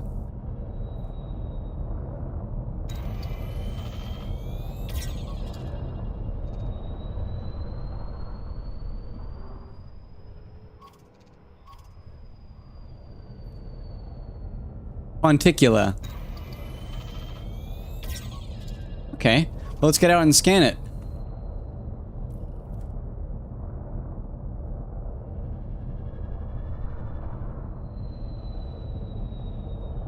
Come on, this is almost flat. There we go.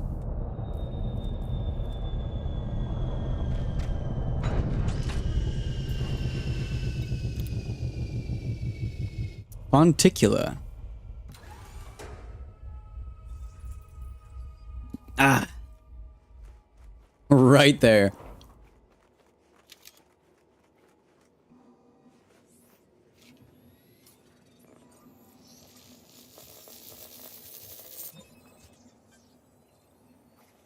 Cool. Monticula cambaris.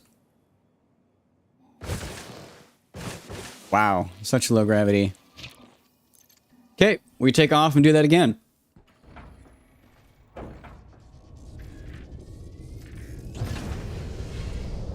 Landing gear retracted.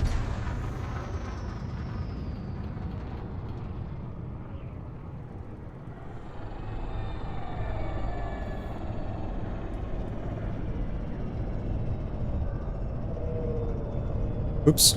Oh, that was close. Alright, here's a field of it.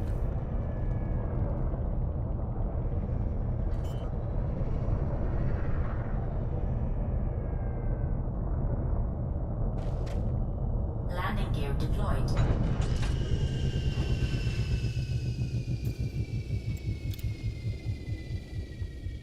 You made a wild ass guess. Well, it worked. You guessed right. It's a real good guess. Whoa, there's like little thing right there.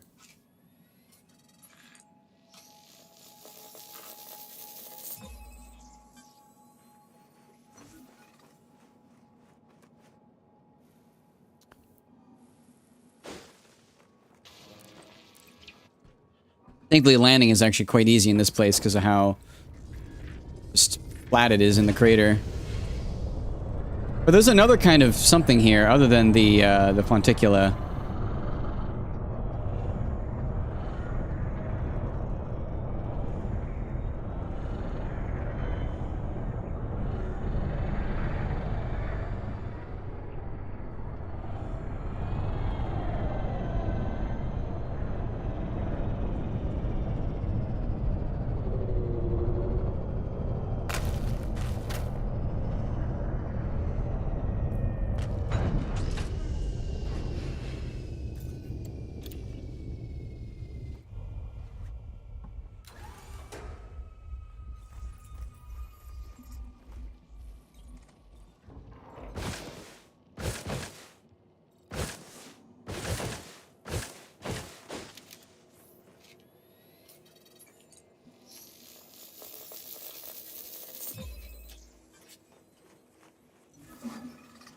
Okay, so there's another type of something around here.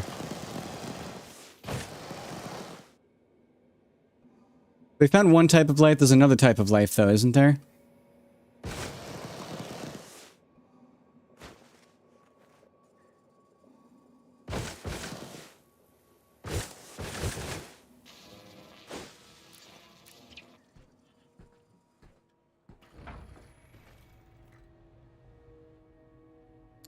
So let's just look at here. Found one and then there's another unidentified. So do I just do the same exact thing? I just float and look down and see what I can see. If I find something that looks different than the Fonticula.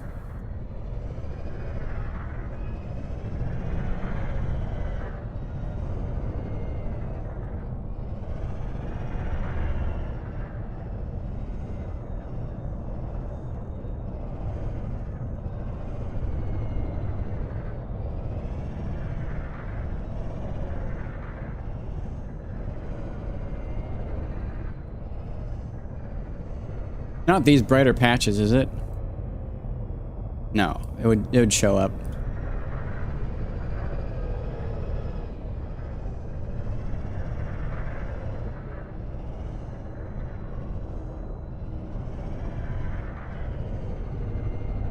Nope.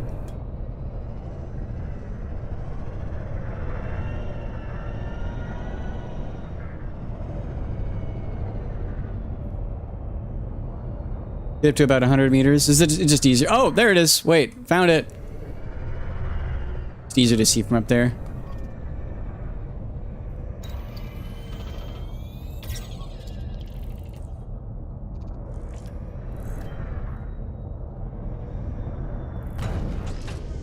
That was a hard landing.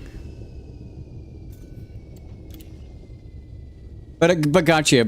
Up to about 100 is a little bit easier to see. Just because you have a wider field of view, I'm assuming. Where is it? I didn't land on top of it, did I?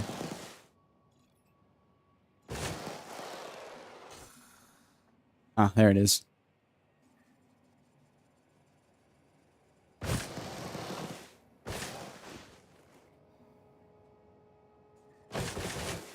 Yeah, wider fuel area. Okay. Ooh! It's gonna say green, I'm assuming.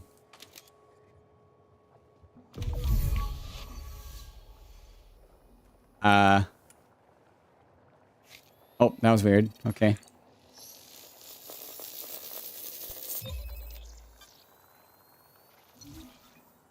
Gold. I don't see it. But okay. And we just gotta find another 2 of those.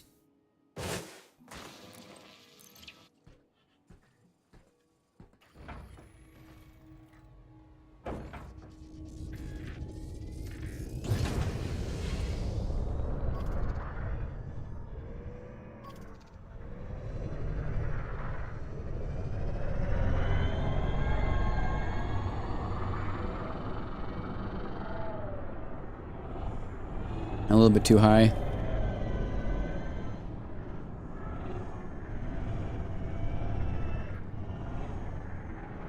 That's one. Let's hope that's far enough away. I guess we'll find out.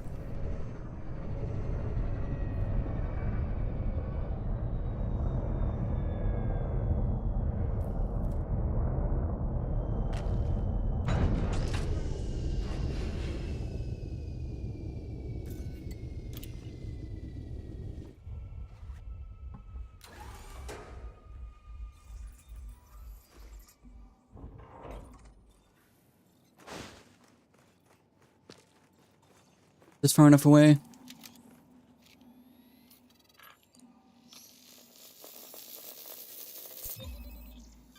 This. Nice.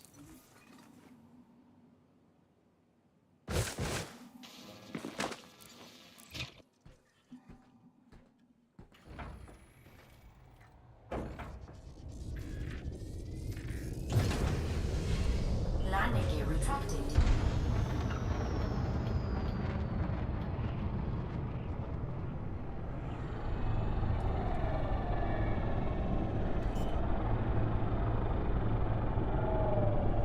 Ah, look at that. 2 more. Perfect. Landing gear deployed.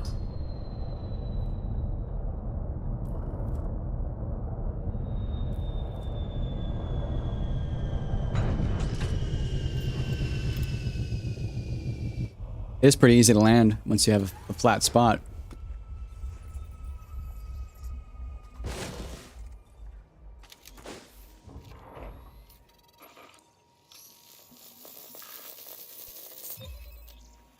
Nice.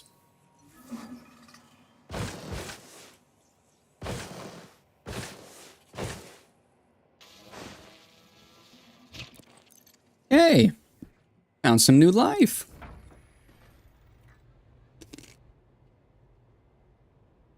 You said one type is much rarer, or at least it's worth much more, you said? Landing gear retracted.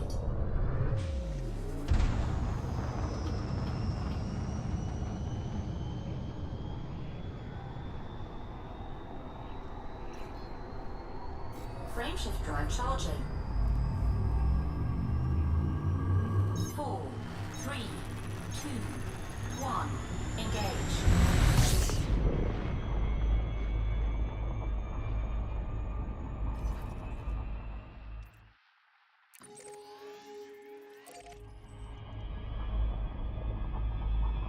Did we already grab our neutron boost? I think we did. Yes, we did.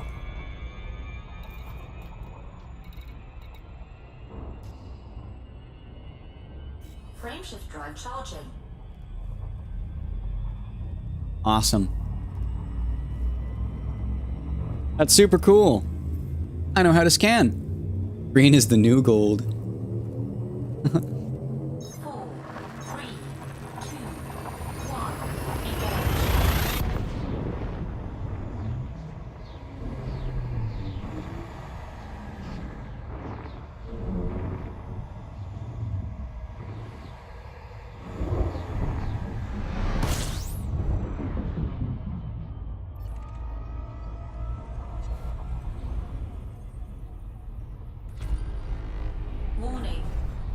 Frameshift drive operating beyond safety limits.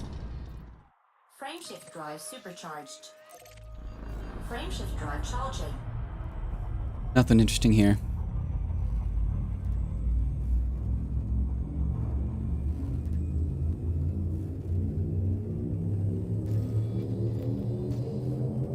Four, three, two, one. Engage.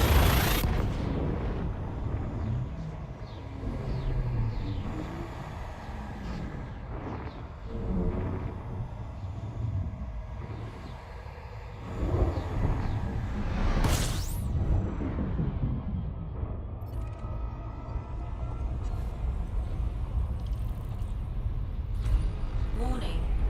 Frameshift drive operating beyond safety limits. Frameshift drive supercharged. Okay.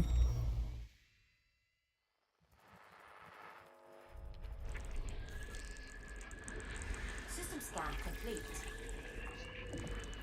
Laminate.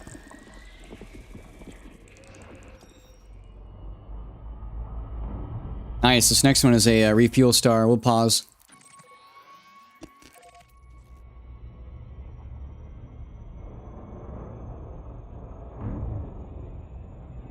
Frameshift drive charging. As you can see, our fuel tank is quite low.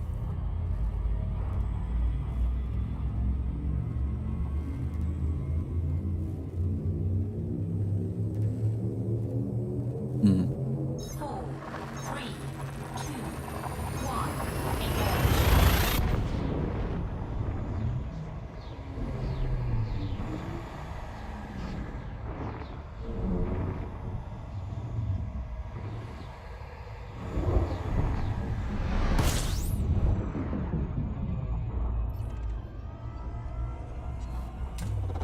Fuel scooping.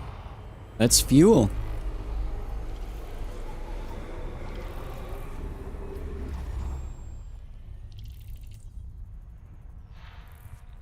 Oh, there's something behind there. Looks like it's a belt, though.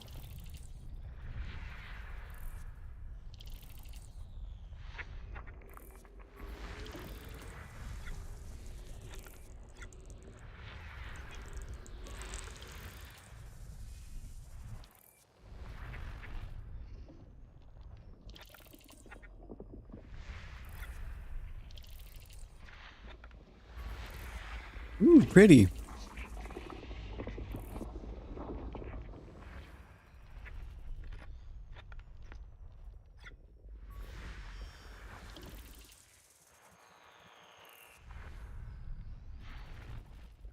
Fuel scooping complete.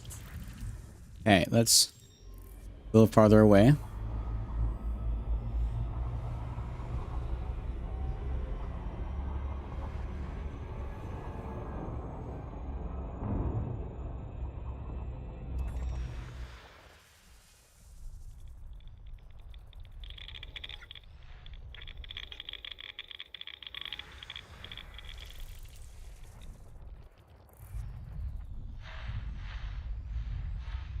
Ah, gas giant.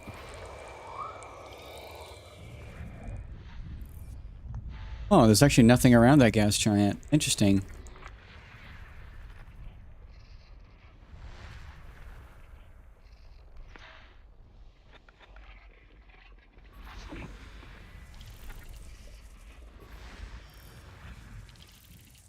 There's a signal on one of them.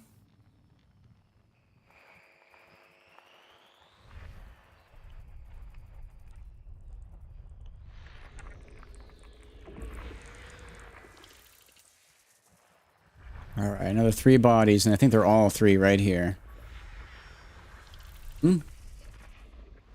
2, 3. Ooh, there's a few that have some signals. Oh,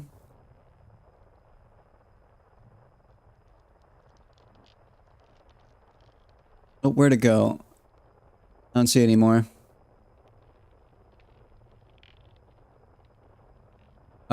9A has biological on it. Where's 9A? There's 9, or at least it has a signal.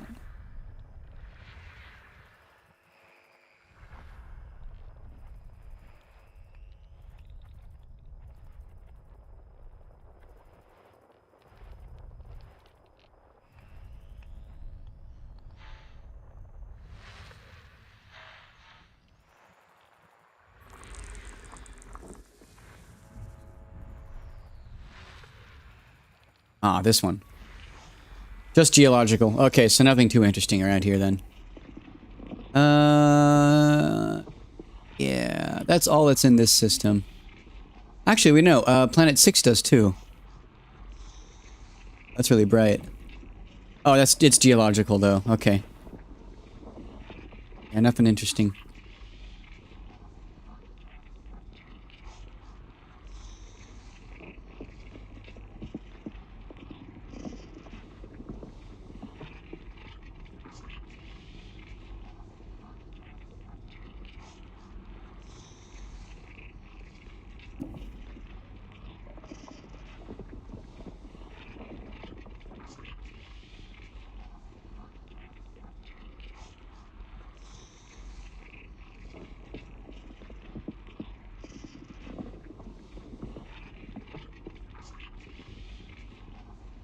Way to change.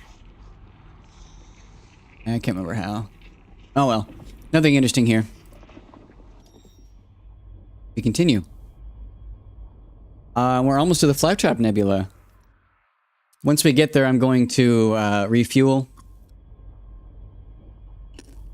and repair. Also, I didn't copy. Try that again.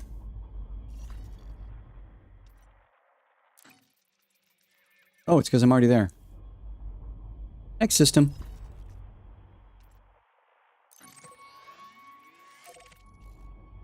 Just to make sure we're at 94%. Yeah, we're doing fine.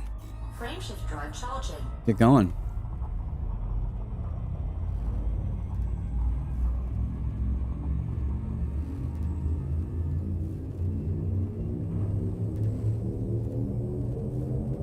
Four, three, two, one.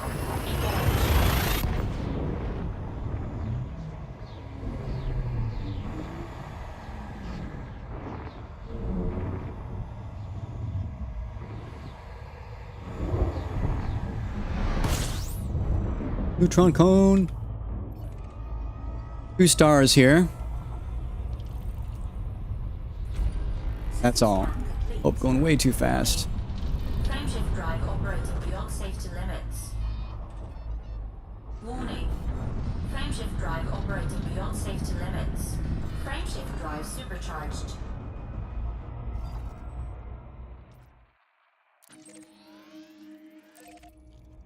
Frameshift drive charging.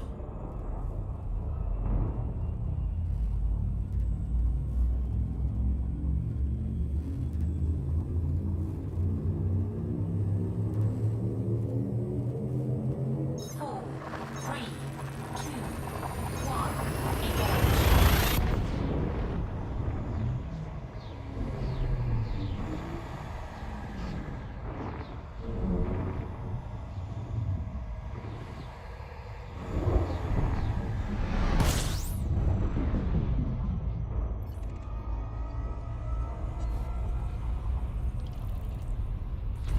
System scan complete.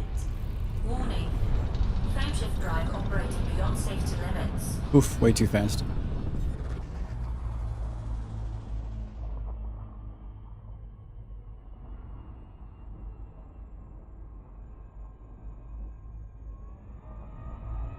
Warning.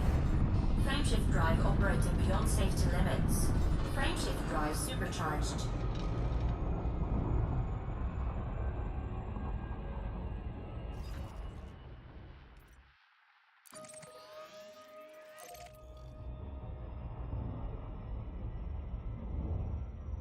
Frameshift drive charging.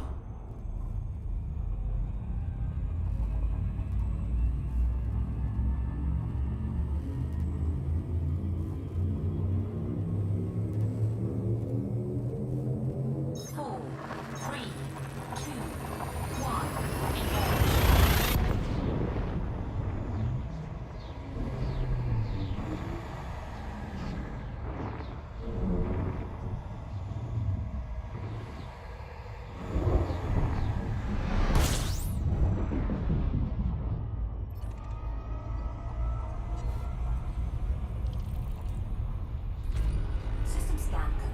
All right. Warning. Frameshift drive operating beyond safety limits. Frameshift drive supercharged. Frameshift drive charging.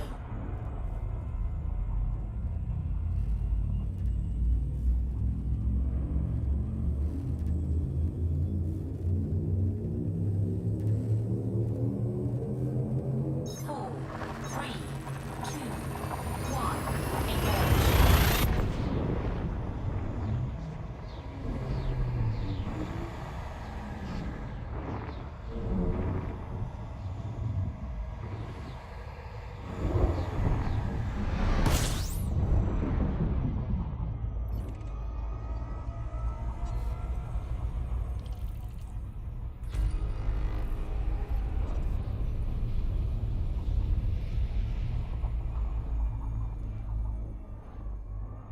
Warning.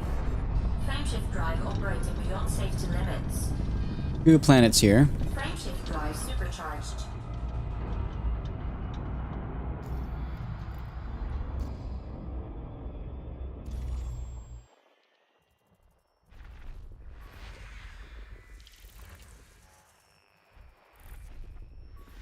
System scan complete. Nothing interesting.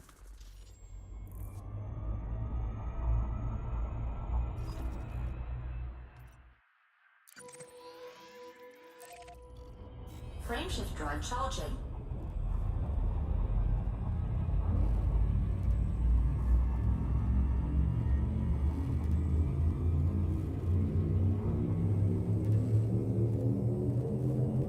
Four, three, two, one. Engage.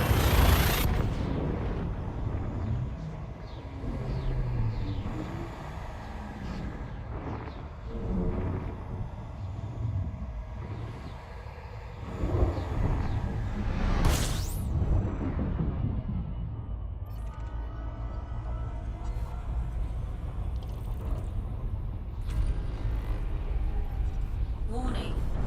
Frameshift drive operating beyond safety limits. Frameshift drive supercharged.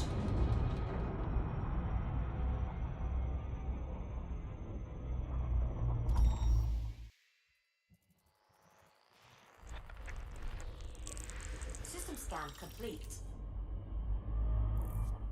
Okay.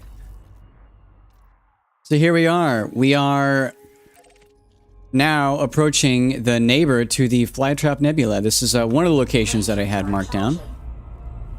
So this is going to look very pretty.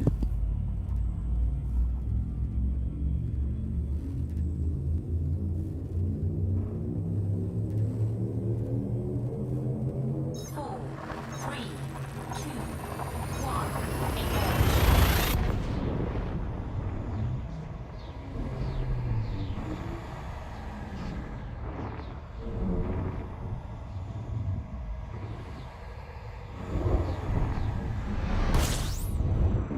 Wow, that is angry red.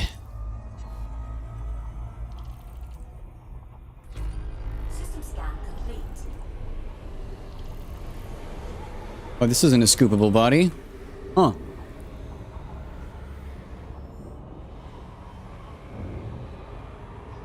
Well, unfortunate.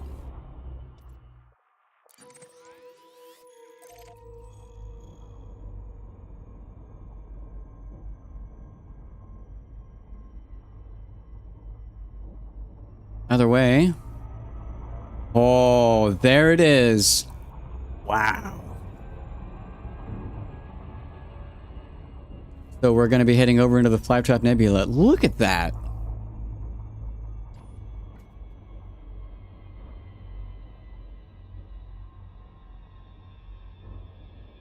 Let's get a little bit of a better angle to see it from. That has the star still within view.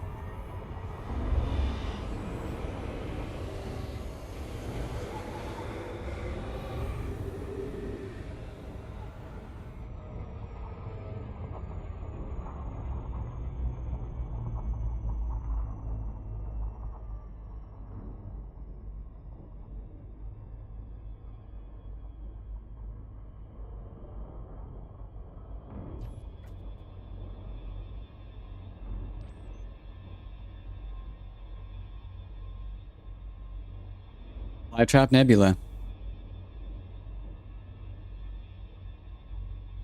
Save that.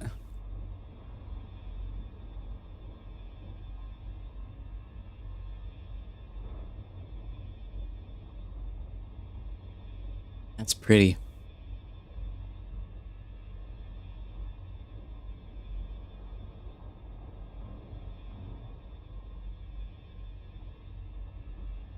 So now we'll get to see why this is called the Flytrap Nebula.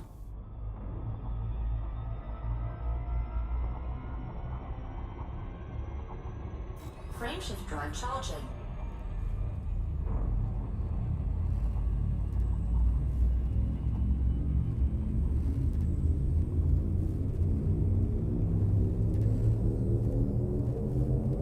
Four, three, two, one, engage.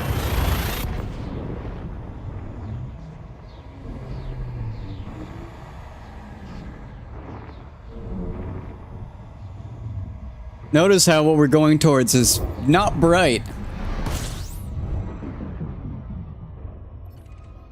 The reason why this is called the Flytrap Nebula. Oh dear. Oh. Woohoo! It's because there's a black hole in the center. Wow. Let's get closer. Wow. We skimmed by that thing. Oh, it's so small. Wow. The thing that terrifies me is I actually don't know where the event horizon is.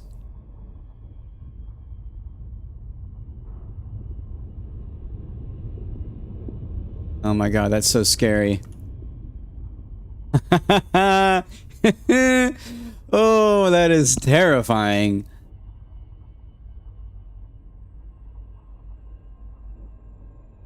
This thing is tiny.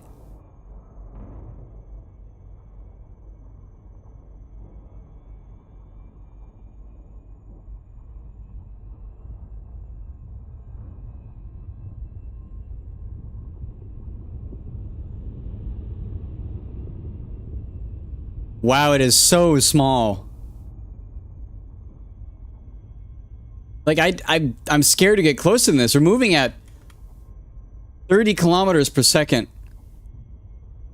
which in the grand scheme of light speed is nothing. And yet we are like skimming around this thing. Like this thing is less than, like it's only a few kilometers around.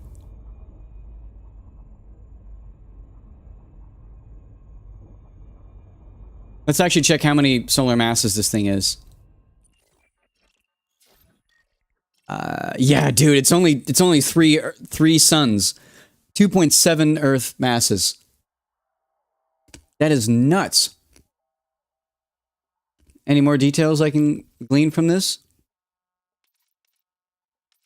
Not really.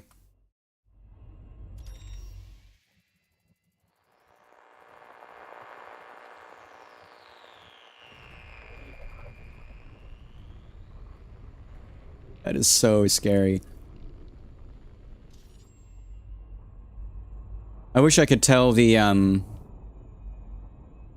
wow. Like, what terrifies me is that I cannot see the horizon line. The danger zone for like how close you are to it doesn't exist. It's too small.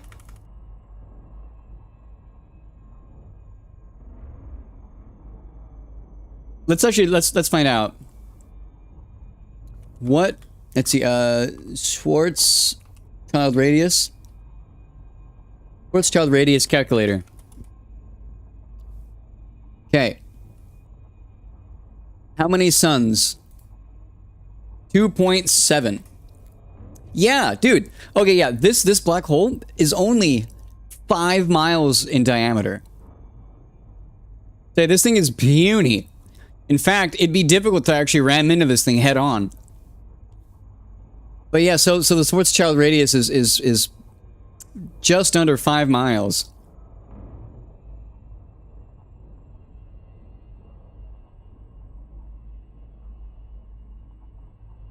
I could actually, like, risk dropping it. Oh, there it is. Okay. Finally.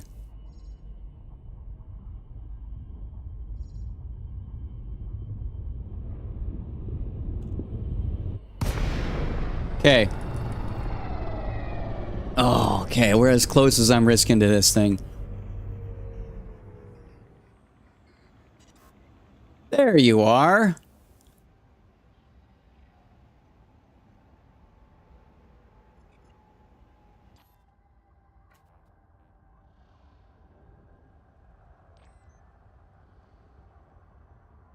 That damn thing is 5 miles around. Or at least, sorry. The Schwarzschild radius is 5 miles around. Light, like, I can only get within 5 miles of this thing, basically, before I'm unable to, unable to escape. Wow. So yeah, this is called the Flytrap Nebula because it is a nebula whose only occupant is a sole black hole. And the idea is that it's a fly trap. You join and then can't escape.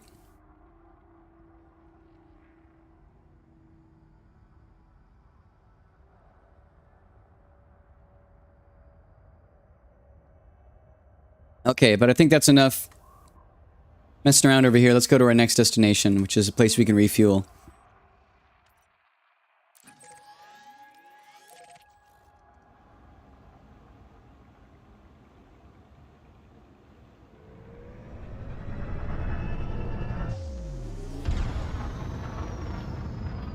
Frameshift drive charging.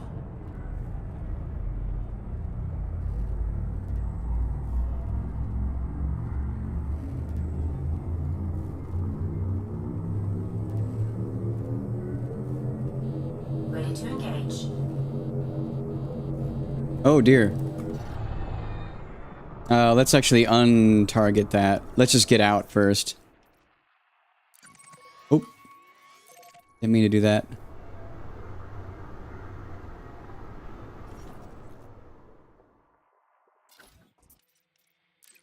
Clear target. We just want to escape right now. Oh, that's so weird. Ah. Frameshift drive charging. I don't like that. 4, 3, 2, 1. Engage.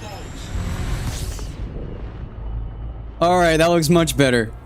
Oh, fuck. Okay. Now that we're safe, let's continue.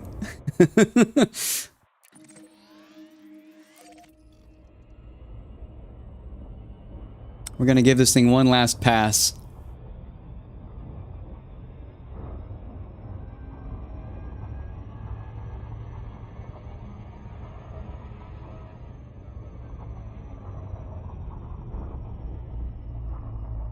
Where are you? There you are.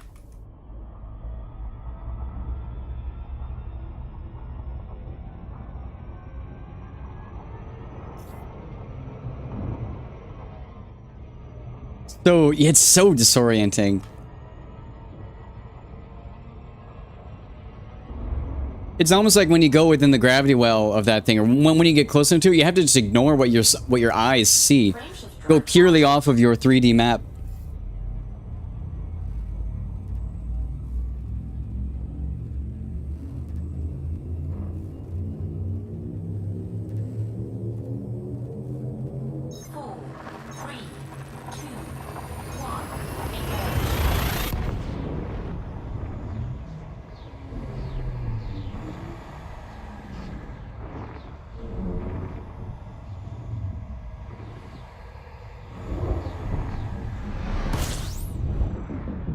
Alright, let's refuel.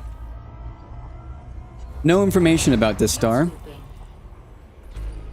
8 bodies. Okay. There are 3 stars. A gas giant.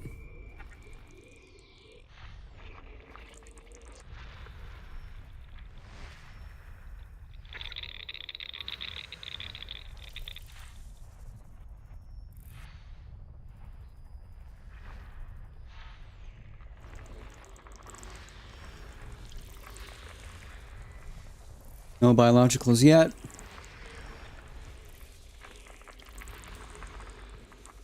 One more body to scan. Oh, it's a lone gas giant. System scan complete. Looks like nothing here has any biological.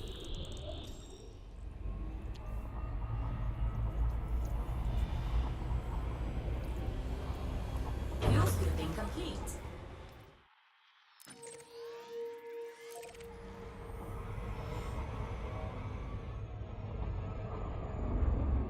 How's our FSD doing? 89%. All right, we got another 9% to go. Let's go to the next fuel, and then we'll drop Frameshift and drive repair charging. again.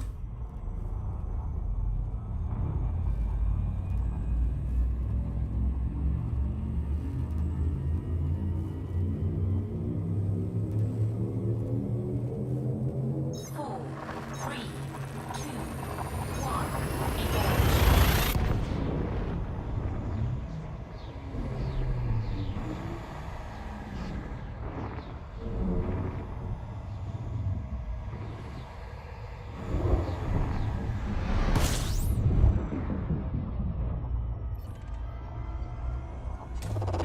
Fuel scooping. System scan complete. Fuel scooping complete.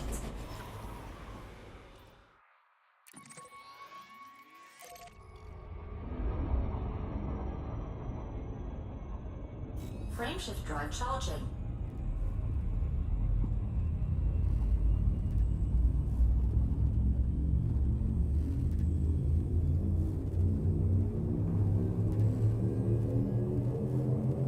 Four, three, two, one. Engage.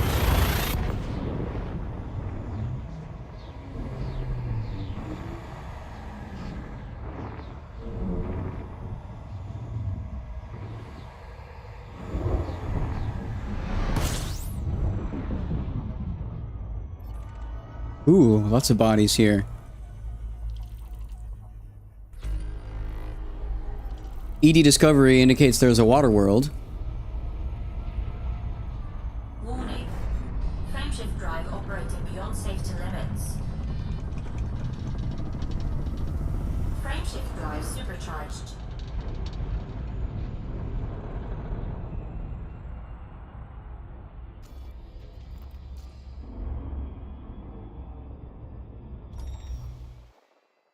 Water world.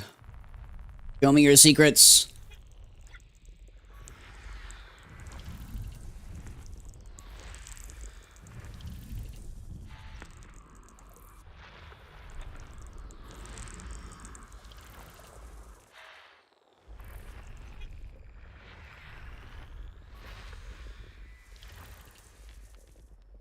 Looks like one of these worlds has signals, but are they biological? System scan complete. Yeah, body 4 has something on it.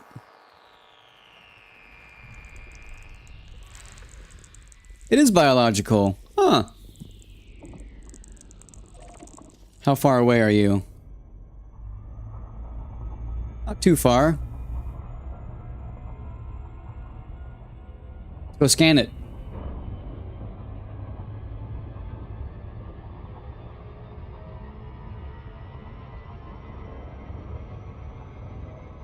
It's bacterium. It probably is.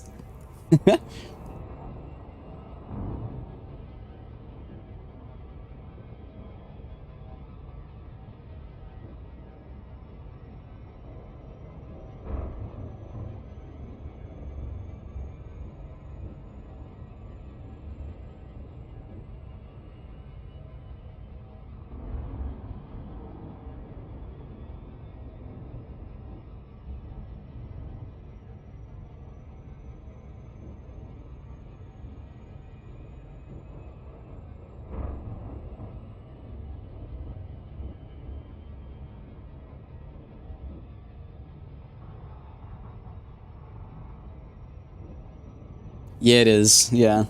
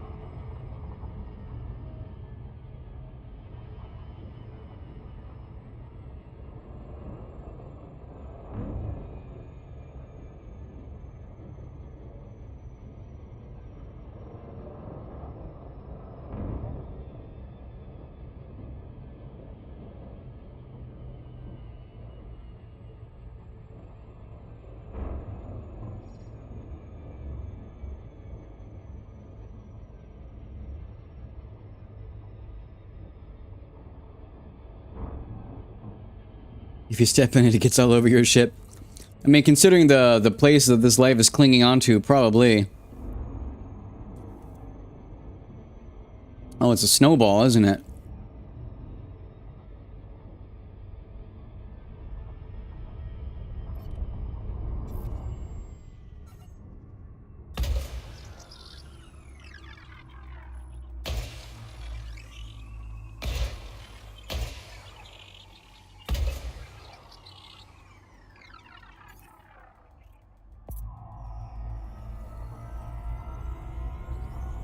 Surface scanned by 50%. This thing is tiny. Surface scan complete.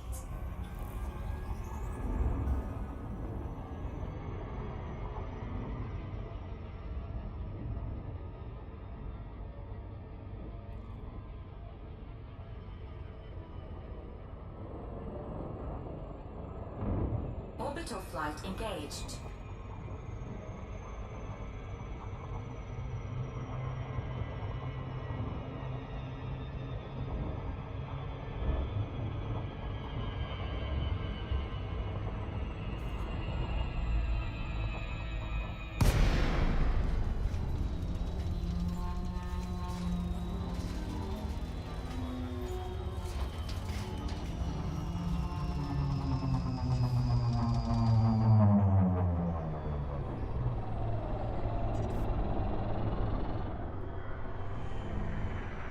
Alright, what have we got? Yeah, 0.38 G, exactly, yeah.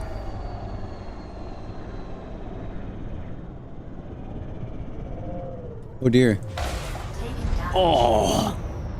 Okay. That was a mistake. Wow. Was not expecting to go that fast. We'll have to repair with some limpets once we're back in orbit. Not an issue, but a pain. And that's why I have shields. God damn. That was a mistake. Oh. Well, here it is. That was shitty.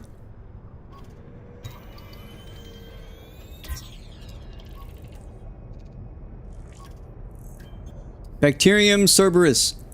Indigo. Alright, let's go and land and scan this thing. Ow, that hurt. Get our shields back up a little faster. Landing gear deployed.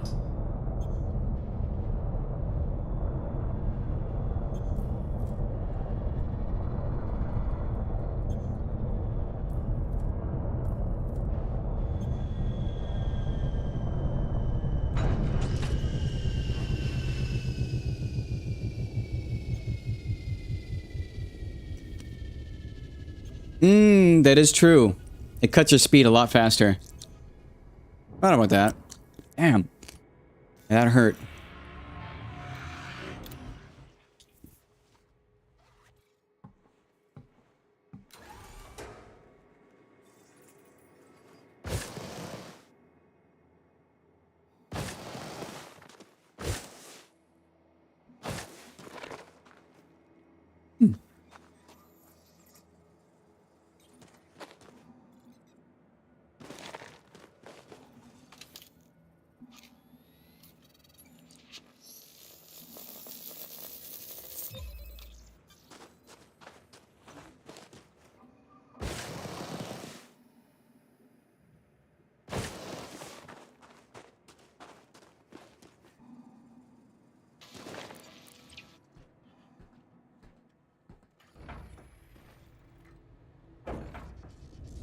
Because you can't repair from here, can you? Actually, oh, I need to synthesize repair limpets, I think.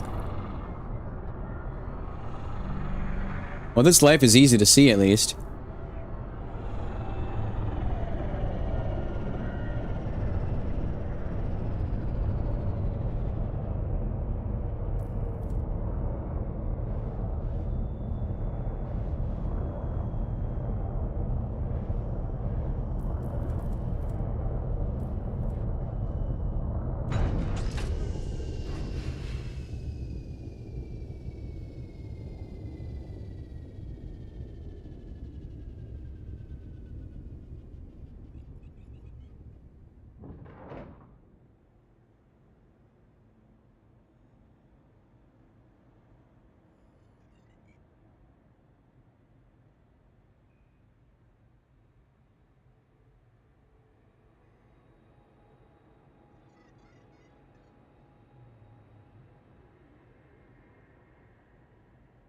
You can hover and place your repair over the planet's surface. Nice. I might just do that then after finish scanning.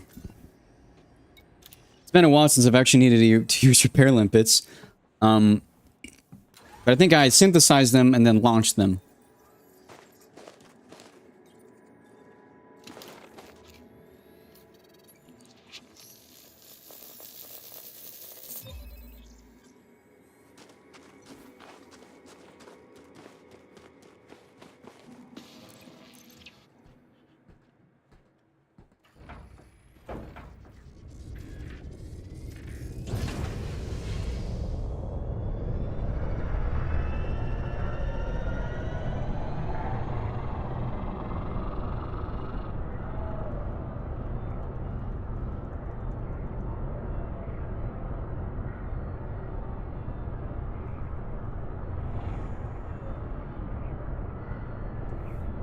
A little farther.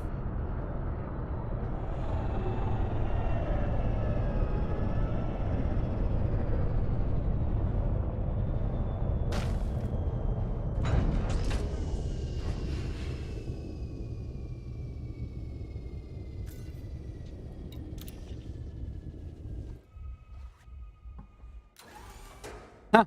Perfect. I don't even need to move.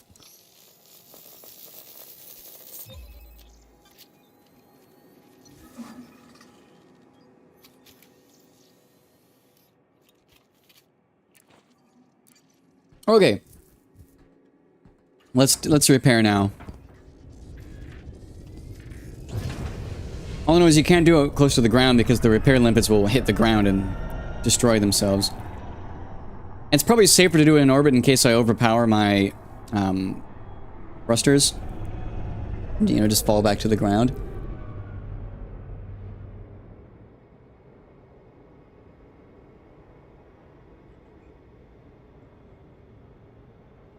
I do have enough power that I should be safe, but it'd be better to go into orbit first. Let's just do that.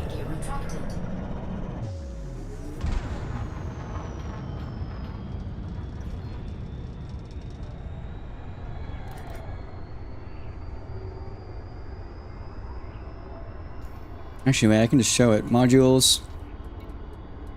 I just can't turn on the auto field maintenance unit. That will knock me out of, yeah, why are the birds going to priority 1? They shouldn't be. They'd be on 3.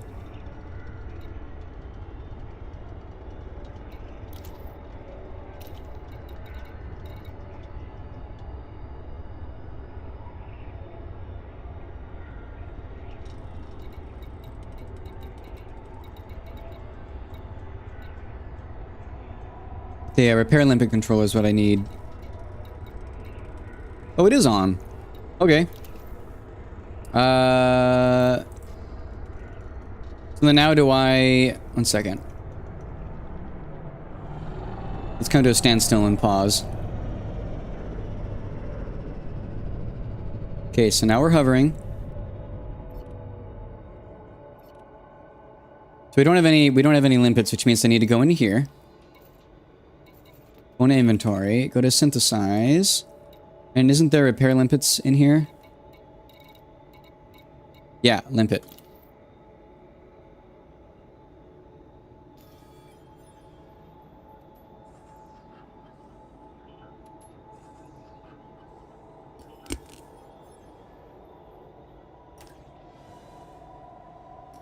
Okay.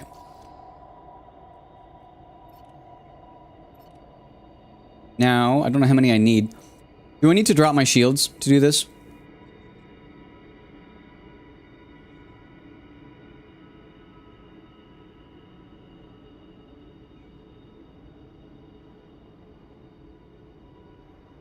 Or may do it.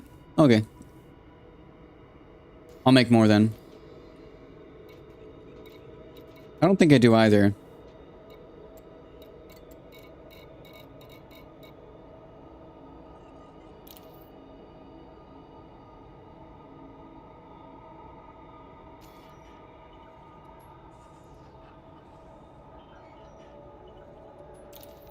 Wait.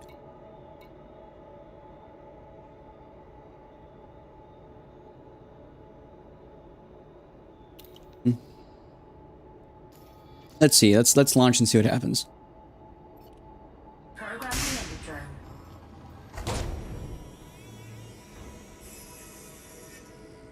65%.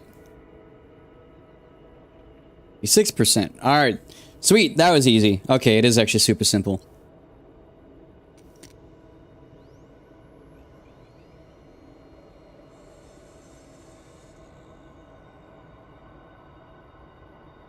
That was really stupid of me.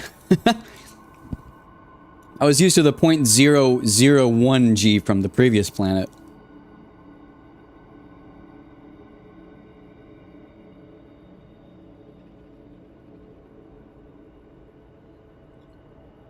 Experiment been successful. Programming landed drone.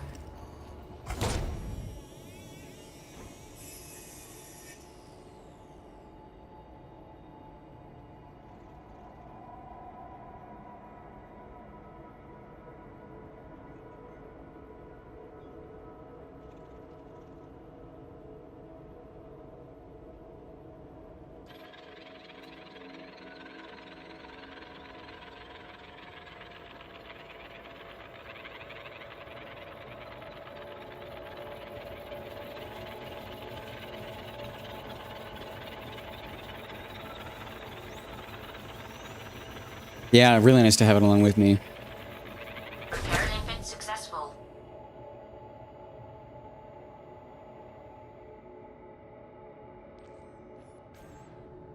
Programming landed drone.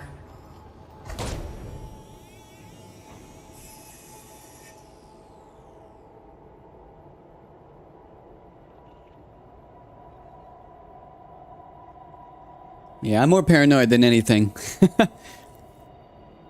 And this is why I'm paranoid. You do shit like this on accident.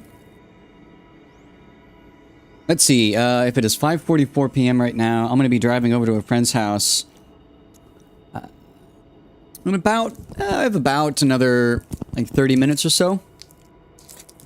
More like 20 minutes. I should shower first. Experiment been successful. Okay. Programming landed. One more.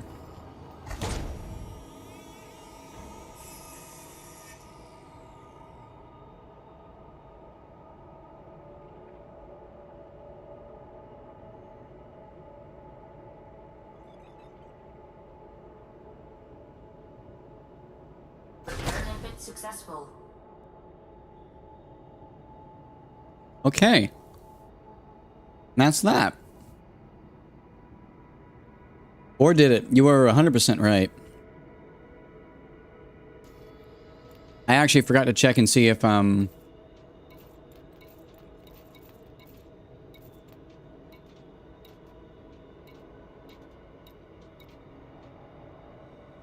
Okay, cool. We are empty. Awesome. Yeah, I made 4 and I used 4.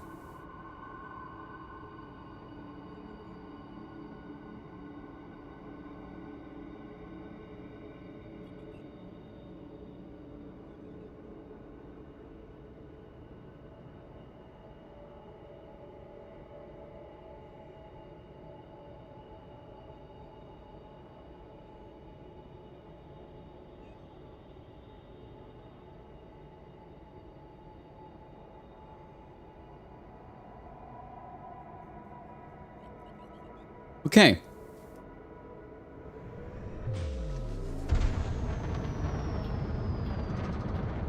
Yeah, I actually think I should call it about now. I just got a text from said friend. There's a cider tasting thing going on that we're going to be going to tonight.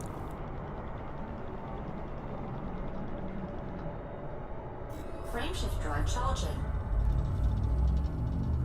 All right. 4, 3, Nice, you're gonna jump into the game now yourself? Very cool. engage. Yeah. You know what? Actually, let's get to the next refuel star, and then I'll hop off. Do just a little bit more. We got our sample though, D30. Let's go to the next. Yeah, we got just a couple of jumps going, and then I'm gonna get to the next refuel star and then hop off for now. It's about another 1, 2, 3, 4, 5, 6 or so neutron jumps.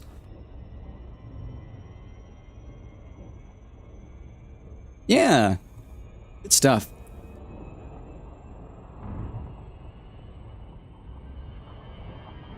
It's nice having people here to talk with. Otherwise, it's pretty lonely just sitting here in the black, so... Yeah. Thanks for coming along, guys. Frameshift drive charging.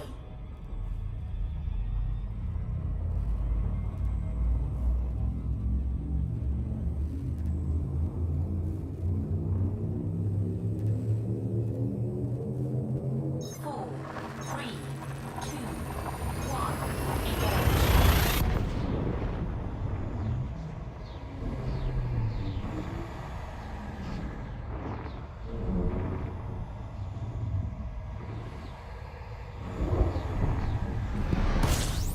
Whoa, it's freaky. Oh, this place has a lot of bodies. Commander Bullet. Nice. That's a fun name. I like that. 14 bodies.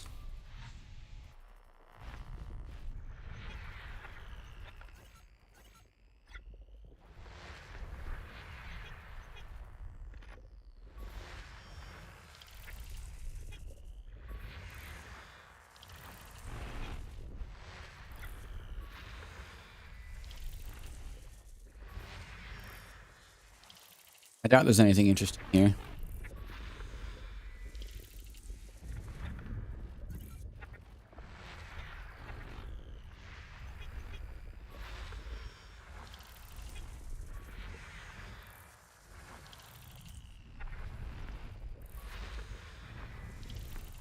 Eleven, 12. Oh, right behind the sun. Let's get the neutron boost. Wow. Furious cone.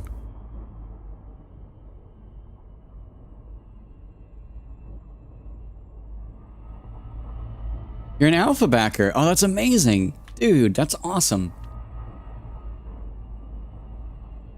I am sadly not. I only got into the game many years later.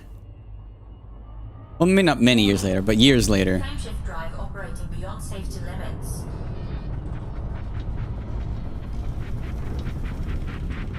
Frameshift drive supercharged. Ah, let me go. I'm probably ate a little more of my 86%.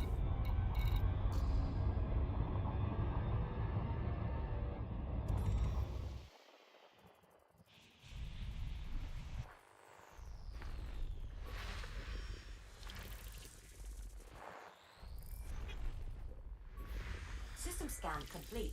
Hey, nothing interesting here.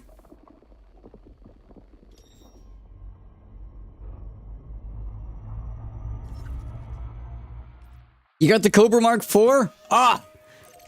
Jealous! That's awesome. Hell yeah. Frameshift drive charging.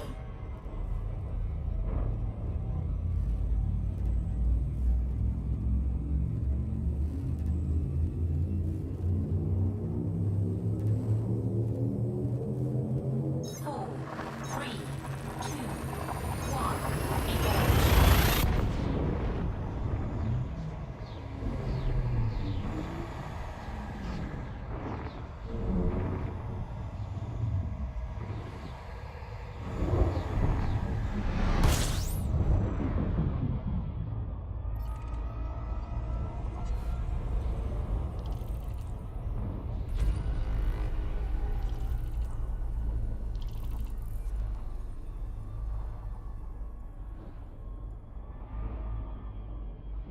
Warning.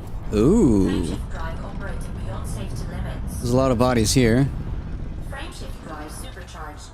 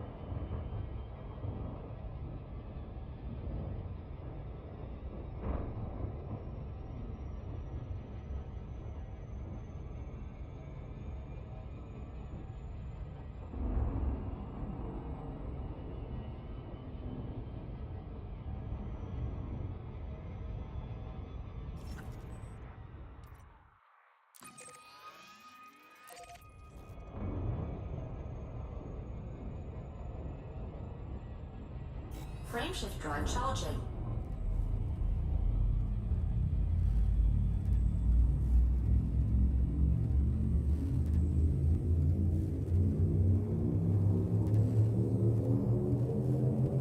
Four, three, two, one, engage. Oh dear. Ooh. Game crash. I tapped out at the wrong time. Apparently.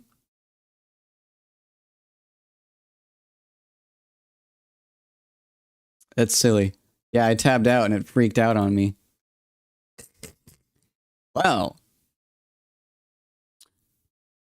Let's tab back in because I want to make sure that my ship is okay.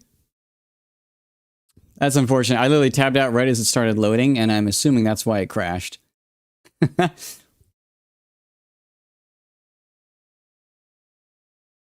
Even my preview on...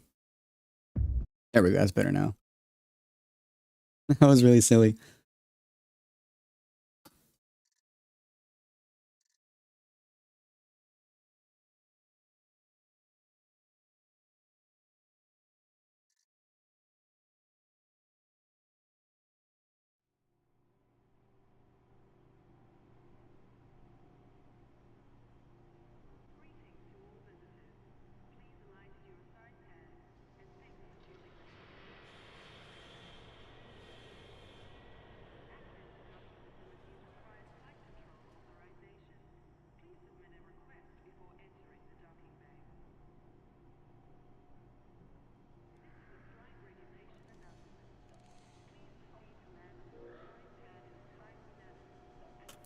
Alright.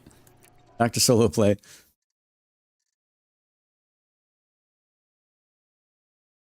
Have to check out part 1? Now, there wasn't too much interesting. If you mean part 1 of the adventure, it really was just me leaving Colonia. Not Colonia, excuse me. Leaving the far distance.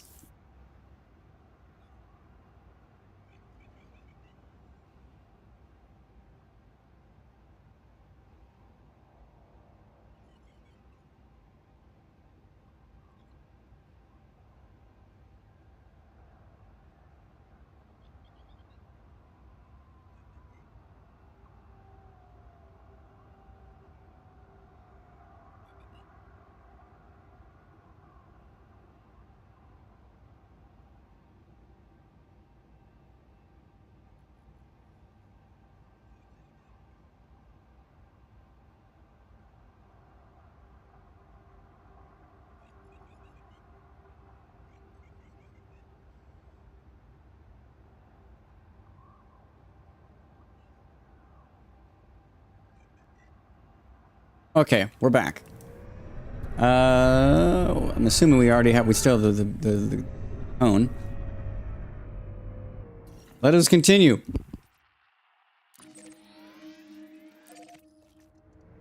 Okay, yeah. Drive charging. Let's just not tab out as we're loading.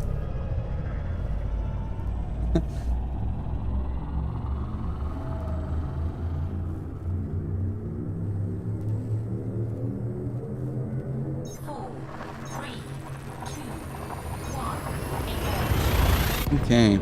Sorry there, I got a little off track in my words. But yeah, part 1 isn't too interesting. I'd say if you're sitting here and watching, that's probably about... Unless you're really interested, you might. But it was mostly just me chilling. Same as today. Alright.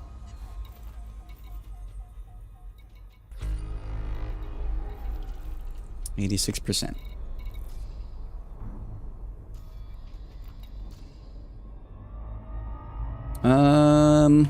Whoa, wait a minute. There's an Earth-like world here. Holy shit. Frameshift drive operated beyond safety limits. Frameshift drive supercharged. Yeah, there's an Earth-like orbiting this place according to EDSM. Yes, there is. Wow.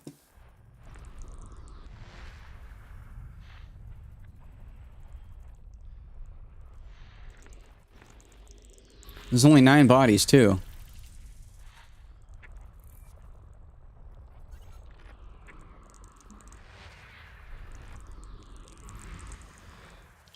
First time finding an Earth-like. But I'm assuming this is already scanned. Yeah, I mean, I know this is already found by somebody else. This isn't a first discovery. I don't believe I found an Earth-like world myself yet.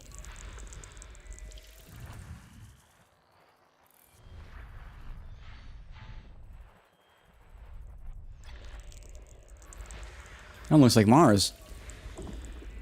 Look at that.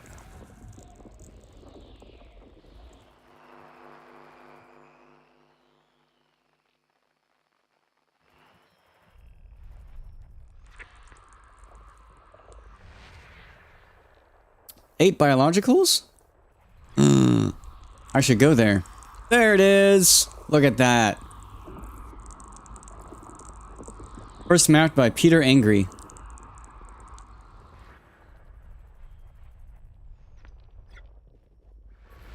System scan complete.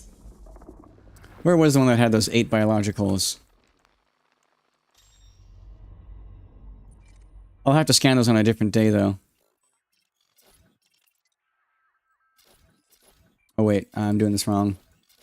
I believe it was 8A. This one has 6 biological scans. 6. So, 2A. I need to go to 2A.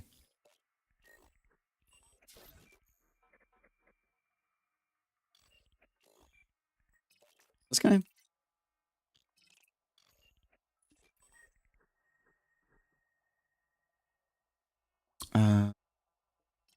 It's this guy. So there, this has been footfalled before. Everything here has been discovered, but a lot of biologicals apparently. I'd say we go there. But not today. I'm just going to get an orbit around the planet, but we'll have to explore later.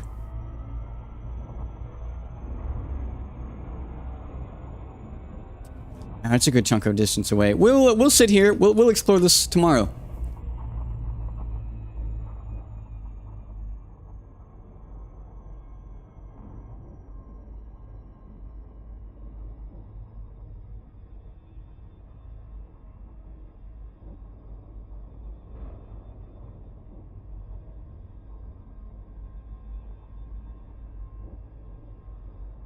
Right.